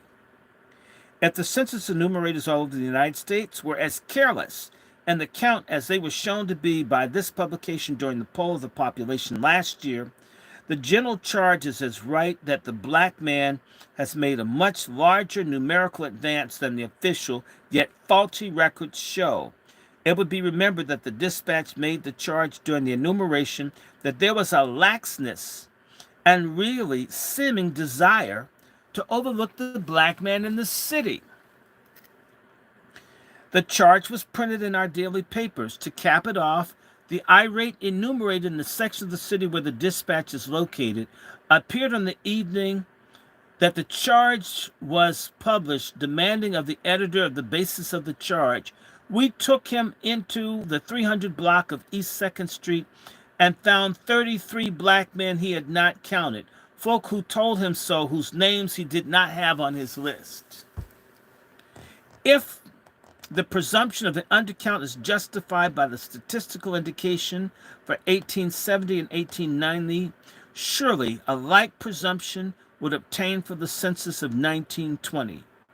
There are but three methods of accounting for this sudden slump in the growth of the Negro population. First, an undercount of the Census Bureau. Second, a sudden increase in the death rate. Third, a decrease in the birth rate of the Negro population. It is known that the death rate of the Negro is decreasing rather than increasing under improved sanitary conditions and general social environment. The director of the census states the death rate has not changed greatly. Instead of adhering to the fair assumption of a steadily declining rate of increase, as was done for the faulty enumerations of 1870 and 1890, the director of the 14th census accepts the violent leap from 11.2% to 6.5% and endeavors to vindicate the count of 1920 by assuming a sudden decrease in the Negro birth rate. With all those black soldiers coming home after being on the battlefield, you don't think they were busting nuts? After being all in the trenches, you want to have a trench of your own. Sure, I'm right. On this point, the Census Bureau explains the rate of increase of the Negro population, which is not perceptibly increased by immigration or immigration, is by far the lowest on record. This element of the population has been growing at a rapidly diminishing rate during the last 30 years. Okay. Its percent of increase having declined from 18% between 1890 and 1900 and 11 to 11.2% during the following decade and to 6.5% during the 10 years ended January 1st, 1920. Such data are available as the birth and death rates among the Negroes indicate the birth rate has decreased considerably since 1900, while the death rate has not changed greatly.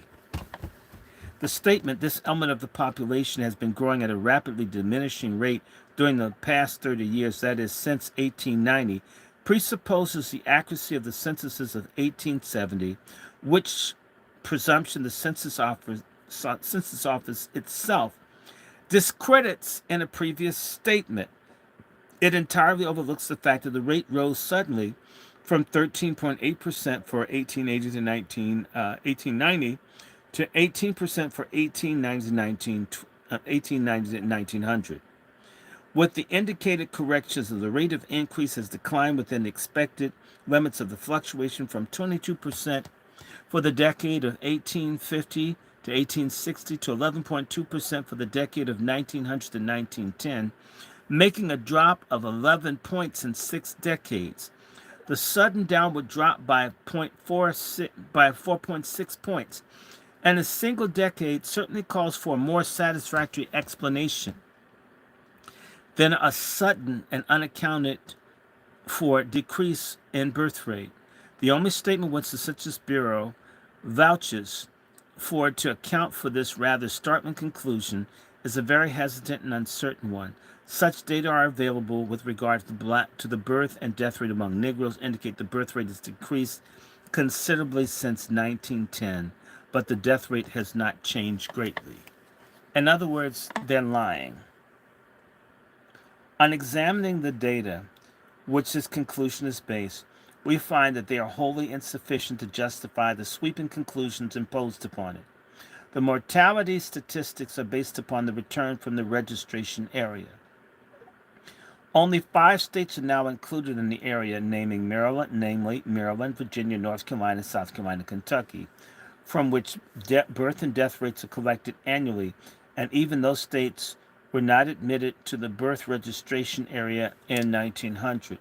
Thus, the computation of birth and death rates for the colored populations of these states is neither adequate nor convincing, meaning that they didn't count black deaths or births for Maryland, Virginia, North Carolina, South Carolina, and Kentucky. So, how could you estimate the population growth or that people were dying? You can't.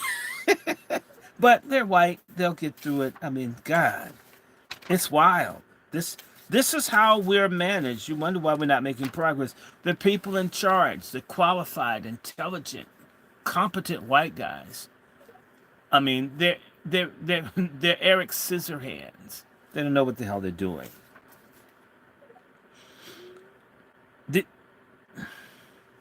so let me see.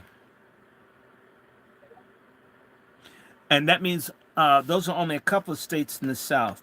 There are other southern states. What about Georgia? What about Texas? What about Tennessee? What about Mississippi? What about Alabama? What about Louisiana? What about Missouri? What about Florida? Huh? What about Arkansas?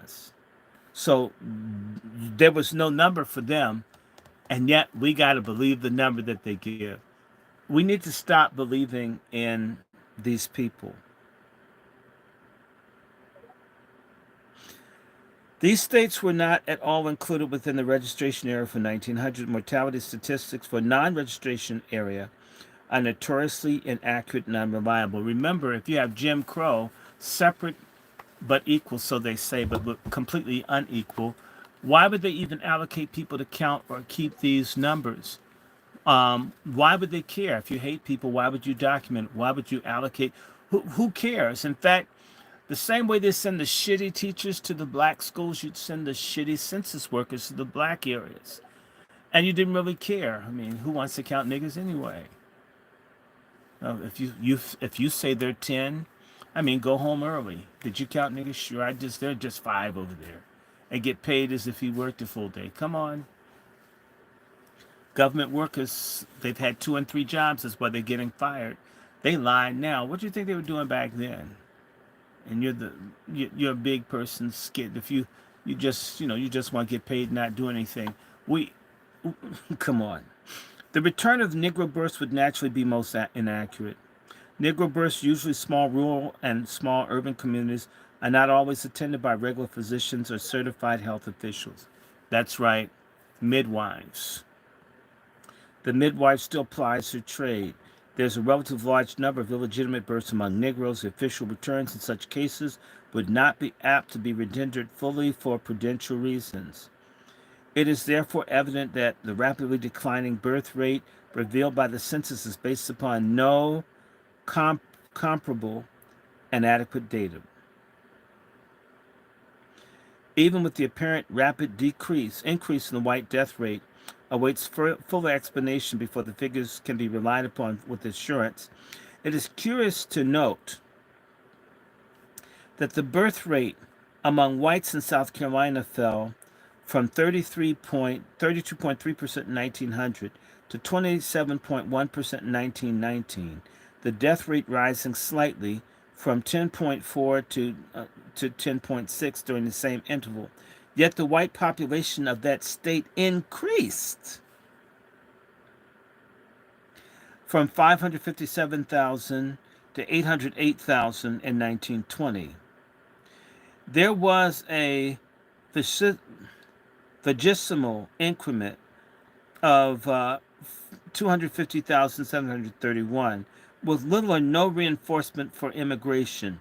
This unexplained increment in the white population seems to also discredit the reliability of the recorded mortality statistics within the states so recently added to the registration area. It is well understood that these states, except South Carolina, have shown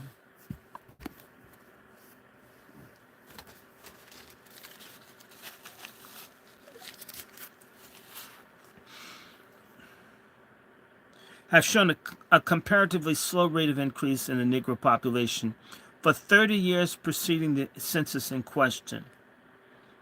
Okay, so look at this. 30 years, okay, here's a table. It says, okay, the rate of increase for black people in America for the whole all of the United States in 1890 was 13.5%, 1900 18%, 1910 11.2%. In Maryland, the rate of increase of blacks was 2.6% for 1890, 9% for 1900, a negative 1.2% in 1910. In Virginia, the increase was 0.6% for 1890, 4% for 1900, 1.6% for 1910. For North Carolina, 5.6% for 1890, 11.3% for 1900, 11.7% for 1910. South Carolina, the rate of increase was 14% for 1890, 13.6% 1900, 6.8% for 1910. Now Kentucky, and Kentucky I could see that because they ran black people out, burned black people out of Kentucky. The rate of increase in Kentucky in 1890 was 1.2% negative. The rate of increase in 1900 was 6.2%. The rate of increase in 1910 was a negative 8.1%.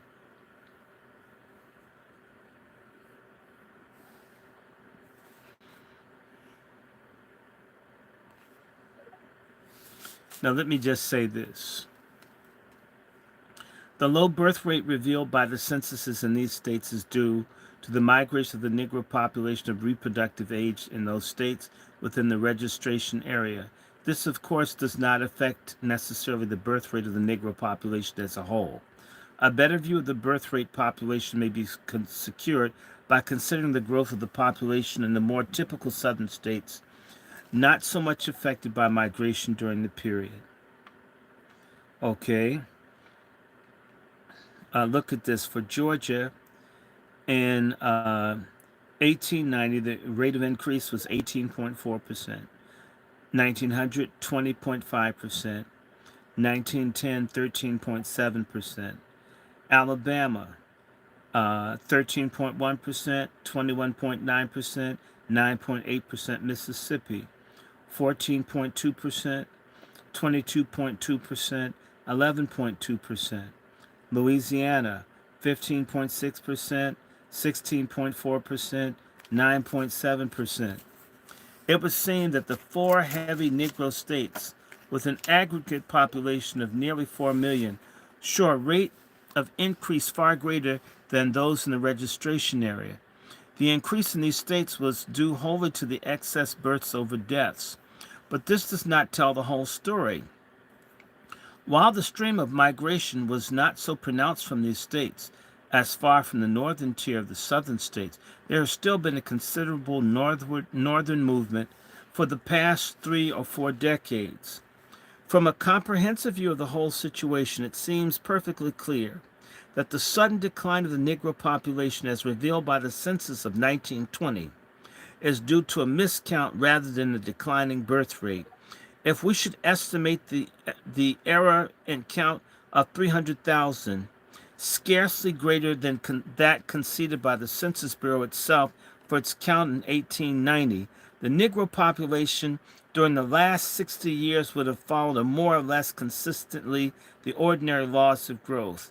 Let us accept the substantial accuracy of the censuses of 1860, 1880, and 1900 and 1910, and estimate the error for 1870 of 512,000 and for 1890 of 270,000 as conceded by the Census Bureau. And let us still further allow an error count of 300,000 for 1920 as suggested. When you do that, this is how the population reads. In 1860, the percent of increase in the black population was 22.1%. and it was 4.4 million black people. In 1870, it would have been 5.4 million with 21.4% increase. In 1880, it's 6.5 million with a 22% increase. 1890 was 7.7 million, 17.6% increase. 1900, 8.8 million, 13.8% increase. 1910, 9.8 million, 11.2% increase.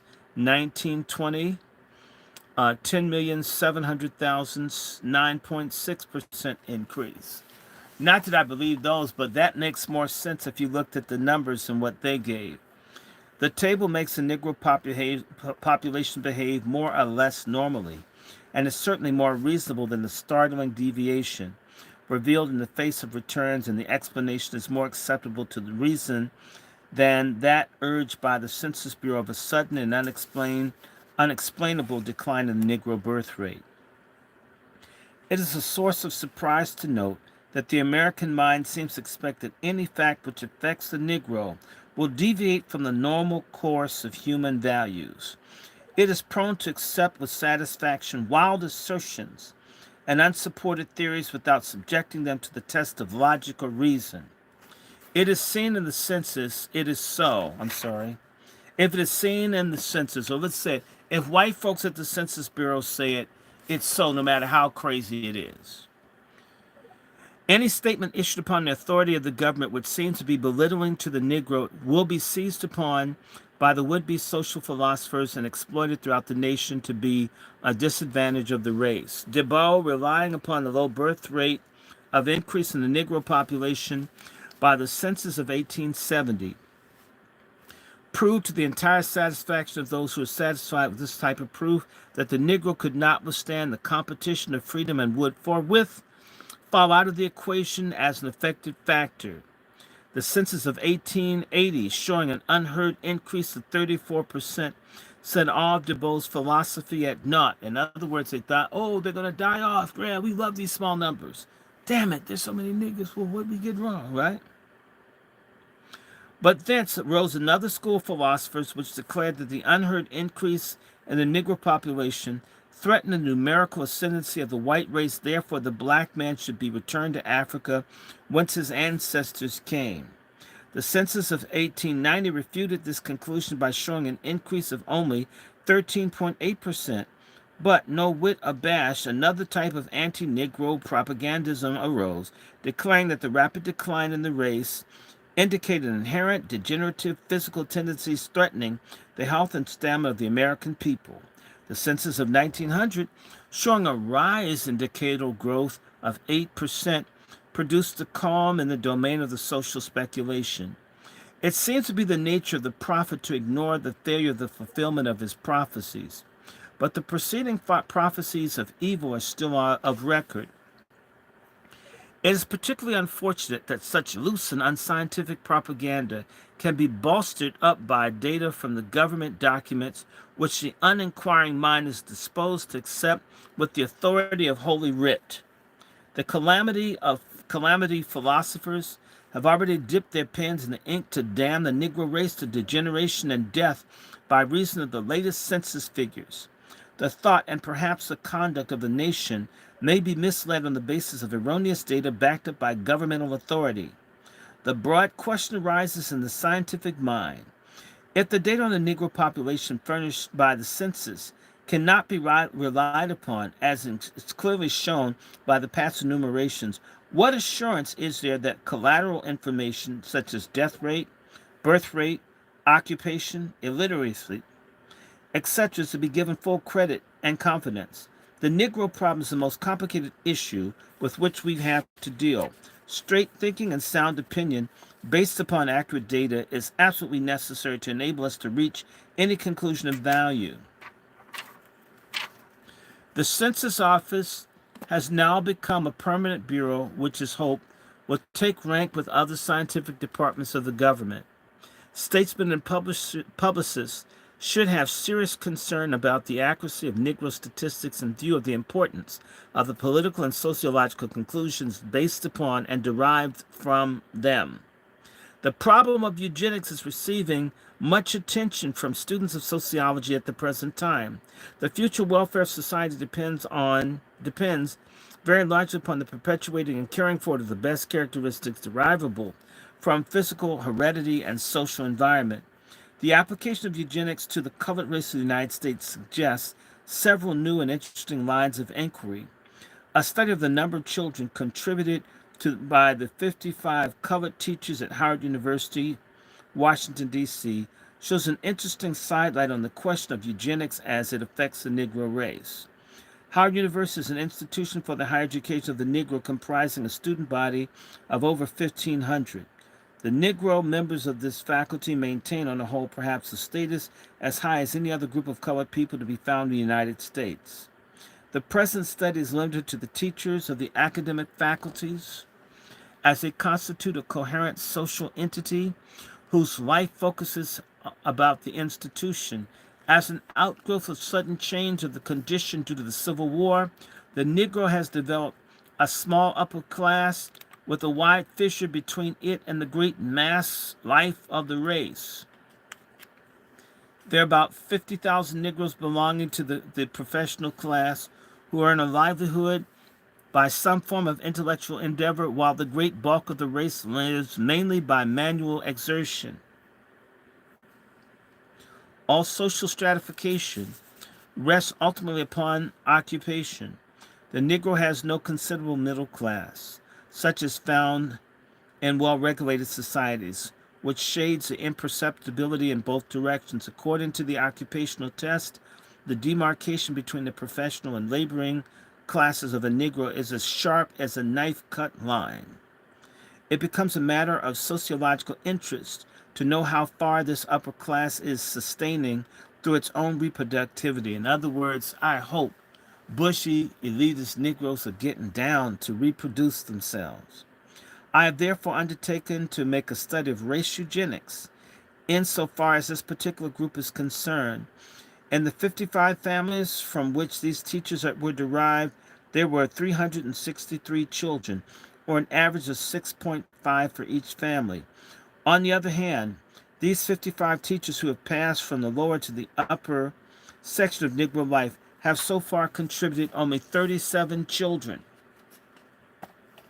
or an average of 0.7 for each potential family involved.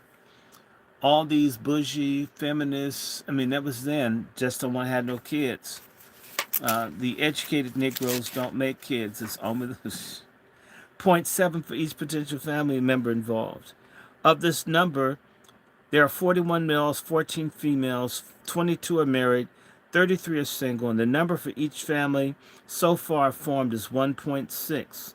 The largest number of children in any family is 6. 4 of the families are barren, 4 have 1 child each. The average age of the single mothers is over 32 years. This strongly indicates an upward struggle. Age of marriage to a time only limited to progeny might be expected. Considering all probabilities in this case, it seems to me entirely like these 53 potential families, when the whole record is in, will not produce more than the average of 2 children to each family, while the 55% families under the old regime gave rise to 363 children. The new issue will scarcely produce sufficient progeny to perpetuate its own number. There's always a certain sort of social restraint in the case of individual advancing from a lower to a higher level of class. The first descendants of foreigners in this country have a lower birth rate than any other element of our population. The intolerant social environment created by the white race may also produce a strong deterrent influence. Animals in captivity or under restrained environment do not breed as freely as when placed under free and normal surroundings. The educated Negro, especially when submerged in a white environment, is under a sort of social captivity. The effect of this psychological factor upon the reproductivity awaits a further and fuller study, both in its biological and psychological aspects.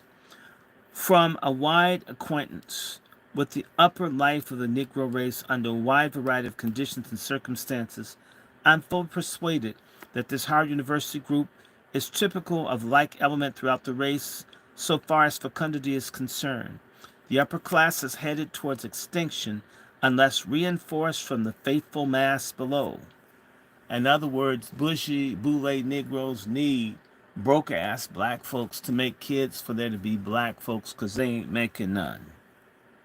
It's doubtless true that the same restraining influence exerted upon the corresponding element of a white race, but there's not the same sharpness of separation between the social levels, nor such severe transitional struggles. The contributing causes do not perhaps operate with the same degree of intensity. The prolonged period of education delays the age of marriage.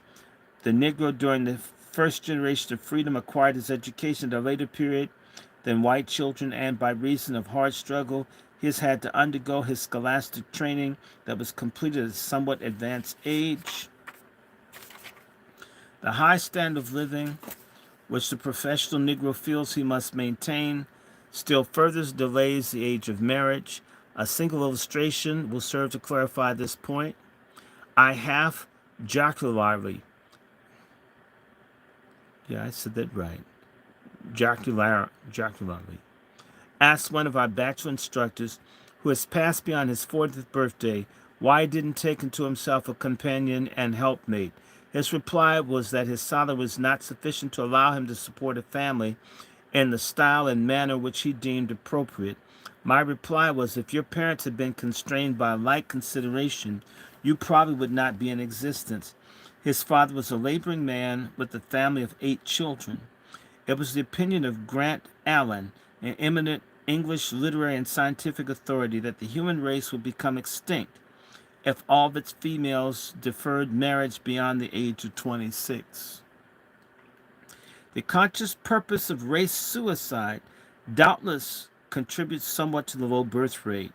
There are some of the sensitive and timid spirit who shirk the responsibility of parenthood because they do not wish to bring into the world children to be subjected to the prescription and obloquy of the Negro social status.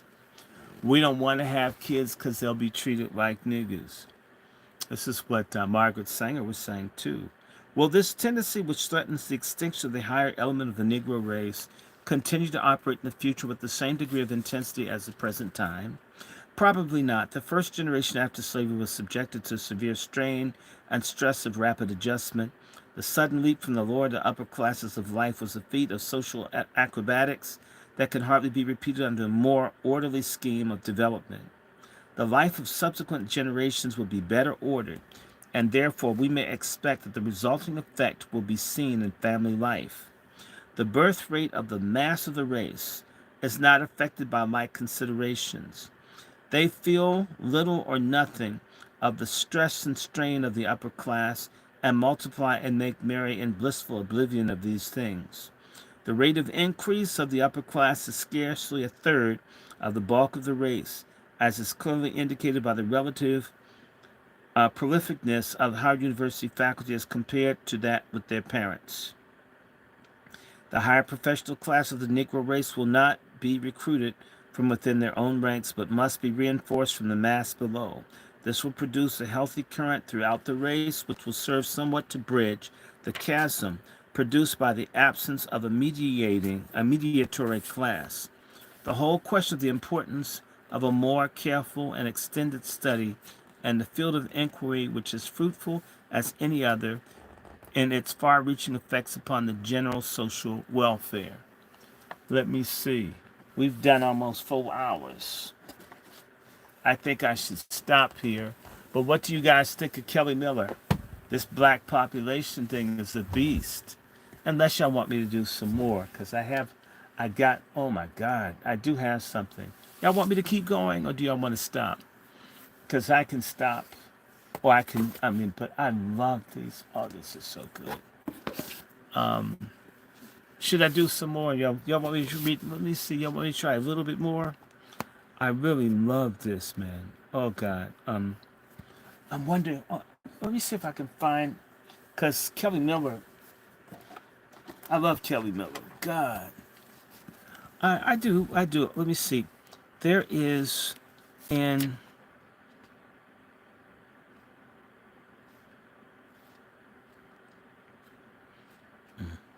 I want to see if. Okay, Negro population. Hold on. Let me see what I want to pull out. There was one thing. Let me see. I know he has a chapter in here, and I have another book. That's what I'm used to using. Um, Hold on. Let me see. Okay, now we're in Everlasting Stain. Where is it? Because he was incredibly awesome. Let me see. Uh,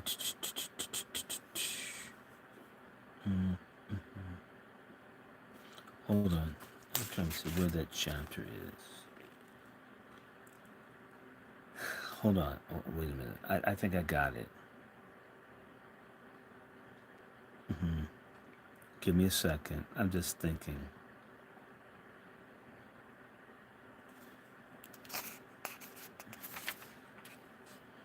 I'm thinking.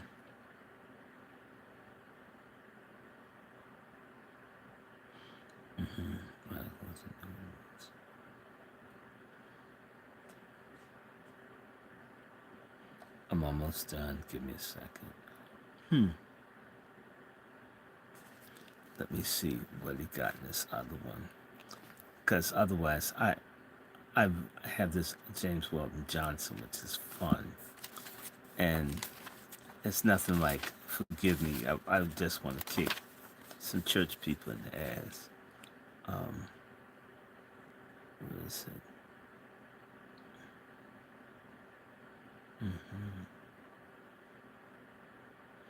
Okay, let's see. See if I like. I'm. Give me 1 second, because if I'm not feeling him, I'm a switch. This chapter. Let's see.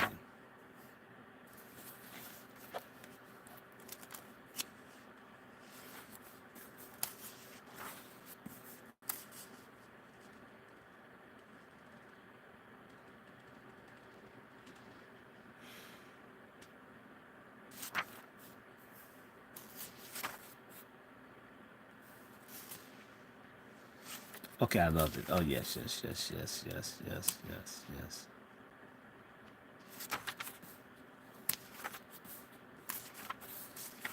Okay, I'm gonna do it. I want to do. I love it. I can do this. I'm gonna do two.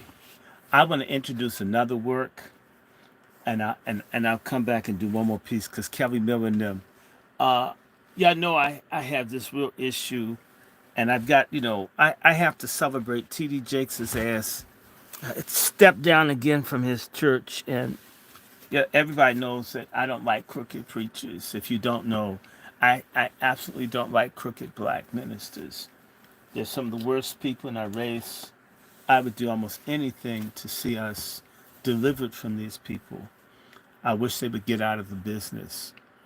Um, in fact, if there were good ones in there, some of us could do something else. Oh my, and oh, I love this. I mean, these books give you a hard on. I mean, just if you start learning from them. Okay, you can become addicted to books. I want to share this with y'all. This is a book I think you can get on Amazon, although this book is just about 90 years old. It was owned by a Jew named Miss Fleischman, but I got mine, and I think I have another one. Yes. Wait. Which edition is this?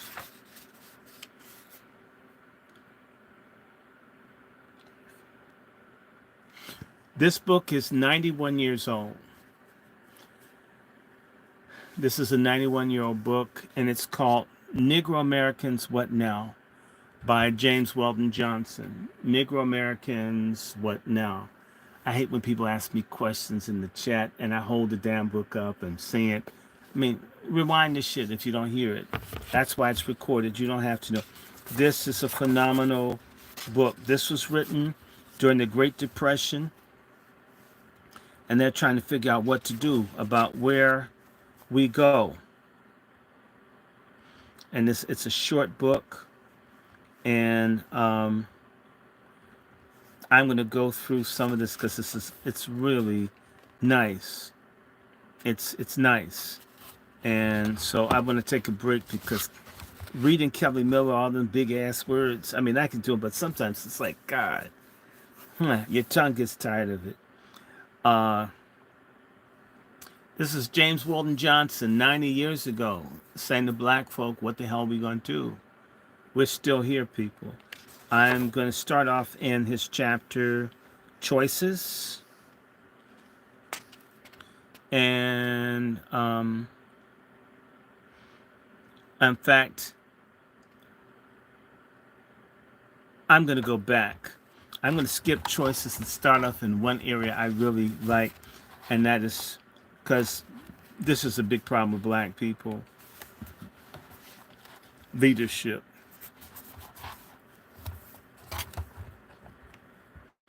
I know good leadership. We still have no good leaders. Okay. Leadership can be made a very provocative topic. Lambasting our leaders is quite. Shoot, I know I do. Oh, wow. Come on, pages.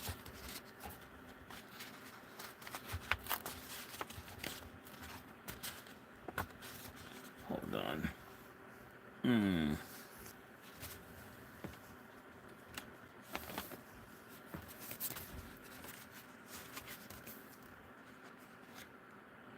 I have many copies of this book. I haven't used this book before, so forgive me, I had to open it up. I apologize about that. The page, for some reason, okay. Leadership can be made a very provocative topic. Lambasting our leaders is quite a popular pastime. Without question, since our leaders are human, there's a great deal wrong with them, just as there is with followers. And every group of people we have the right and the privilege of soundly and openly criticizing the words and actions of those who stand as leaders. It must, however, be admitted that the bulk of the criticism constantly heard comes from nitwits who have a mania for writing communications to newspapers. This brand of criticism is neither sound nor sensible. The only apology for it is that the frequency it is leveled at those that are a considerable number who are not leaders in any recognizable sense of the term. The term leader has been greatly stretched, but real leaders are not and never were numerous. Leaders of the first magnitude are among the rarest of humans. God makes one only every so many centuries. We, as every other group, have had on hand a large supply of self-set up leaders. Somebody say amen. But real leadership is not a distinction to be assumed. It is an office to be achieved. Of the real leader, the people someday become aware and say, "This man serves well, let us follow him." We often utter hopes and prayers for a supreme leader, for a Messiah, one who will surely deliver us out of the hands of the Egyptians. He may come. Until he does, we must make the best use of all the elements of leadership we're able to develop. It seems to me that the present stage of our situation requires diversified leadership. I'm certain that there are two elements which are necessary. We need an element of radicalism and an element of conservatism. Radicalism to keep us from becoming satisfied, and conservatism to give us balance. To the end of the main body will be steady but alive, alert, and progressive. We should guard against being stagnant on the one hand or wild-eyed on the other. The matter-of-fact conservative has, in the days of fallen into disrepute, A disrepute greater probably than is justifiable, and his lowest state blinds us to the certain weaknesses of the glamorous radical. Black Lives Matter, Al Sharpton, uh, that silly bitch, Jasmine Crockett. There is an inherent weakness and the temperament of the radical, which is not generally perceived. Through it, as though the temperament of a man of bravery, there runs a streak of cowardice. The man with a reputation for bravery lives in constant fear that at some time he may not appear in the eyes of his fellows to be making a brave enough show. The man with a known name for radicalism may live in a constant fear that at some time he may be deemed by his comrades to have acted conservatively. The man that feels that he must take risks when no risk is warranted may make a heroic soldier, but he will not make a good general. The man that feels that he must be radical whether the situation demands it or not may be a stimulating force, but he will not be a wise leader. Neither professional radicalism nor stand-pat conservatism can alone provide the best leadership. Of course, if we produce the one man in whom these two elements are properly fused, a man not afraid to act radically when swift change is necessary, and not afraid to act conservatively when the necessaries stand unmoved, we shall have an ideal leader. Moreover, leadership involves more than individual leaders. There must be a leading element, an element that can transmit and interpret to the greater mass the principles and policies that are formulated. This leading element should be constant draw on Negro youth in order to be kept, quickened, and to safeguard against a vegetating leadership. If youth is not thus brought in and given a share in executing the work to be done, its ambitions, ideals, and energies will be largely dissipated. At many points in our social organism, there is no life because of withered leadership. Congressional Black Caucus.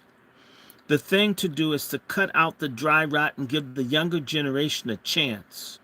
The impatience of the young bring about change should not be antagonized, it should be understood. It should not be curbed, it should be directed. The kind of cooperation is not entirely easy to establish, for age is at bottom afraid of youth, and youth at its bottom disdainful of age. Youth prefers to work alone and not have its enthusiasms checked by experience. Age loves to hold on to its prerogatives. But we must seek to devise a cooperative scheme through which the new ideals and fresh forces of youth may be utilized to the highest degree. Such a scheme will afford youth a worthwhile objective on which to focus its surging energies. It will serve to keep the older generations invigorated. Such a scheme will do much to redeem our lost generation.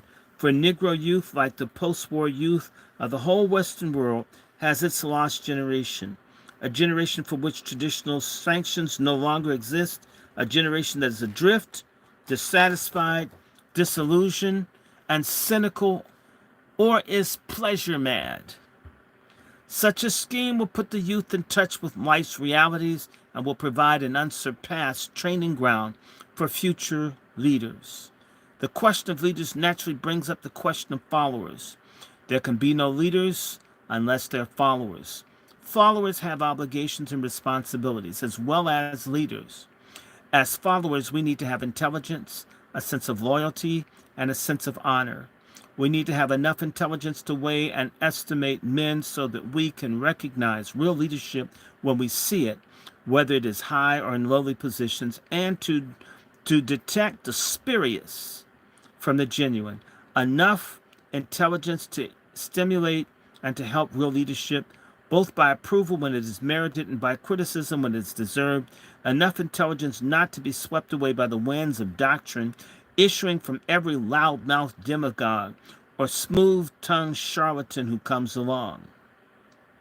We need a sense of loyalty that will impel us to give unstinted support wherever we find leadership that is capable and trustworthy, and to bear with it its human weaknesses. We need a sense of honor. It will deem it unworthy thing to seek to destroy a leader because of personal animosities or to crucify him merely to make a Roman holiday. Unless we can be followers of this kind, we have no reason or right to look for great leaders.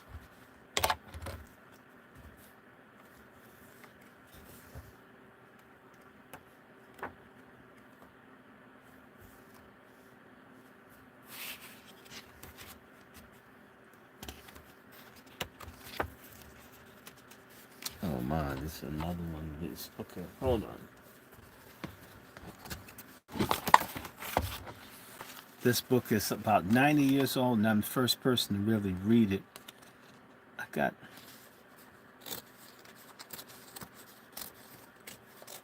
Okay.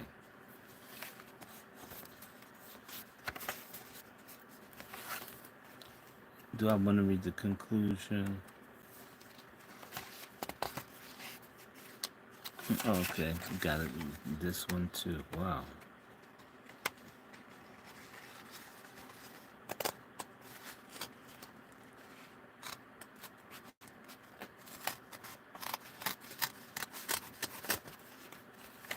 Okay.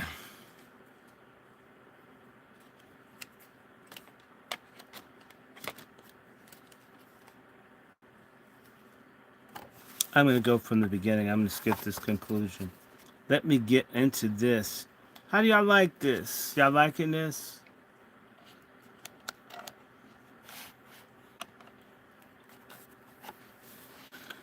Okay, I'm doing a little bit more of James Weldon Johnson. This is from the initial chapter, Choices. The world today is in a state of semi-chaos. We Negro Americans, as part of the world, are affected by that state. We're affected by it still more vitally as a special group. We are not so sanguine about our course and our goal as we were a decade ago. We are floundering. We are casting about for ways of meeting situation, both as Americans and as Negroes. In this casting about, we have discovered and rediscovered a number of ways which we have given more or less consideration. Let us see if we cannot, by elimination, reduce the confusion and narrow down the limits of choice to what might be shown to be one sound and wise line to follow. Exodus. Exodus for generations has been recurrently suggested as a method for solving the race problem. At the present time, there's being fomented by some person in Chicago a plan based on the idea of colonization. The plan calls for setting aside a state or territory of the United States exclusively for Negro Americans. The idea of physical separation of the races as a solution antedates the Revolutionary War. Thomas Jefferson strongly expressed himself in the favor of the colonization of the Negroes and some area on the coasts of Africa. The first attempt, however, to put colonization into effect was made by Paul Cuffey, a free Negro and ship owner of New Bedford, Massachusetts, who in 1815 transported at his own expense 9 families to Africa. The first attempt made on the grand scale was made in 1820 with the American Colonization Society and the United States government behind it, an attempt that culminated in the establishment of Liberia. At the outbreak of the Civil War, there was another effort fostered by a group within the race, and some 2,000 colonists sought refuge in Haiti. The latest attempt on this large scale was the Garvey movement. All of these efforts practically failed. That is, they had no effect on the problem and in no degree changed the condition of the race in the United States. A century and a quarter ago, deportation of free Negroes may have been feasible. A half century later, that was not a practical undertaking. Today, the deportation or exodus of the Negro American population is an utter impossibility. Not within a bounded period could 12 million people be transported, and therefore that period was over. The total number would well be above 12 million. Nor is there any place which to take them. There are no more vacant places on earth, no government in the world, with the barest possibility of Brazil as the exception, would welcome even 1/12 of the whole number. Liberia would no doubt be as reluctant as any. None of the tribes of colonial Africa would relish sharing their best lands with us merely because we and they are somewhat of the same complexion. The United States government might purchase territory somewhere and deport us, but that would involve pretty stiff political job and a financial expenditure that would make the figures of the National Recovery Program look small. We may cut out Exodus as a possible solution. We and the white people may as well make up our minds definitively that we, the same as they, are in this country to stay. We may be causing white America some annoyance, but we ourselves are not passing the time in undisturbed comfort. White America will simply have to sustain a situation that is of its own making, not ours. Our history in the United States records a half dozen major and score of minor efforts at insurrection during the period of slavery. This, if they heard of it, would be news to a big majority of people who believe that we have gone through 3 centuries of oppression without once thinking in terms of rebellion or lifting a finger in revolt. Even now, there comes times when we think in terms of physical force. We must condemn physical force and banish it from our minds, but I do not condemn it on any moral or pacific grounds. The resort to force remains and will doubtlessly always remain the rightful recourse of oppressed people. Our own country was established upon that right.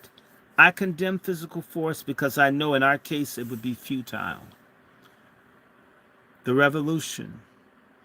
We would be justified in taking up arms or anything we could lay our hands on and fighting for the common rights that we're entitled to and denied, if we had a chance to win.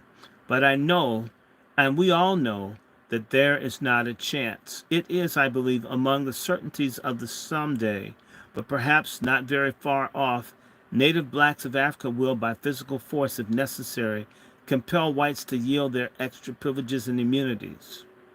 The increasing inability of the great powers to spare the strength and resources necessary for maintaining imperialism will hasten the certainty. The situation of the African natives, however, on one point at least, the reverse of ours, on the point of comparative numerical strength. Yet, there is a phase of physical force that we are in the United States should consider. When we are confronted by the lawless, pitiless, brutish mob, and we know that life is forfeit, we should not give it up. We should, if we can sell it, and at the dearest price we're able to put on it. Communism is coming to be regarded as an infallible solution by an increasing number of us. Those who look to the coming revolution and why they should believe it is coming to the United States, I see no good reason. It is obvious that the United States is going through revolutionary economic and social changes, but the changes do not point to communism, seem to think that it will work in some instantaneous and magical transformation of our condition. It appears to me that this infinite faith in communism indicates an extreme naivete.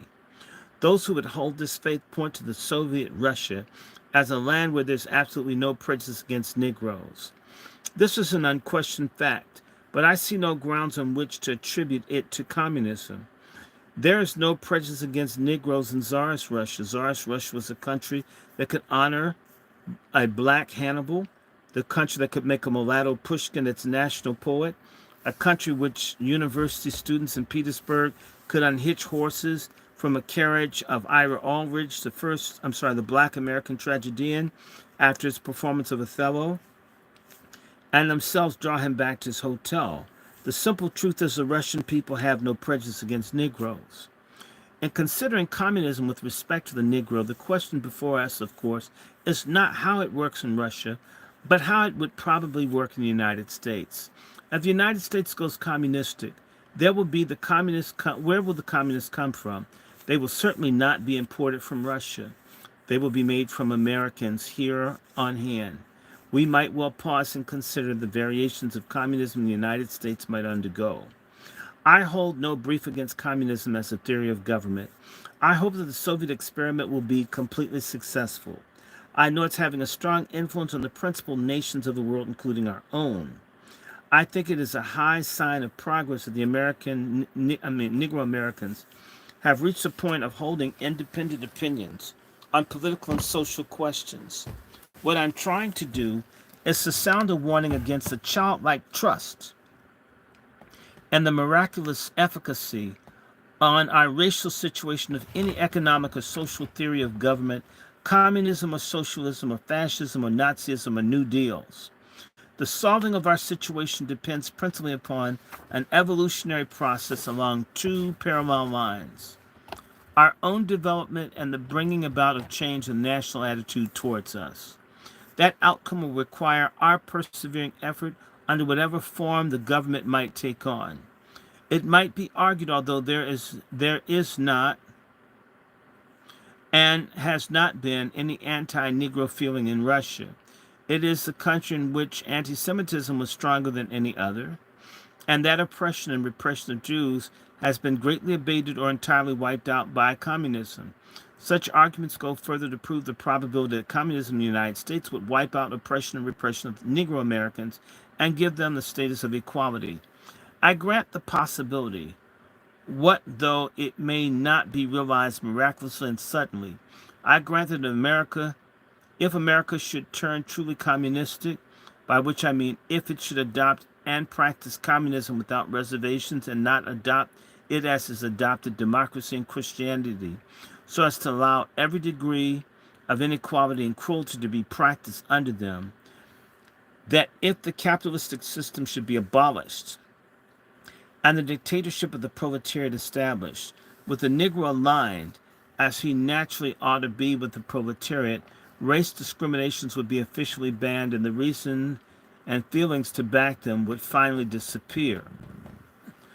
But, to a visionary, there are no indications that this present prospective strength of communism will be able to work such a change, either by persuasion or military coup.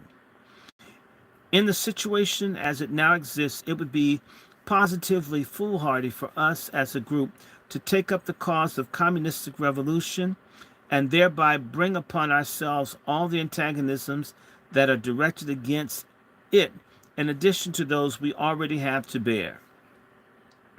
It seems to me that the wholesale allegiance of the Negro to the communistic revolution would be a second futility only to his individual resort to physical force. I have said there's no apparent probability that the United States will go over to communism, but the same cannot be said about fascism. Most of us, it is true, have for years lived in the fascist South, so it's hardly possible that we could fare worse under a national fascist government. What may not be true as to other minorities. We should oppose with our uttermost strength any encroachment of fascism, for we have both practical and moral obligation to do all we can to defend the rights of other minorities as well as our own. By this process of elimination, we have reduced the choices of a way out to two. There remain, on the one hand, a continuation of our efforts to achieve integration and, on the other hand, acknowledgement of our isolation and the determination to accept and make the best of it. Throughout our entire intellectual history, there has been a division of opinion as to which of these two divergent courses the race should follow. From the early times, there have been sincere thinkers among us who were brought to the conclusion that our only salvation lies in making the race into a self-contained economic, social, and cultural unit. In a word, in building an imperium in imperio.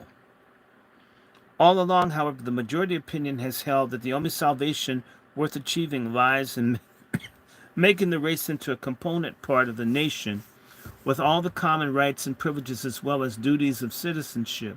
This attitude has been the basic general policy of the race so far as it has had a general policy for generations, the policy of striving zealously to gain full admission to citizenship and guarding jealously each single advance made. But this question of direction of goal is not a settled one.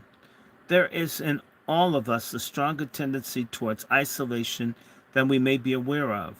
There comes times when the most persistent integrationist becomes an isolationist, when he curses the white world and consigns it to hell. This tendency towards isolation is strong because it springs from deep-seated natural desire, a desire for respite from the unremitting, grueling struggle for a place in which refuge might be taken. We are again and again confronted by this question. It is ever present, though often dormant. Recently, it was emphatically brought forward by the utterances of so authoritative a voice as that of Dr. Du Bois. The question is not one to be lightly brushed aside. Those who stand for making the race into a self-sufficient unit point out that after years of effort, we are still Jim Crowed, discriminated against, segregated and lynched, that we are still shut out of industry, barred from the main avenues of business, and cut off from free participation in national life. They put out that in some sections of the country, we have not secured equal protection of life and property under the law. They declare that the entrance of the Negro into full citizenship is as distant as it was 70 years ago. And they ask, what is a Negro to do? Give himself over to wishful thinking? Stand shooting at the stars with a pop gun? Is it not rather a duty and a necessity for him to face the facts of his condition and environment, to acknowledge them as facts and to make best use of them that he can? These are questions which the thinkers of the race should strive to sift carefully. To this writer, it seems that one of the first results of clear thinking is a realization of the truth that making the race into a self-sustaining unit, the creating of an imperium and imperial, does not offer an easier or more feasible task than does the task of achieving full citizenship. Such an imperium would have to rest upon the basis of a separate group economic independence, and the trend of all present-day forces is against building any foundation of that sort. After thoughtful consideration, I cannot see the slightest possibility of our being able to duplicate the economic and social machinery of the country. I do not believe that any other special group could do it. The isolationists declared that because of imposed segregation, we have, to a large degree, already done it.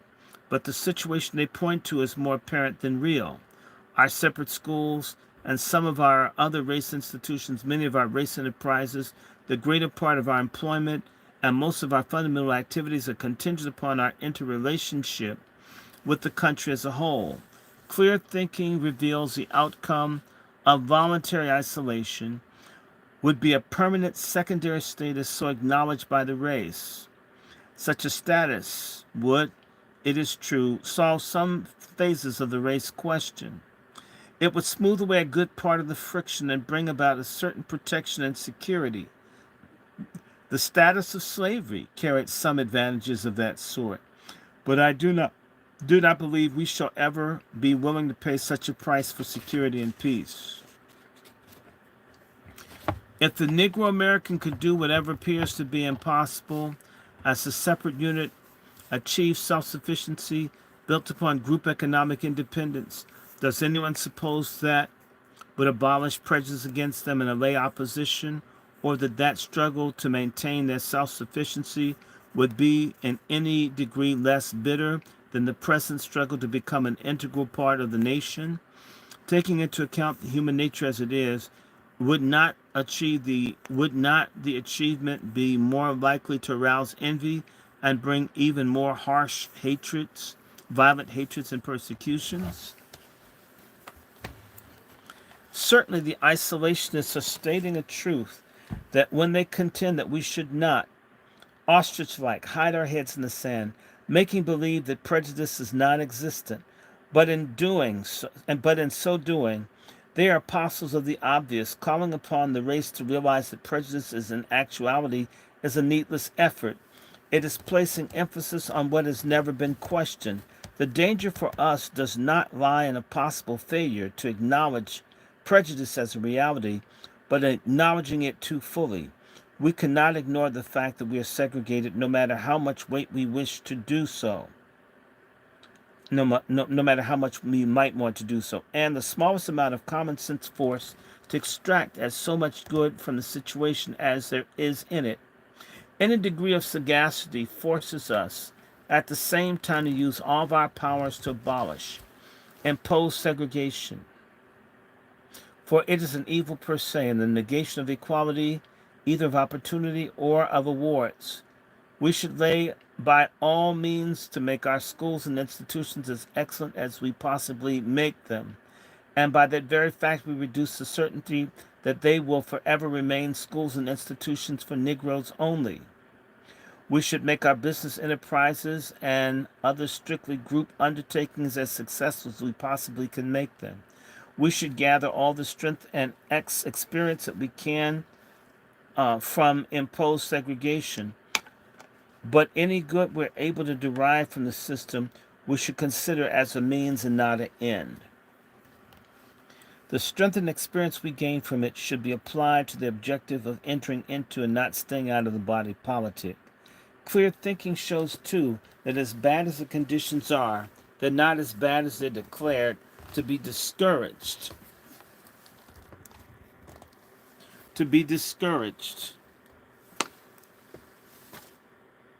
And pessimistic isolationists. To say that in the past 2 generations or more, Negro Americans have not advanced a single step towards a fullest share of the Commonwealth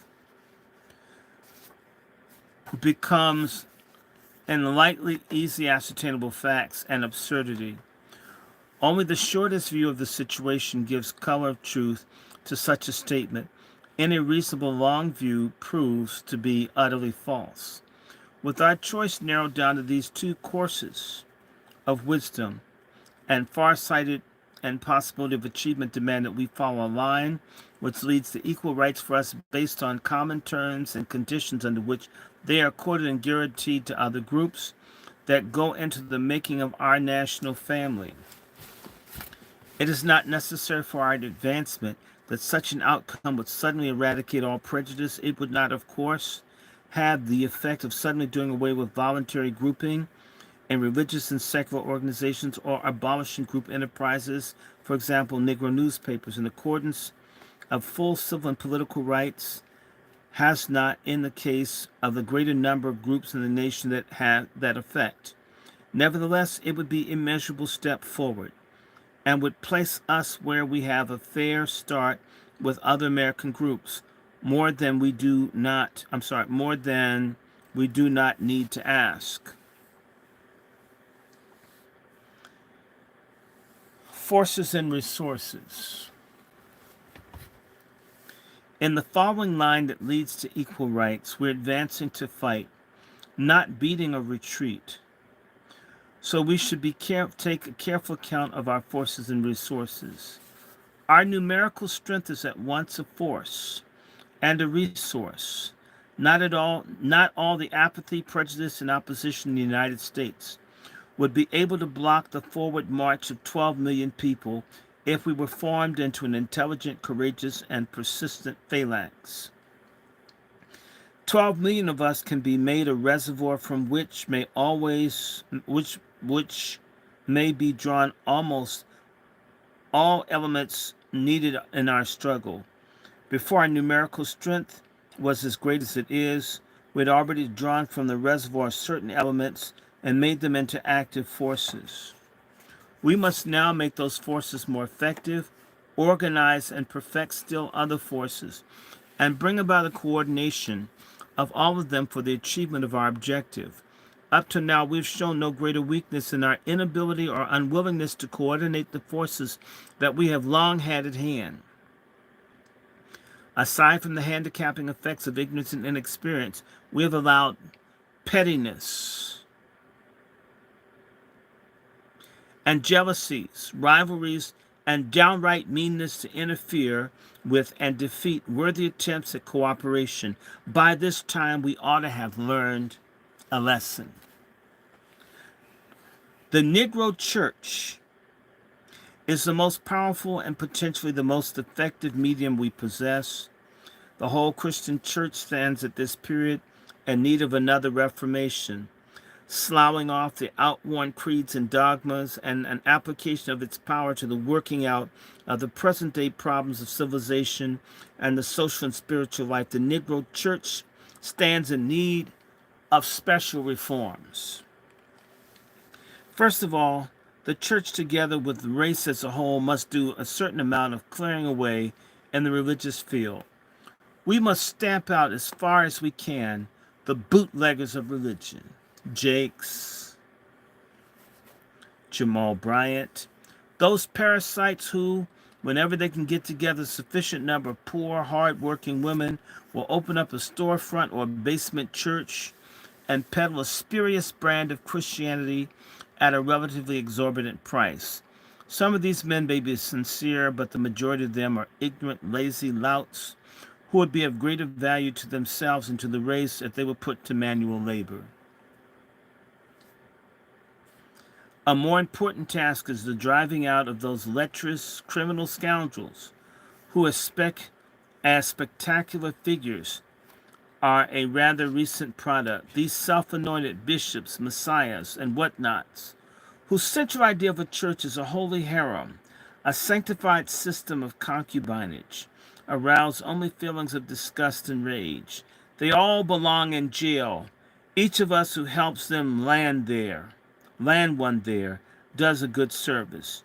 No one, no matter what may be his attitude on religion, can fail to be interested in the astonishing history of the Negro Church if he would only become acquainted with it, and once he is familiar with its history, he will be compelled to acknowledge the vital work the Church has accomplished. Aside from what it's done in religion, education, and charities, it has been a tremendous social force. When there was no other agency to do it, the Church brought about cohesion and stabilization and a bewildered and leaderless class.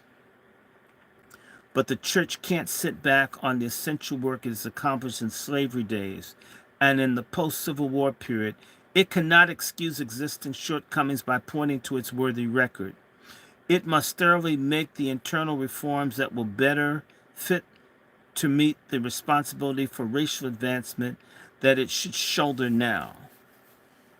The Church must, as nearly as it can, abolish hypnotic religion. That religion that excites visions of delights of life in the world to come, while it gives us no insight into the conditions we encounter in the world in which we now live.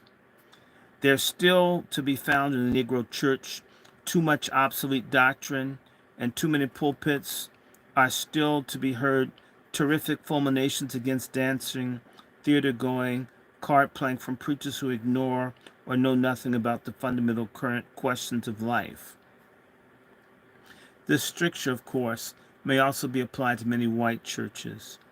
The church is devoting too much energy to raising money to meet mortgage payments on fine edifices, denominational rivalries, and competition, and outward show have forced the church into the position of living beyond its means and of being left with no financial margin after the high cost of worshiping God and a sumptuous temple is met. Such conduct is as reprehensible in a congregation as it is an individual.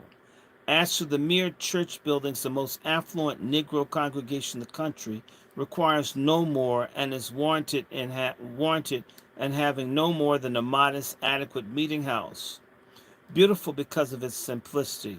When we think of the number of congregations made up of people just this side of the poverty line, struggling to possess and maintain a building entirely beyond the needs of their means, we find it both tragic and absurd. This common extravagance leaves mighty few Negro congregations with anything like a margin of money they should have on hand to be devoted to applied Christian charity. Needless multiplication of congregations is a definite weakness of the church. It is the process by which its strength, resources, and effectiveness are dissipated. I was recently in a northern city of 75,000 inhabitants. The Negro population is about 1,000. As in all similar situations, these colored people were disoriented and in an anomalous position. They were too numerous to go unnoticed in the general community life, and not numerous enough to constitute a group unto themselves. Yet these 1,000 Negroes have 5 churches, with a total membership of 204. One church is all they need, all they can support. One church might be made to an agency that would improve their industrial, social, and civic status, as well as their spiritual state. 5 churches do not multiply. They nullify whatever strength and effectiveness the one church might have. Denominational and individual rivalries make this question a difficult one. Some denominations have a degree of authority in the matter, and others they have very little or none. Possibly all the denominations might sign a concordat and agree upon a maximum number of congregations for each of the so many hundreds of thousands of Negro inhabitants in a given area, then proceed to carry out a policy of consolidation and, when necessary, abolishment. By such a process, each denomination would find itself the gainer in strength and resources. In almost every community, the Catholic Church serves as a grand example of the conservation of power, an example we might well imitate. The Negro Church, notwithstanding, is the most powerful agency we command for moving forward the race as a mass. It is then not too much to call upon the Church to meet the exigency it has met in the situation confronting it in the slavery days and the post-Civil War period. The present task requires an intelligent, high-minded, upright ministry, that kind of ministry the Church must have. The ignorant preacher of the past performed the work that was before him as best he could. All honor him for what he accomplished, but the day of the ignorant preacher is gone. With the making of these internal reforms, the Church would again demand the Negro youth in our colleges and universities a consideration of ministry as a career giving scope for the exercise of the highest and best powers. Thereby, the Church would be made a field attractive for well-educated and progressive youth, as the fields of medicine, law, dentistry, and social work have become in recent years. In the meantime, earnest, forward-looking, spiritual-minded young men and young women in our colleges should not stand aside waiting for these reforms to be completed. They should go into the Church and help bring them about. What it would not mean to have Negro ministry working for the advancement of the race with the same degree of intelligence, zeal, and single-mindedness of purpose which the Catholic clergy works for the advancement of those who profess the Catholic faith. The Negro Press. The Negro Press was 30 years ago a feeble, struggling medium. 30 years ago, many colored people who deemed themselves intelligent openly boasted they never read Negro newspapers. The papers themselves did not offer much. They were, in the main, poorly written, wretchedly printed, and run as personal organs. Today, the Negro Press is powerful and, relatively speaking, rich. The leading periodicals are printed on high-speed web perfecting presses. They carry all modern newspaper features and are intelligently edited. The Negro Press is a racial agency, is today second only to the Negro Church in the number of people reached and influenced. It is needless to say the new power entails new responsibilities. There is no doubt that the Negro journalists with the social sense recognize that fact. It is probable that they are wrestling with the problem of directing the power of the machine that has been created into channels of high purpose, a problem that is not simple or easy. Many of the Negro newspapers have become popular. A popular periodical is an insatiable creature. It must be continually fed on circulation secured at almost any price. So the management of a popular periodical is constantly driven by the necessity of furnishing what it thinks the greatest number of people want. Once on that road, it must keep up on accelerated speed. It cannot turn back, it cannot stop, it cannot even slow down. Give the people they want is a specious slogan. It implies that the people are continually demanding other and still other things that the press must supply, and that what the people want is consequently good. Of the two implications, neither is true. The facts are the popular periodicals exhaust the ingenuity of supplying things which they hope the people will want, and what the people want is often bad or without value. It is the business of the newspaper to give the news, is another specious slogan. Editors should regard themselves as intelligent, responsible members of society. Certainly, one of their responsibilities is to judge whether or not the news they disseminate serves any good purpose, whatever, or whether or not it is worth at least the paper on which it is printed. And any person of average intelligence is forced to say that an undue proportion of the news of American newspapers, from the biggest dailies to the weakest weeklies, are not worth that much. I believe I am right when I say that the Negro press has a particular as well as a general relationship to the clientele, that the Negro editor has relatively deeper responsibility to his public than the white editor has to his, and that service possible for the Negro press to render the Negro American more vital than what the white press has to give to white America. I believe the Negro Americans will understand and accept this statement without discussion. It then follows that the Negro newspapers ought to be more than imitation of white newspapers. Without doubt, they should avoid copying the license of sensational daily newspapers that appeal to morons and morbid-minded. Of course, we have our share of morons, and they constitute a tempting field for greater circulation. But why not try to gratify their wants in some better way? Our newspapers should avoid following the example of those white publications that make a feature of pornography. An examination of the vast number of salacious white periodicals published in the United States would incline one to think that sex has gone to the white man's head, transferred its seats to the imagination. When sex goes to the head, it loses its lusty, wholesome quality and begins to fester and becomes maggoty. Sex is with us, in a large measure, still lusty, wholesome stage. Let's keep it there as long as we possibly can. I do not see how the Negro press can escape the responsibility of facing the question of the net result, of the ultimate effect of its work on the race, especially the younger generation. It is to be satisfied with the only fortuitous benefits that may come from the commercially successful journalism. Or is it to feel that commercial success gives it the resources and facilities for carrying out a definite and far-reaching plan? Is it thorough? Is it through its news policy to run the risk of making itself an unconscious agent of defeatism? Or does it desire to place a stronger emphasis on the notes of courage and confidence in final victory? I am not an impractical visionary. I myself have been a newspaper man. I know in order for the Negro newspapers to accomplish much good, they must first be good newspapers. I feel, however, they can be good newspapers and at the same time something beyond merely good newspapers. The pre-Civil War Negro newspapers did great work. They dedicated themselves to the anti-slavery cause and had a large share in arousing and shaping public opinion.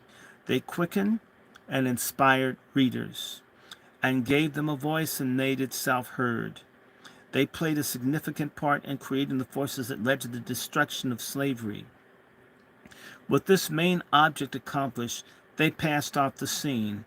Contemporary Negro newspapers have done a revolutionary thing. They've converted the masses of Negro Americans into readers. Hundreds of thousands of who formerly read nothing today read the Negro periodicals. And no Negro today would boast that he never reads a Negro newspaper because they have taught the masses of Negro Americans to read.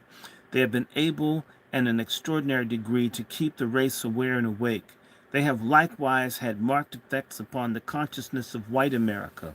And a number of crises, their work has been inevitable. When the dire anti-lynching bill was being pushed, the Negro newspapers were a great factor in keeping the whole race stirred up and determined on the issue. And the copies that reached the desk of congressmen and senators gave those representatives of the people a new light on the fellow Negro Americans. This was a clear instance of the power possible for them to wield. The Negro press has a prepared rich field. What the harvest is to be is a question that the owners and editors should seriously consider. Y'all want me to keep going? This is from 90 years ago.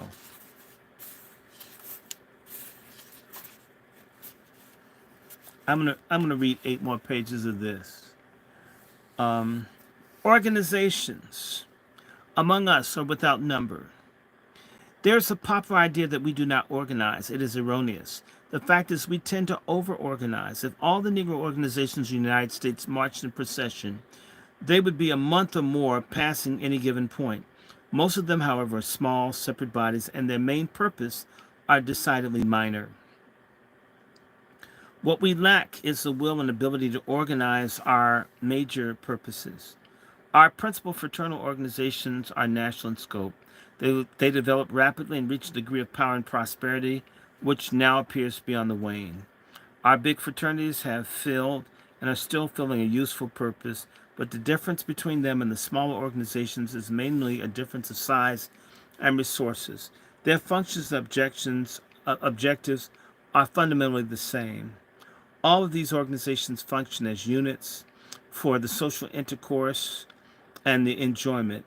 They provide a forum for large politics and arenas in which self-realization and preferment may be achieved. They also have an economic feature. They can care for the sick and bury the dead. In many of them, however, burying the dead has called for financial outlay so far out of proportion to what is used in caring for the living as to make the high cost of dying a live question. One of the big organizations established an educational fund, but generally speaking, the great resources, numerical, social, and financial, of our powerful fraternal organizations have been utilized. Hardly a thought was given to the fundamental phases to the situation in which the Negroes in the United States find themselves. Many thousands of dollars have been wasted on annual conventions in which the chief business was having a good time, on showy parades, and on ostentatious funerals. Hundreds of thousands of dollars have been put into ornate temples. In many of the cases, these temples have led to bankruptcy and mortgage foreclosures. Other hundreds of thousands of dollars have become bones of contention and led to dissension and lawsuits. And too many instances, heading up fraternal organizations has developed into a lucrative business, and plain words, into a racket. Our fraternal organizations, are talking about the Masons and such people, have in a number of ways done much good, but considering their strength and their peculiar opportunities as secret societies for doing a vital service, they have in the larger racial affairs fallen short. They have failed. That includes the Boule. The Boule was a failure 90 years ago. They never been shit, will never be shit. Quote me. The two chief organizations that devote their efforts and resources primarily to the question which affects Negroes as citizens are both interracial. The National Association for the Advancement of Colored People and the National Urban League. There is between these two organizations an understanding which makes for a rough division of work into two fields, economic and civil. The Urban League has given its efforts to housing, health, and employment. The National Association has given its efforts to civil, legal, and constitutional rights. There has been, of course, some overlapping. The rights of the Negro in industry naturally involve his rights as a citizen. Taking into account all their shortcomings and all the mistakes and failures they may have made, the overwhelming fact remains that both of these organizations have done excellent and essential work. Well, they used to.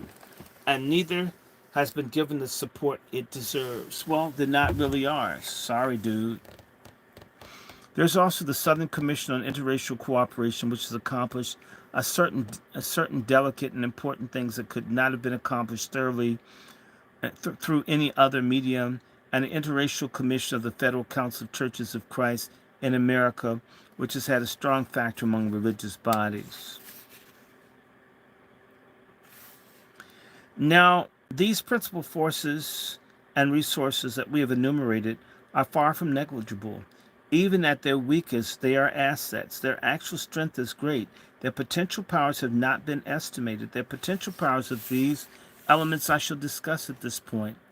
They are powers above and beyond those needed and employed by the normal functioning of these elements.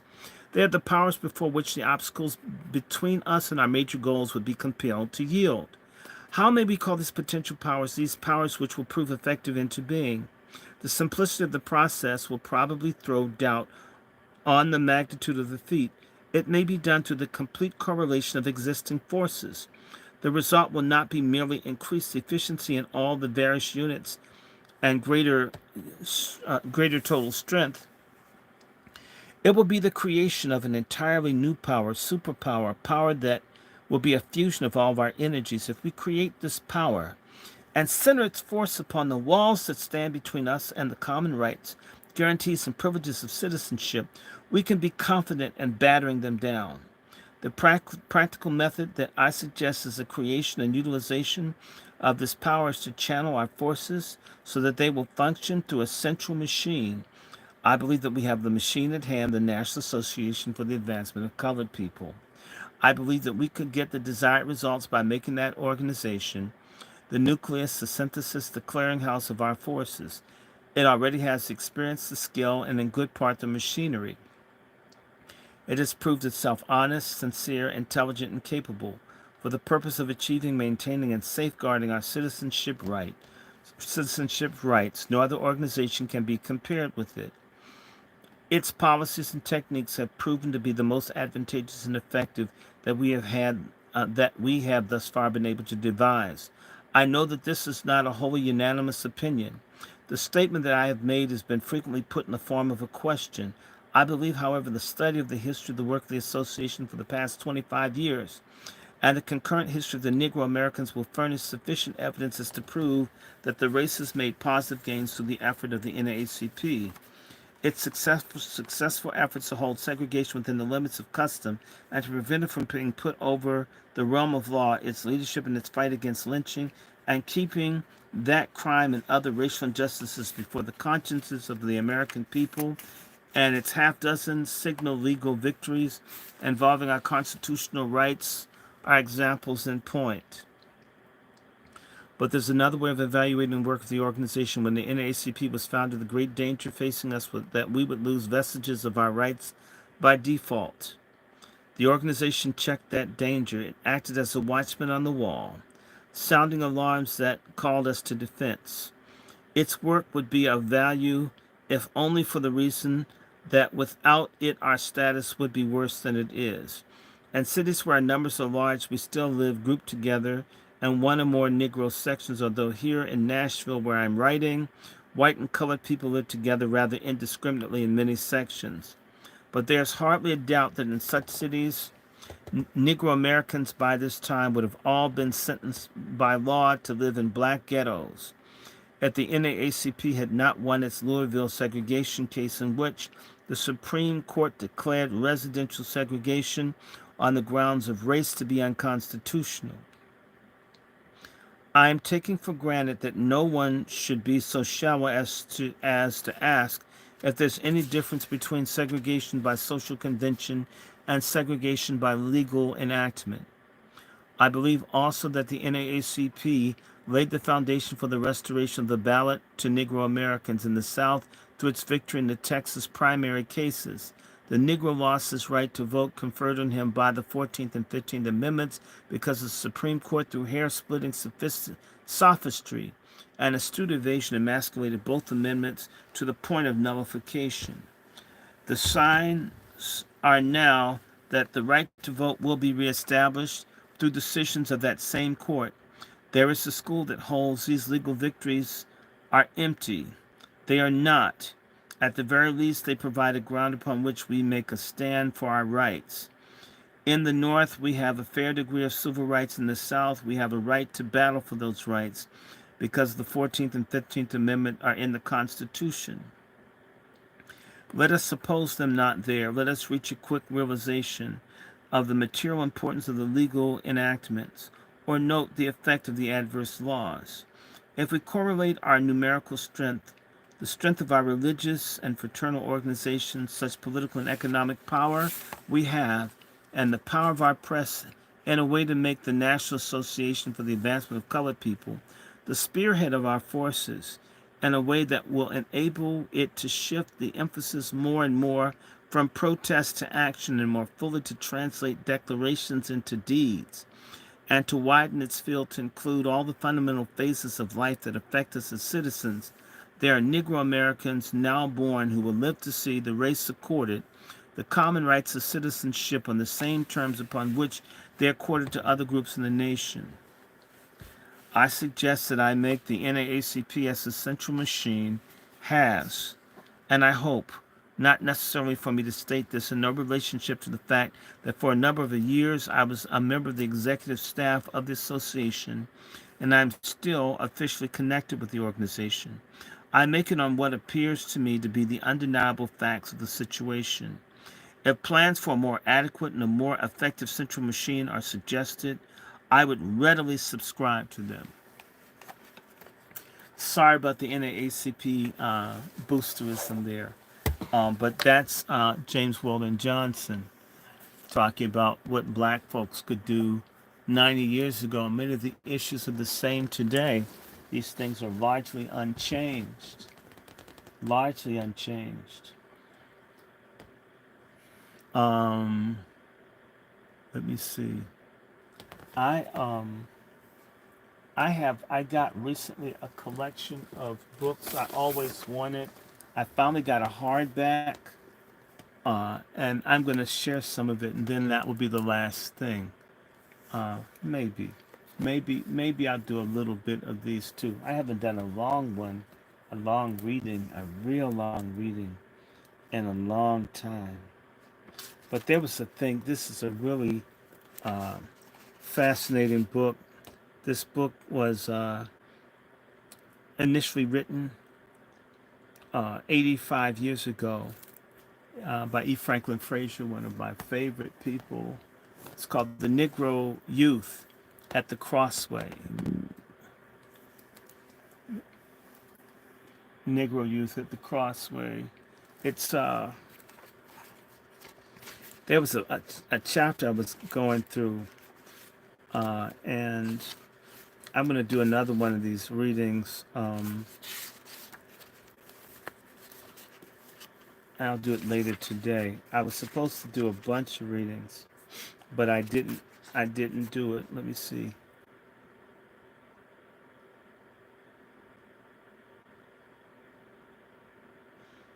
Growing Up in the Black Belt. I think I'm gonna have to buy that book.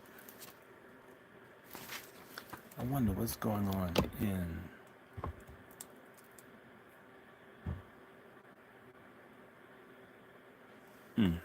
They must have shut me off on Twitter. That's okay. It's amazing what these people do. They didn't like what I'm doing. They do not like people thinking.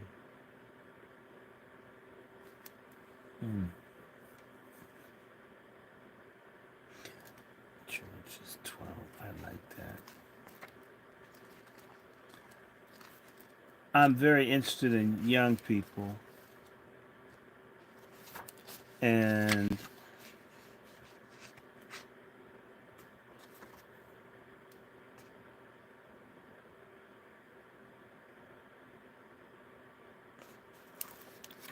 And I'm wondering, should I do that? Or that was one. But the classic, this is the other one I really like that was done 75 years ago. I think this was done about 19, maybe it's 80. This is the other. Okay, yeah, this was done about 85 years ago when E. Franklin Frazier was on the roll. It's a Negro family in America, Negro family in the United States. This is hilarious. There's a particular chapter I want to read. I'm going to dedicate this to the feminists.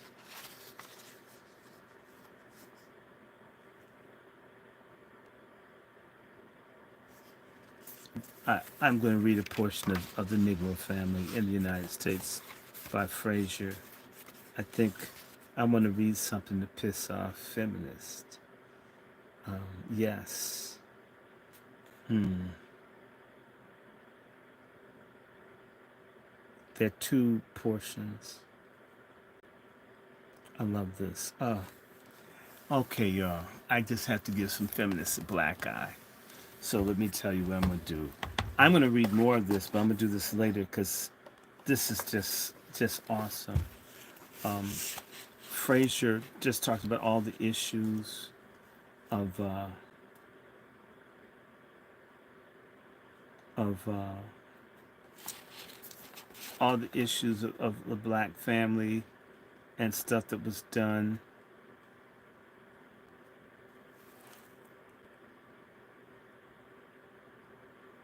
Hmm.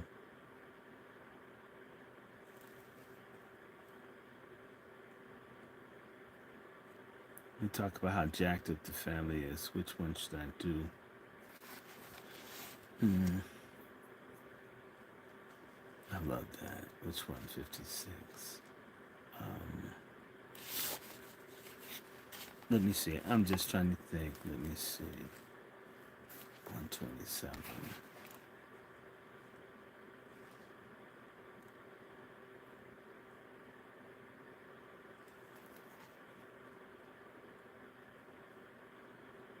No, I don't want that. I'm gonna do 256. Okay, 209.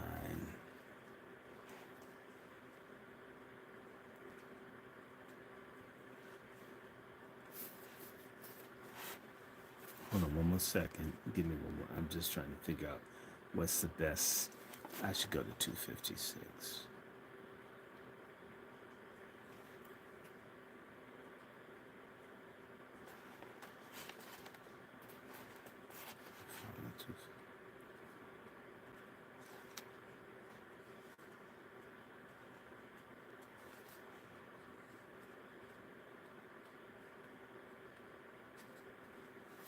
Okay. All right. I'm going to have a little bit of fun. I'm going to also pick with. I got to deal with this. I'm trying to think.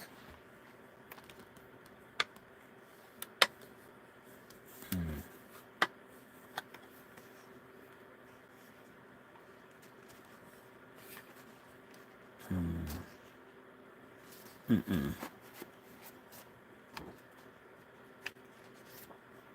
Nah, I don't want. I'm going to 56.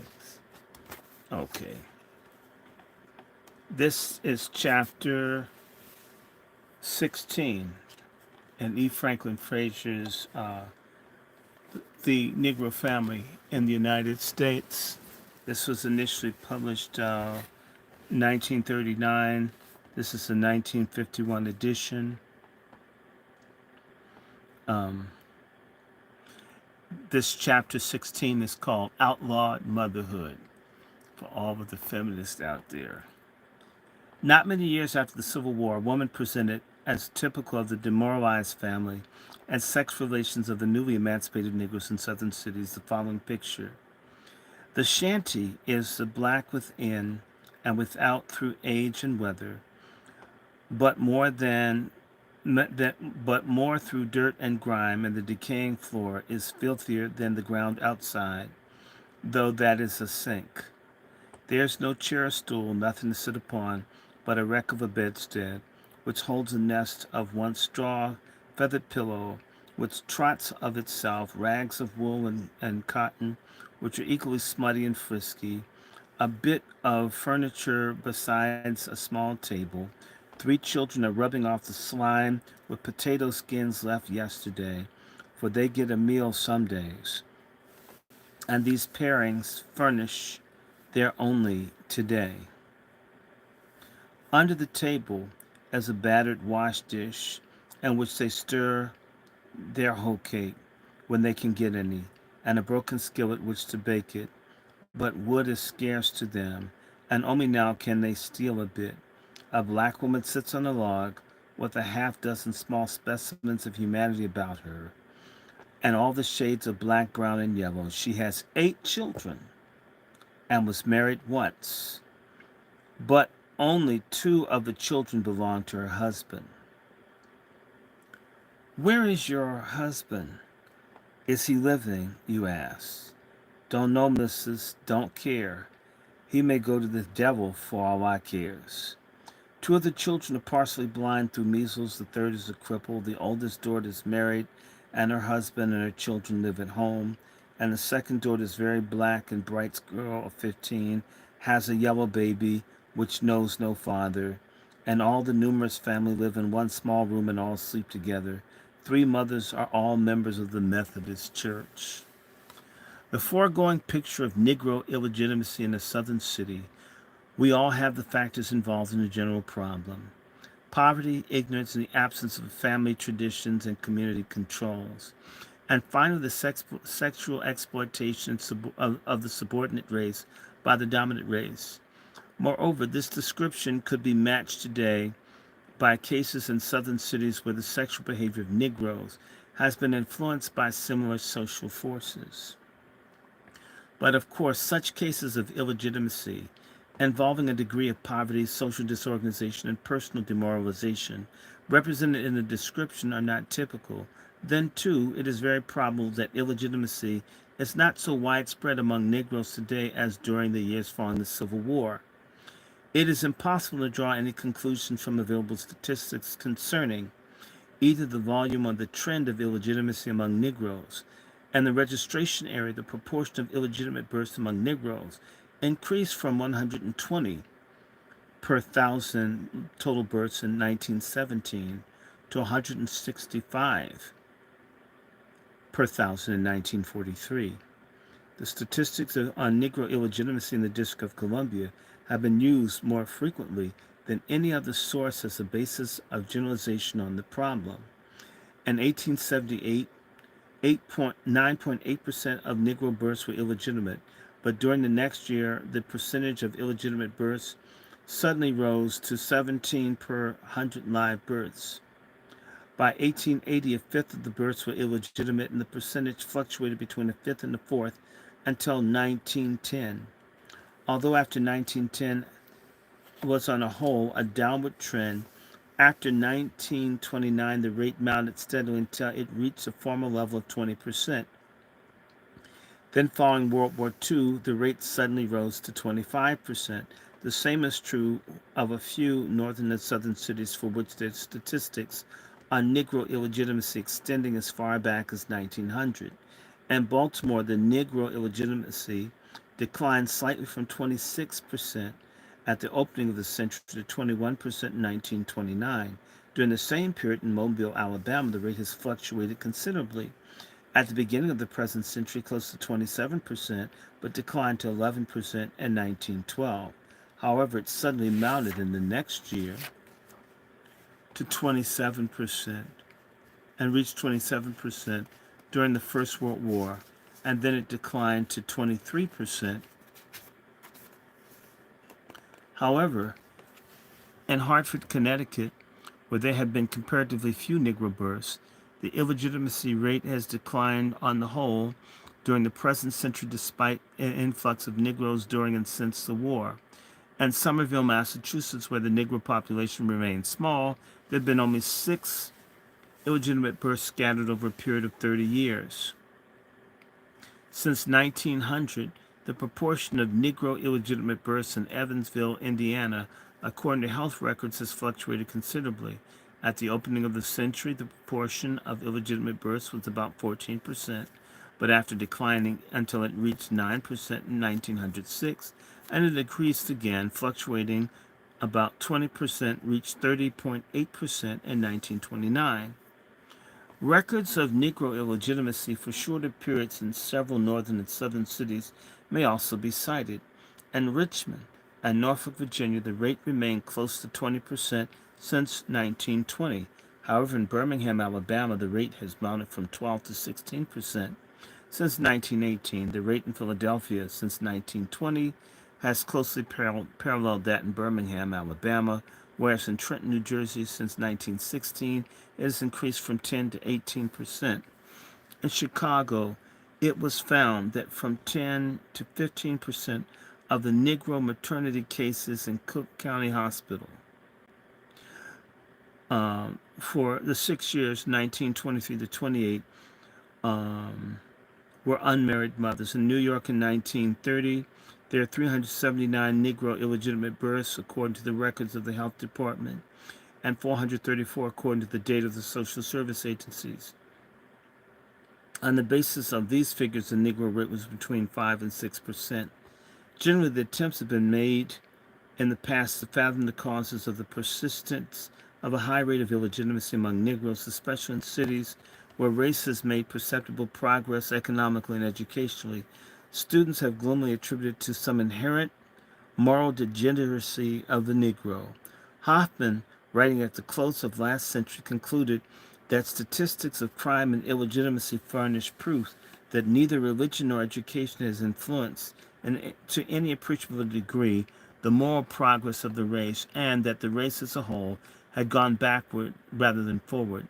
This opinion was not so harsh as that of the northern-born mulatto, who climaxed his denunciation of the loose sex habits of Negroes with the assertion that illegitimate motherhood is rather a recommendation in the eyes of a prospective husband.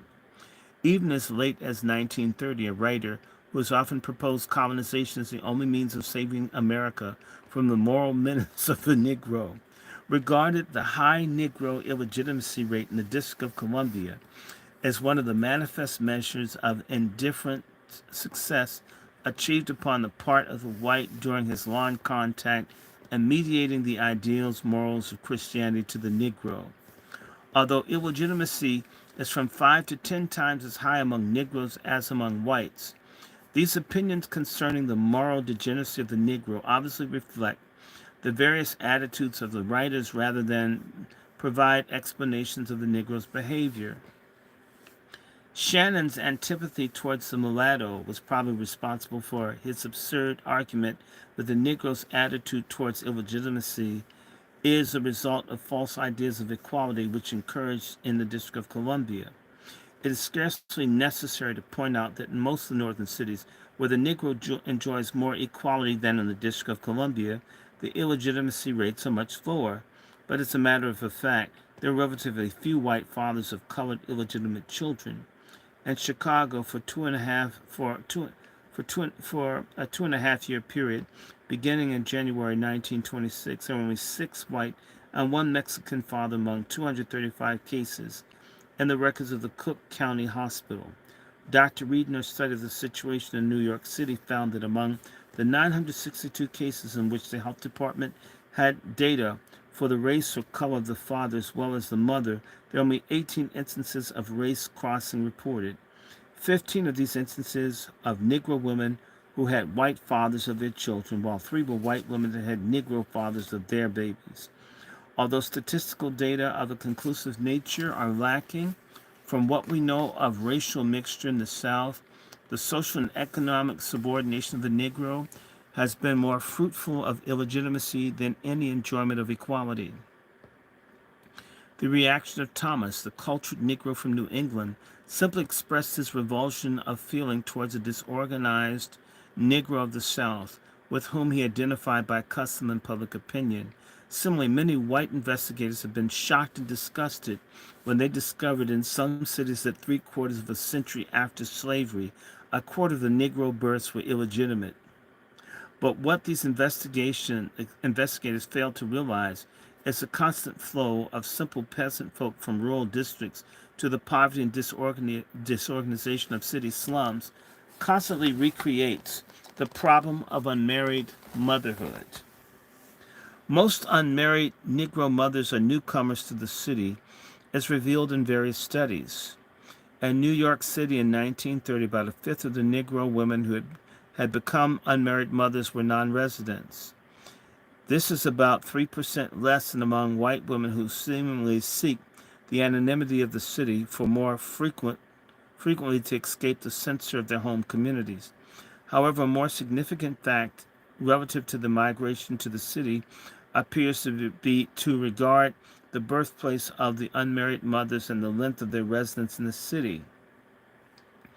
Of 447 unmarried mothers for whom information was available, coming before social agencies during the years of 1922 to 23 in New York City, 70% were born in southern states or in the West Indies. Three-fourths of the women born in the South had been in New York City less than 5 years. And a similar situation was found in regard to unmarried Negro mothers in Chicago, where about 80% of them were born in the South, and over half of them had been in the city less than 5 years. Moreover, life histories and case records revealed that many of the unmarried mothers had wandered with or without their families about the country before settling in the cities where they gave birth to their illegitimate offspring. A large proportion of the unmarried mothers were comparatively young. Of the group of 300 unmarried mothers studied in Chicago, 50 were under the age of 17 years, and 165 or 55% were under 20. And a group studied in New York, 56% were under 20 years of age. Although their sex delinquency is due in part to a lack of parental supervision, it often represents the persistence in the urban environment of folkways that were relatively harmless in rural communities. In their behavior, one can often see exemplified the truth of Sumner's observation: so long as customs are simple, naive, and unconscious, they do not produce evil in character, no matter what they are. In reflection, an awaken a reflection is awakened and mores cannot satisfy it, then doubt arises, individual character will be corrupted, and society will degenerate. Many of the unmarried Negro mothers in our city have never known normal family life. Case records of 235 unmarried mothers in Chicago showed that less than an eighth had come from normal families. In a third of the 235 cases, the father of the mother was dead, the parents were divorced or separated, or one or the other parent had deserted the family. This is typical of cases in other cities. In Washington, a 30-year-old unmarried woman born outside Atlanta, Georgia, told the following story of her family background and how she happened to the city. My mother died when I was a year and 6 months old. I would have been happy if I had died then too. An old lady named Miss Mariah took care of me. She explained to me about my mother. My father died when I was 7 years old. She took care of me until I became 12, going on my 13th birthday when she died. Ever since I've been taking care of myself, butting about. I didn't have no one to teach me, send me to school, or give me an education. Some white people taught me a lot of things. It's funny how you can get such a few favors from colored people. I'd never seen a train until I was 11. It scared me to death. A girlfriend who had been to New York and Washington was home when Miss Mariah died, took me to her house after the burial. She told me about the city. I begged her to bring me with her. Since these unmarried mothers are part of a great army of poor migrants who go to the city, they are naturally found in the deteriorated and disorganized sections of the Negro community. In our study of illegitimacy in the city of Chicago, it was found that illegitimacy was closely tied up with the organization of the Negro community. For example, the highest rates of illegitimacy was found in the first zone, which was in the slum area just outside the central business district, where the poorer migrants from the South first settled. In this zone, 2.3% of the mothers of childbearing age were unmarried mothers. The rate declined in successive zones until it reached 0.2% in the seventh and outermost zone. One needs to only read the description of the neighborhoods in which illegitimacy flourishes to see to what extent the environment in which these women live influences their sex behavior. An unmarried mother just 14 years of age gave the following description of the building where she meets her beaux, her men. And that building where my cousin lives now is terrible. I remember the one time they shot crap from 1 o'clock at night up until the morning. You know what, that building ain't for nothing but dikes. I heard so much about dikes. So one day I asked my cousin what was a dike, and she said she would show me one of them. She said there were two dikes in the building, and they got to fighting, and one pulled the other's clothes off. I tried to get her to tell me what a dyke was, but she never did tell me. Some of them women in that building was a hustling, they sell themselves. A man go up there, and then they charge them $2. The man used to go up there all the time. There was an old woman who used to come up to my cousins, and she said one day, "Say, honey, when are you going up to my house and sleep with me?" She used to pat me down, and I turned around to her, and one of the men in the house told her to let me alone. I was a little girl. I remember one time all the girls and boys were out there in front of the house, and she said for all of us to go inside. She couldn't make no money out here with all of us around. Police used to go up in there and raid the place all the time. One night I was looking out the window, and the patrol backed up to the door, and I called Elle. Right away she ran and locked up the trunk. She says, "I got to get rid of this moonshine." They didn't come to my cousins. They took men and women out the building. Some just had step-ins on, and the men were barefoot. That place was so bad. I learned so much down there. Well, I'm glad I did learn what I did, for I can keep out of trouble from now on. The account which this sexually precocious girl furnished concerning her surroundings shows clearly that it is needless to postulate a compelling sexual appetite as McCord has done as an explanation for the conduct of the girls who live in such an environment. We often find in life histories of unmarried mothers that their first interest in sexual knowledge has been aroused by the play groups in disorganized areas. Consequently, their attitude towards sex as well as their behavior reflects the attitudes of the group in which sexual knowledge gives them status. We can see this. We can see in the influence of group play following a document written by a young unmarried mother. One day, a girl One day, a girlfriend of mine told me that a boy named DW, said he had seen me with another girl coming out of the bathroom with two boys. The next day I seen him, I asked him, said that he did not say it. Every day I began to see him more. One day he asked me to go with him, and I said yes. Every day I would come and go with him. All the girls was jealous of him. They used to tell me he would go with another girl.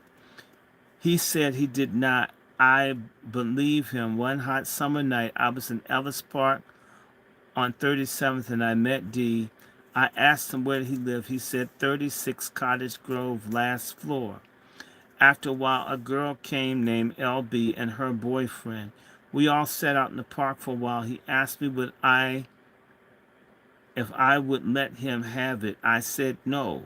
The girl and boy kept telling me to go ahead, it won't hurt you. I said I was afraid. After a while I did. After he took me home the next night, I did it again. One Sunday I was in the show. I met him. After the show, he and his boyfriend and the girl.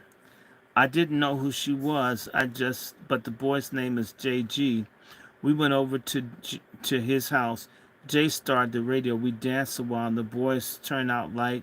I and D went in the other room, and after he took me home, I began to love him very much. I thought it was nobody like him. The contacts in which unmarried mothers have with the man who is the father of her child is often of a very casual nature. In many instances, they only know the first name of the man because of the anonymity afforded by the city. Married men are often responsible. Dr. Reed found that a fourth of the fathers of illegitimate offspring, concerning those marital status information was available when married. The streets, as well as the moving picture houses, theaters, and dance halls, provide occasions for contacts which often lead to illegitimacy. The following is an excerpt from a life history of a naive newcomer to the city. We just got acquainted ourselves, and how I got acquainted was I got lost. I was on 7th Street to a 5 and 10 cent store. He was coming down the street. I stopped him to ask him how to get back home. I was ashamed to tell him I couldn't read the names on the car. I just guess he considered the matter and took me home. Then he asked me, could he come to see me? I stopped him on the corner because I didn't know what the lady would say. He asked me where I live, if I had a friend, about my people. He showed me different places. He asked to call to see me and take me to the movies. I was 14. I had never seen a show. First time he come to see me, he took me to the show. I can remember it just as good. It was a love picture about a boy falling in love with the poor girl. After the show, he took me to a cafe. We had sandwiches and tea. I don't drink nothing. I ain't never drunk nothing. Then he taken me back home. The detail concerning the romantic element in the picture suggests the manner in which the city environment gives a new definition of sex. Although the majority of unmarried mothers have never gone beyond the 8th grade, they are often influenced in their attitude towards sex by the printed page. As a rule, the literature with which they are acquainted is restricted to magazines such as True Stories and True Confessions. Significantly enough, one girl recounted her life history, a story from one of these magazines that centered around the romantic career of an unmarried mother. Naturally, the vast majority of these unmarried mothers come from the lower economic strata of the Negro population. Their parents are where they are dependent upon their own labor. They themselves are engaged in domestic service or, as in a city like Chicago, in unskilled labor. Often where young unmarried mothers are living with their parents, very frequently with only a mother, they are without parental oversight because of the employment of the mother. However, many of these working mothers make a sincere effort to control their daughter's behavior, but because of the vicious surroundings and the freedom which the city affords, their diligence is often to no avail. As one widowed mother in Chicago sadly remarked concerning her wayward daughter, I talk and teach, and when I have done all I know how to do, I can do no more. Children in these days are a heartbreak. To experience the experience of unmarried motherhood for some girls is sometimes the beginning of a series of such experiences. Of 379 unmarried girls studied by Dr. Reed, 47 had 2 children, 10 had 3 children, 8 had 4 children, 4 had as many as 7 or more. In our study of 300 unmarried mothers in Chicago, the case records revealed about 13% of them had more than one child. That more unmarried mothers do not have several illegitimate children is hardly due to their reformation, but to the fact that they acquire knowledge about birth control and abortions. Nor should it be overlooked that venereal diseases play some part in preventing conception. On the whole, unmarried mothers in the city exhibit less of the elemental maternal sympathy towards their children. Okay? They don't like their children. They don't care. They're mean to the children. We see news stories every day. We see those now. They don't show maternal sympathy towards their children, which one finds in rural communities in the South. In the alleys of southern cities, as well as in the tenements of northern cities, the unmarried mother sometimes kills her unwanted child by throwing it in the garbage can. Yet one finds cases of unmarried mothers who show natural sympathy and affection for their offspring that is reminiscent of the isolated communities in the rural South. In connection with one's attention is called to Dr. Reed's study that showed that whereas only a third of illegitimate white children are taken care of in the home of their mother or relative, 3/4 of the offspring of unmarried Negro mothers receive such care. The difference reflects, to some extent, the persistence of traditional folkways of the urban environment. Of course, Negro illegitimacy is not merely the persistence of native peasant folkways in the urban environment. Undoubtedly, much of the illegitimacy issues from social disorganization and results from personal demoralization. Some of the unmarried mothers are themselves illegitimate, and it appears, in some cases at least, that they have simply imitated the loose behavior of their mothers. Nor can one overlook the fact that a few older women who have illegitimate offspring are already married. These women are conscious of having violated established mores. The same may be said of young girls who attempt various ways to avoid exposure. As a rule, older women attempt to deceive the social agencies by pretending that they are married. It happens occasionally that an unmarried mother who's lived over a period of years with the father of her illegitimate offspring. She may even represent herself to the community as well to her children as a married woman. In such cases, her efforts to conceal her real relation to the father of her children may spring from a desire to protect the status of her children from the community. As typical of such women, we might cite a case in Washington. A 44-year-old unmarried mother without any formal education from a rural community in Maryland. She married when she was 13 years old, but was deserted 3 years later when her husband went to Florida to work. After coming to Washington, she took up with the man by whom she had 3 children. When this man deserted her and married, she began living with another man whom by whom she had 2 children. She went by the name of the second man, brought up the first set of children, believed their father was dead, and the second set that she was legally married to the father. When this woman had to apply for relief, she reported herself to having been married to these men, but after the social worker found no record of her marriages, she explained her attempted deception in the following letter. I want to explain something to you. I didn't tell you this morning as the questions were too embarrassing to answer, and I didn't want my children to know how things were with me, as this really couldn't help how things were at the time. So now I'm telling you the truth.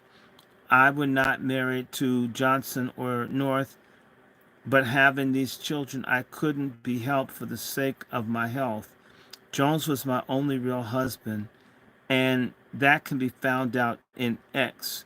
Maryland, like many others, I didn't realize what record it could make and what it could all really mean. I'm not doing any of these things now, and I hope that you can straighten it out without any further embarrassment. For the sake of my children and my church, please let me keep the name North as if we were married on the 20th of this month when he suddenly died on the 17th of June, 1934. Every other thing I've told you was true except for that part of things. Although a son and daughter by the first man are married and assuming living conventional lives, the younger daughter has unconsciously followed the footsteps of the mother. Our analysis of Negro illegitimacy has revealed that it's the province almost entirely of the naive peasant folk who are newcomers to the city. Occasionally, a girl with some education and good family background will be found among the cases and the social agencies. But among Negroes, as among whites, when women and girls who have the advantage of education, economic security, and protection of the family become pregnant as a result of extramarital relations, they are generally shielded both from the censure of society and from the scrutiny of social agencies. It is, of course, different with the great mass of simple peasant folk who are without these economic and cultural resources. During the course of their migration to the city, family ties are broken, the restraints which once held in check immoral sex conduct lose their force. However, in some cases, where the rural folkways concerning unmarried motherhood are in conflict with legal requirements of that city, the persistence of these folkways in the urban environment will create social problems. Illegitimacy, like other forms of family disorganization, tends to become segregated in the poorest sections of the Negro community, located in the slum area of our cities. Okay, I think we can stop here. What y'all say? We'll pick back up another time. This has been cool, and I think I'll do some more today. I love Frasier. Oh God. Oh, this is cool. So let's stop for here, and we'll pick up some more. I think the next time around, if you guys come on, I want to talk about racism again. I want to talk about Nazism and fake Christianity. Nazism and fake Christianity. This is a theme you're going to regularly hear from me. Again, if you guys love this, retweet this, share this. My channel has been getting the hell shadow banned out of it. They're doing everything. If I send you an announcement, you won't get it. So don't expect it, because I don't typically do it, because if I send an announcement, they don't share it. But be prepared. I am, as part of my recovery, now I got my mom functioning. Go, mom. Go, go, mom. And I can have a drinky now. This is carrot juice with orange juice. I absolutely want you guys to be prepared. I will be talking about Nazis, racism, eugenics, and I may do chapters instead of whole books. So please, and you know the Cash App is Dr. Randy Short. That's also a Patreon. It's a Venmo. It's it's yeah, it's three of them. It's three of those. So Patreon, Venmo, as well as Cash App, and of course, I do a Zelle and a PayPal, which is wrandyshort@gmail.com, which is my email if you have a question or there's something you're looking for. Maybe I may know where the book is, maybe not. And of course, I have a GoFundMe, because we're fighting, and I feel good. For stage 4 cancer, God's good to me, right? And for stage 3 cancer, I have to show you a picture. My mother looks great. I want to thank everybody that gave to that.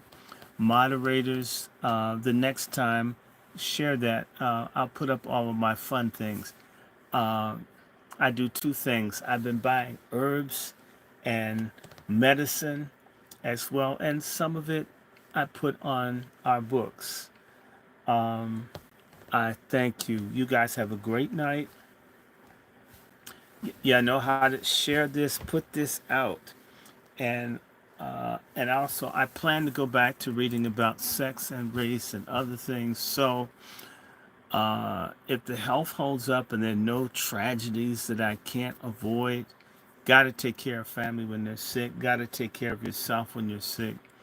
If I, if there's no crisis, then we can get back and just do this on a regular basis. I also want to tell everybody this is the 1st of May. Weather's getting nice, so between doing exercise, I will be doing genealogical research. I got to reach out to a couple of people and talk to them about doing research. That's a side hustle, and it's also worthwhile. And I look forward to this. So I hope you guys learned anything. Are you guys good? Was it worthwhile? Every channel does something different. My thing is, just very few people are putting actual books and information in our hands. Okay? I've got books on reparations. I've got some books on police killing, all of this stuff. I've been stocking up. I mean, I have so many things your mind would be blown. I absolutely want to get that going. So please share this. If you have a comment, make one. I try to respond to them as long as it's not stupid. Mm.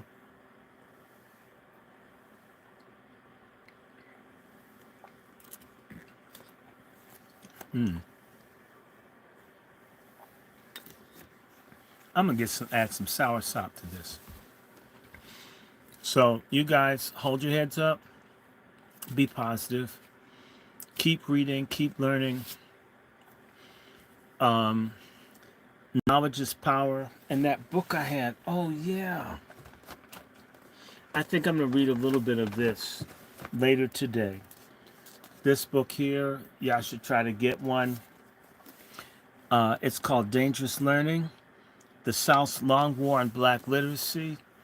Once you recognize that black literacy is seen as a major threat to our being enslaved or subordinated, you'll realize that reading is a radical activity.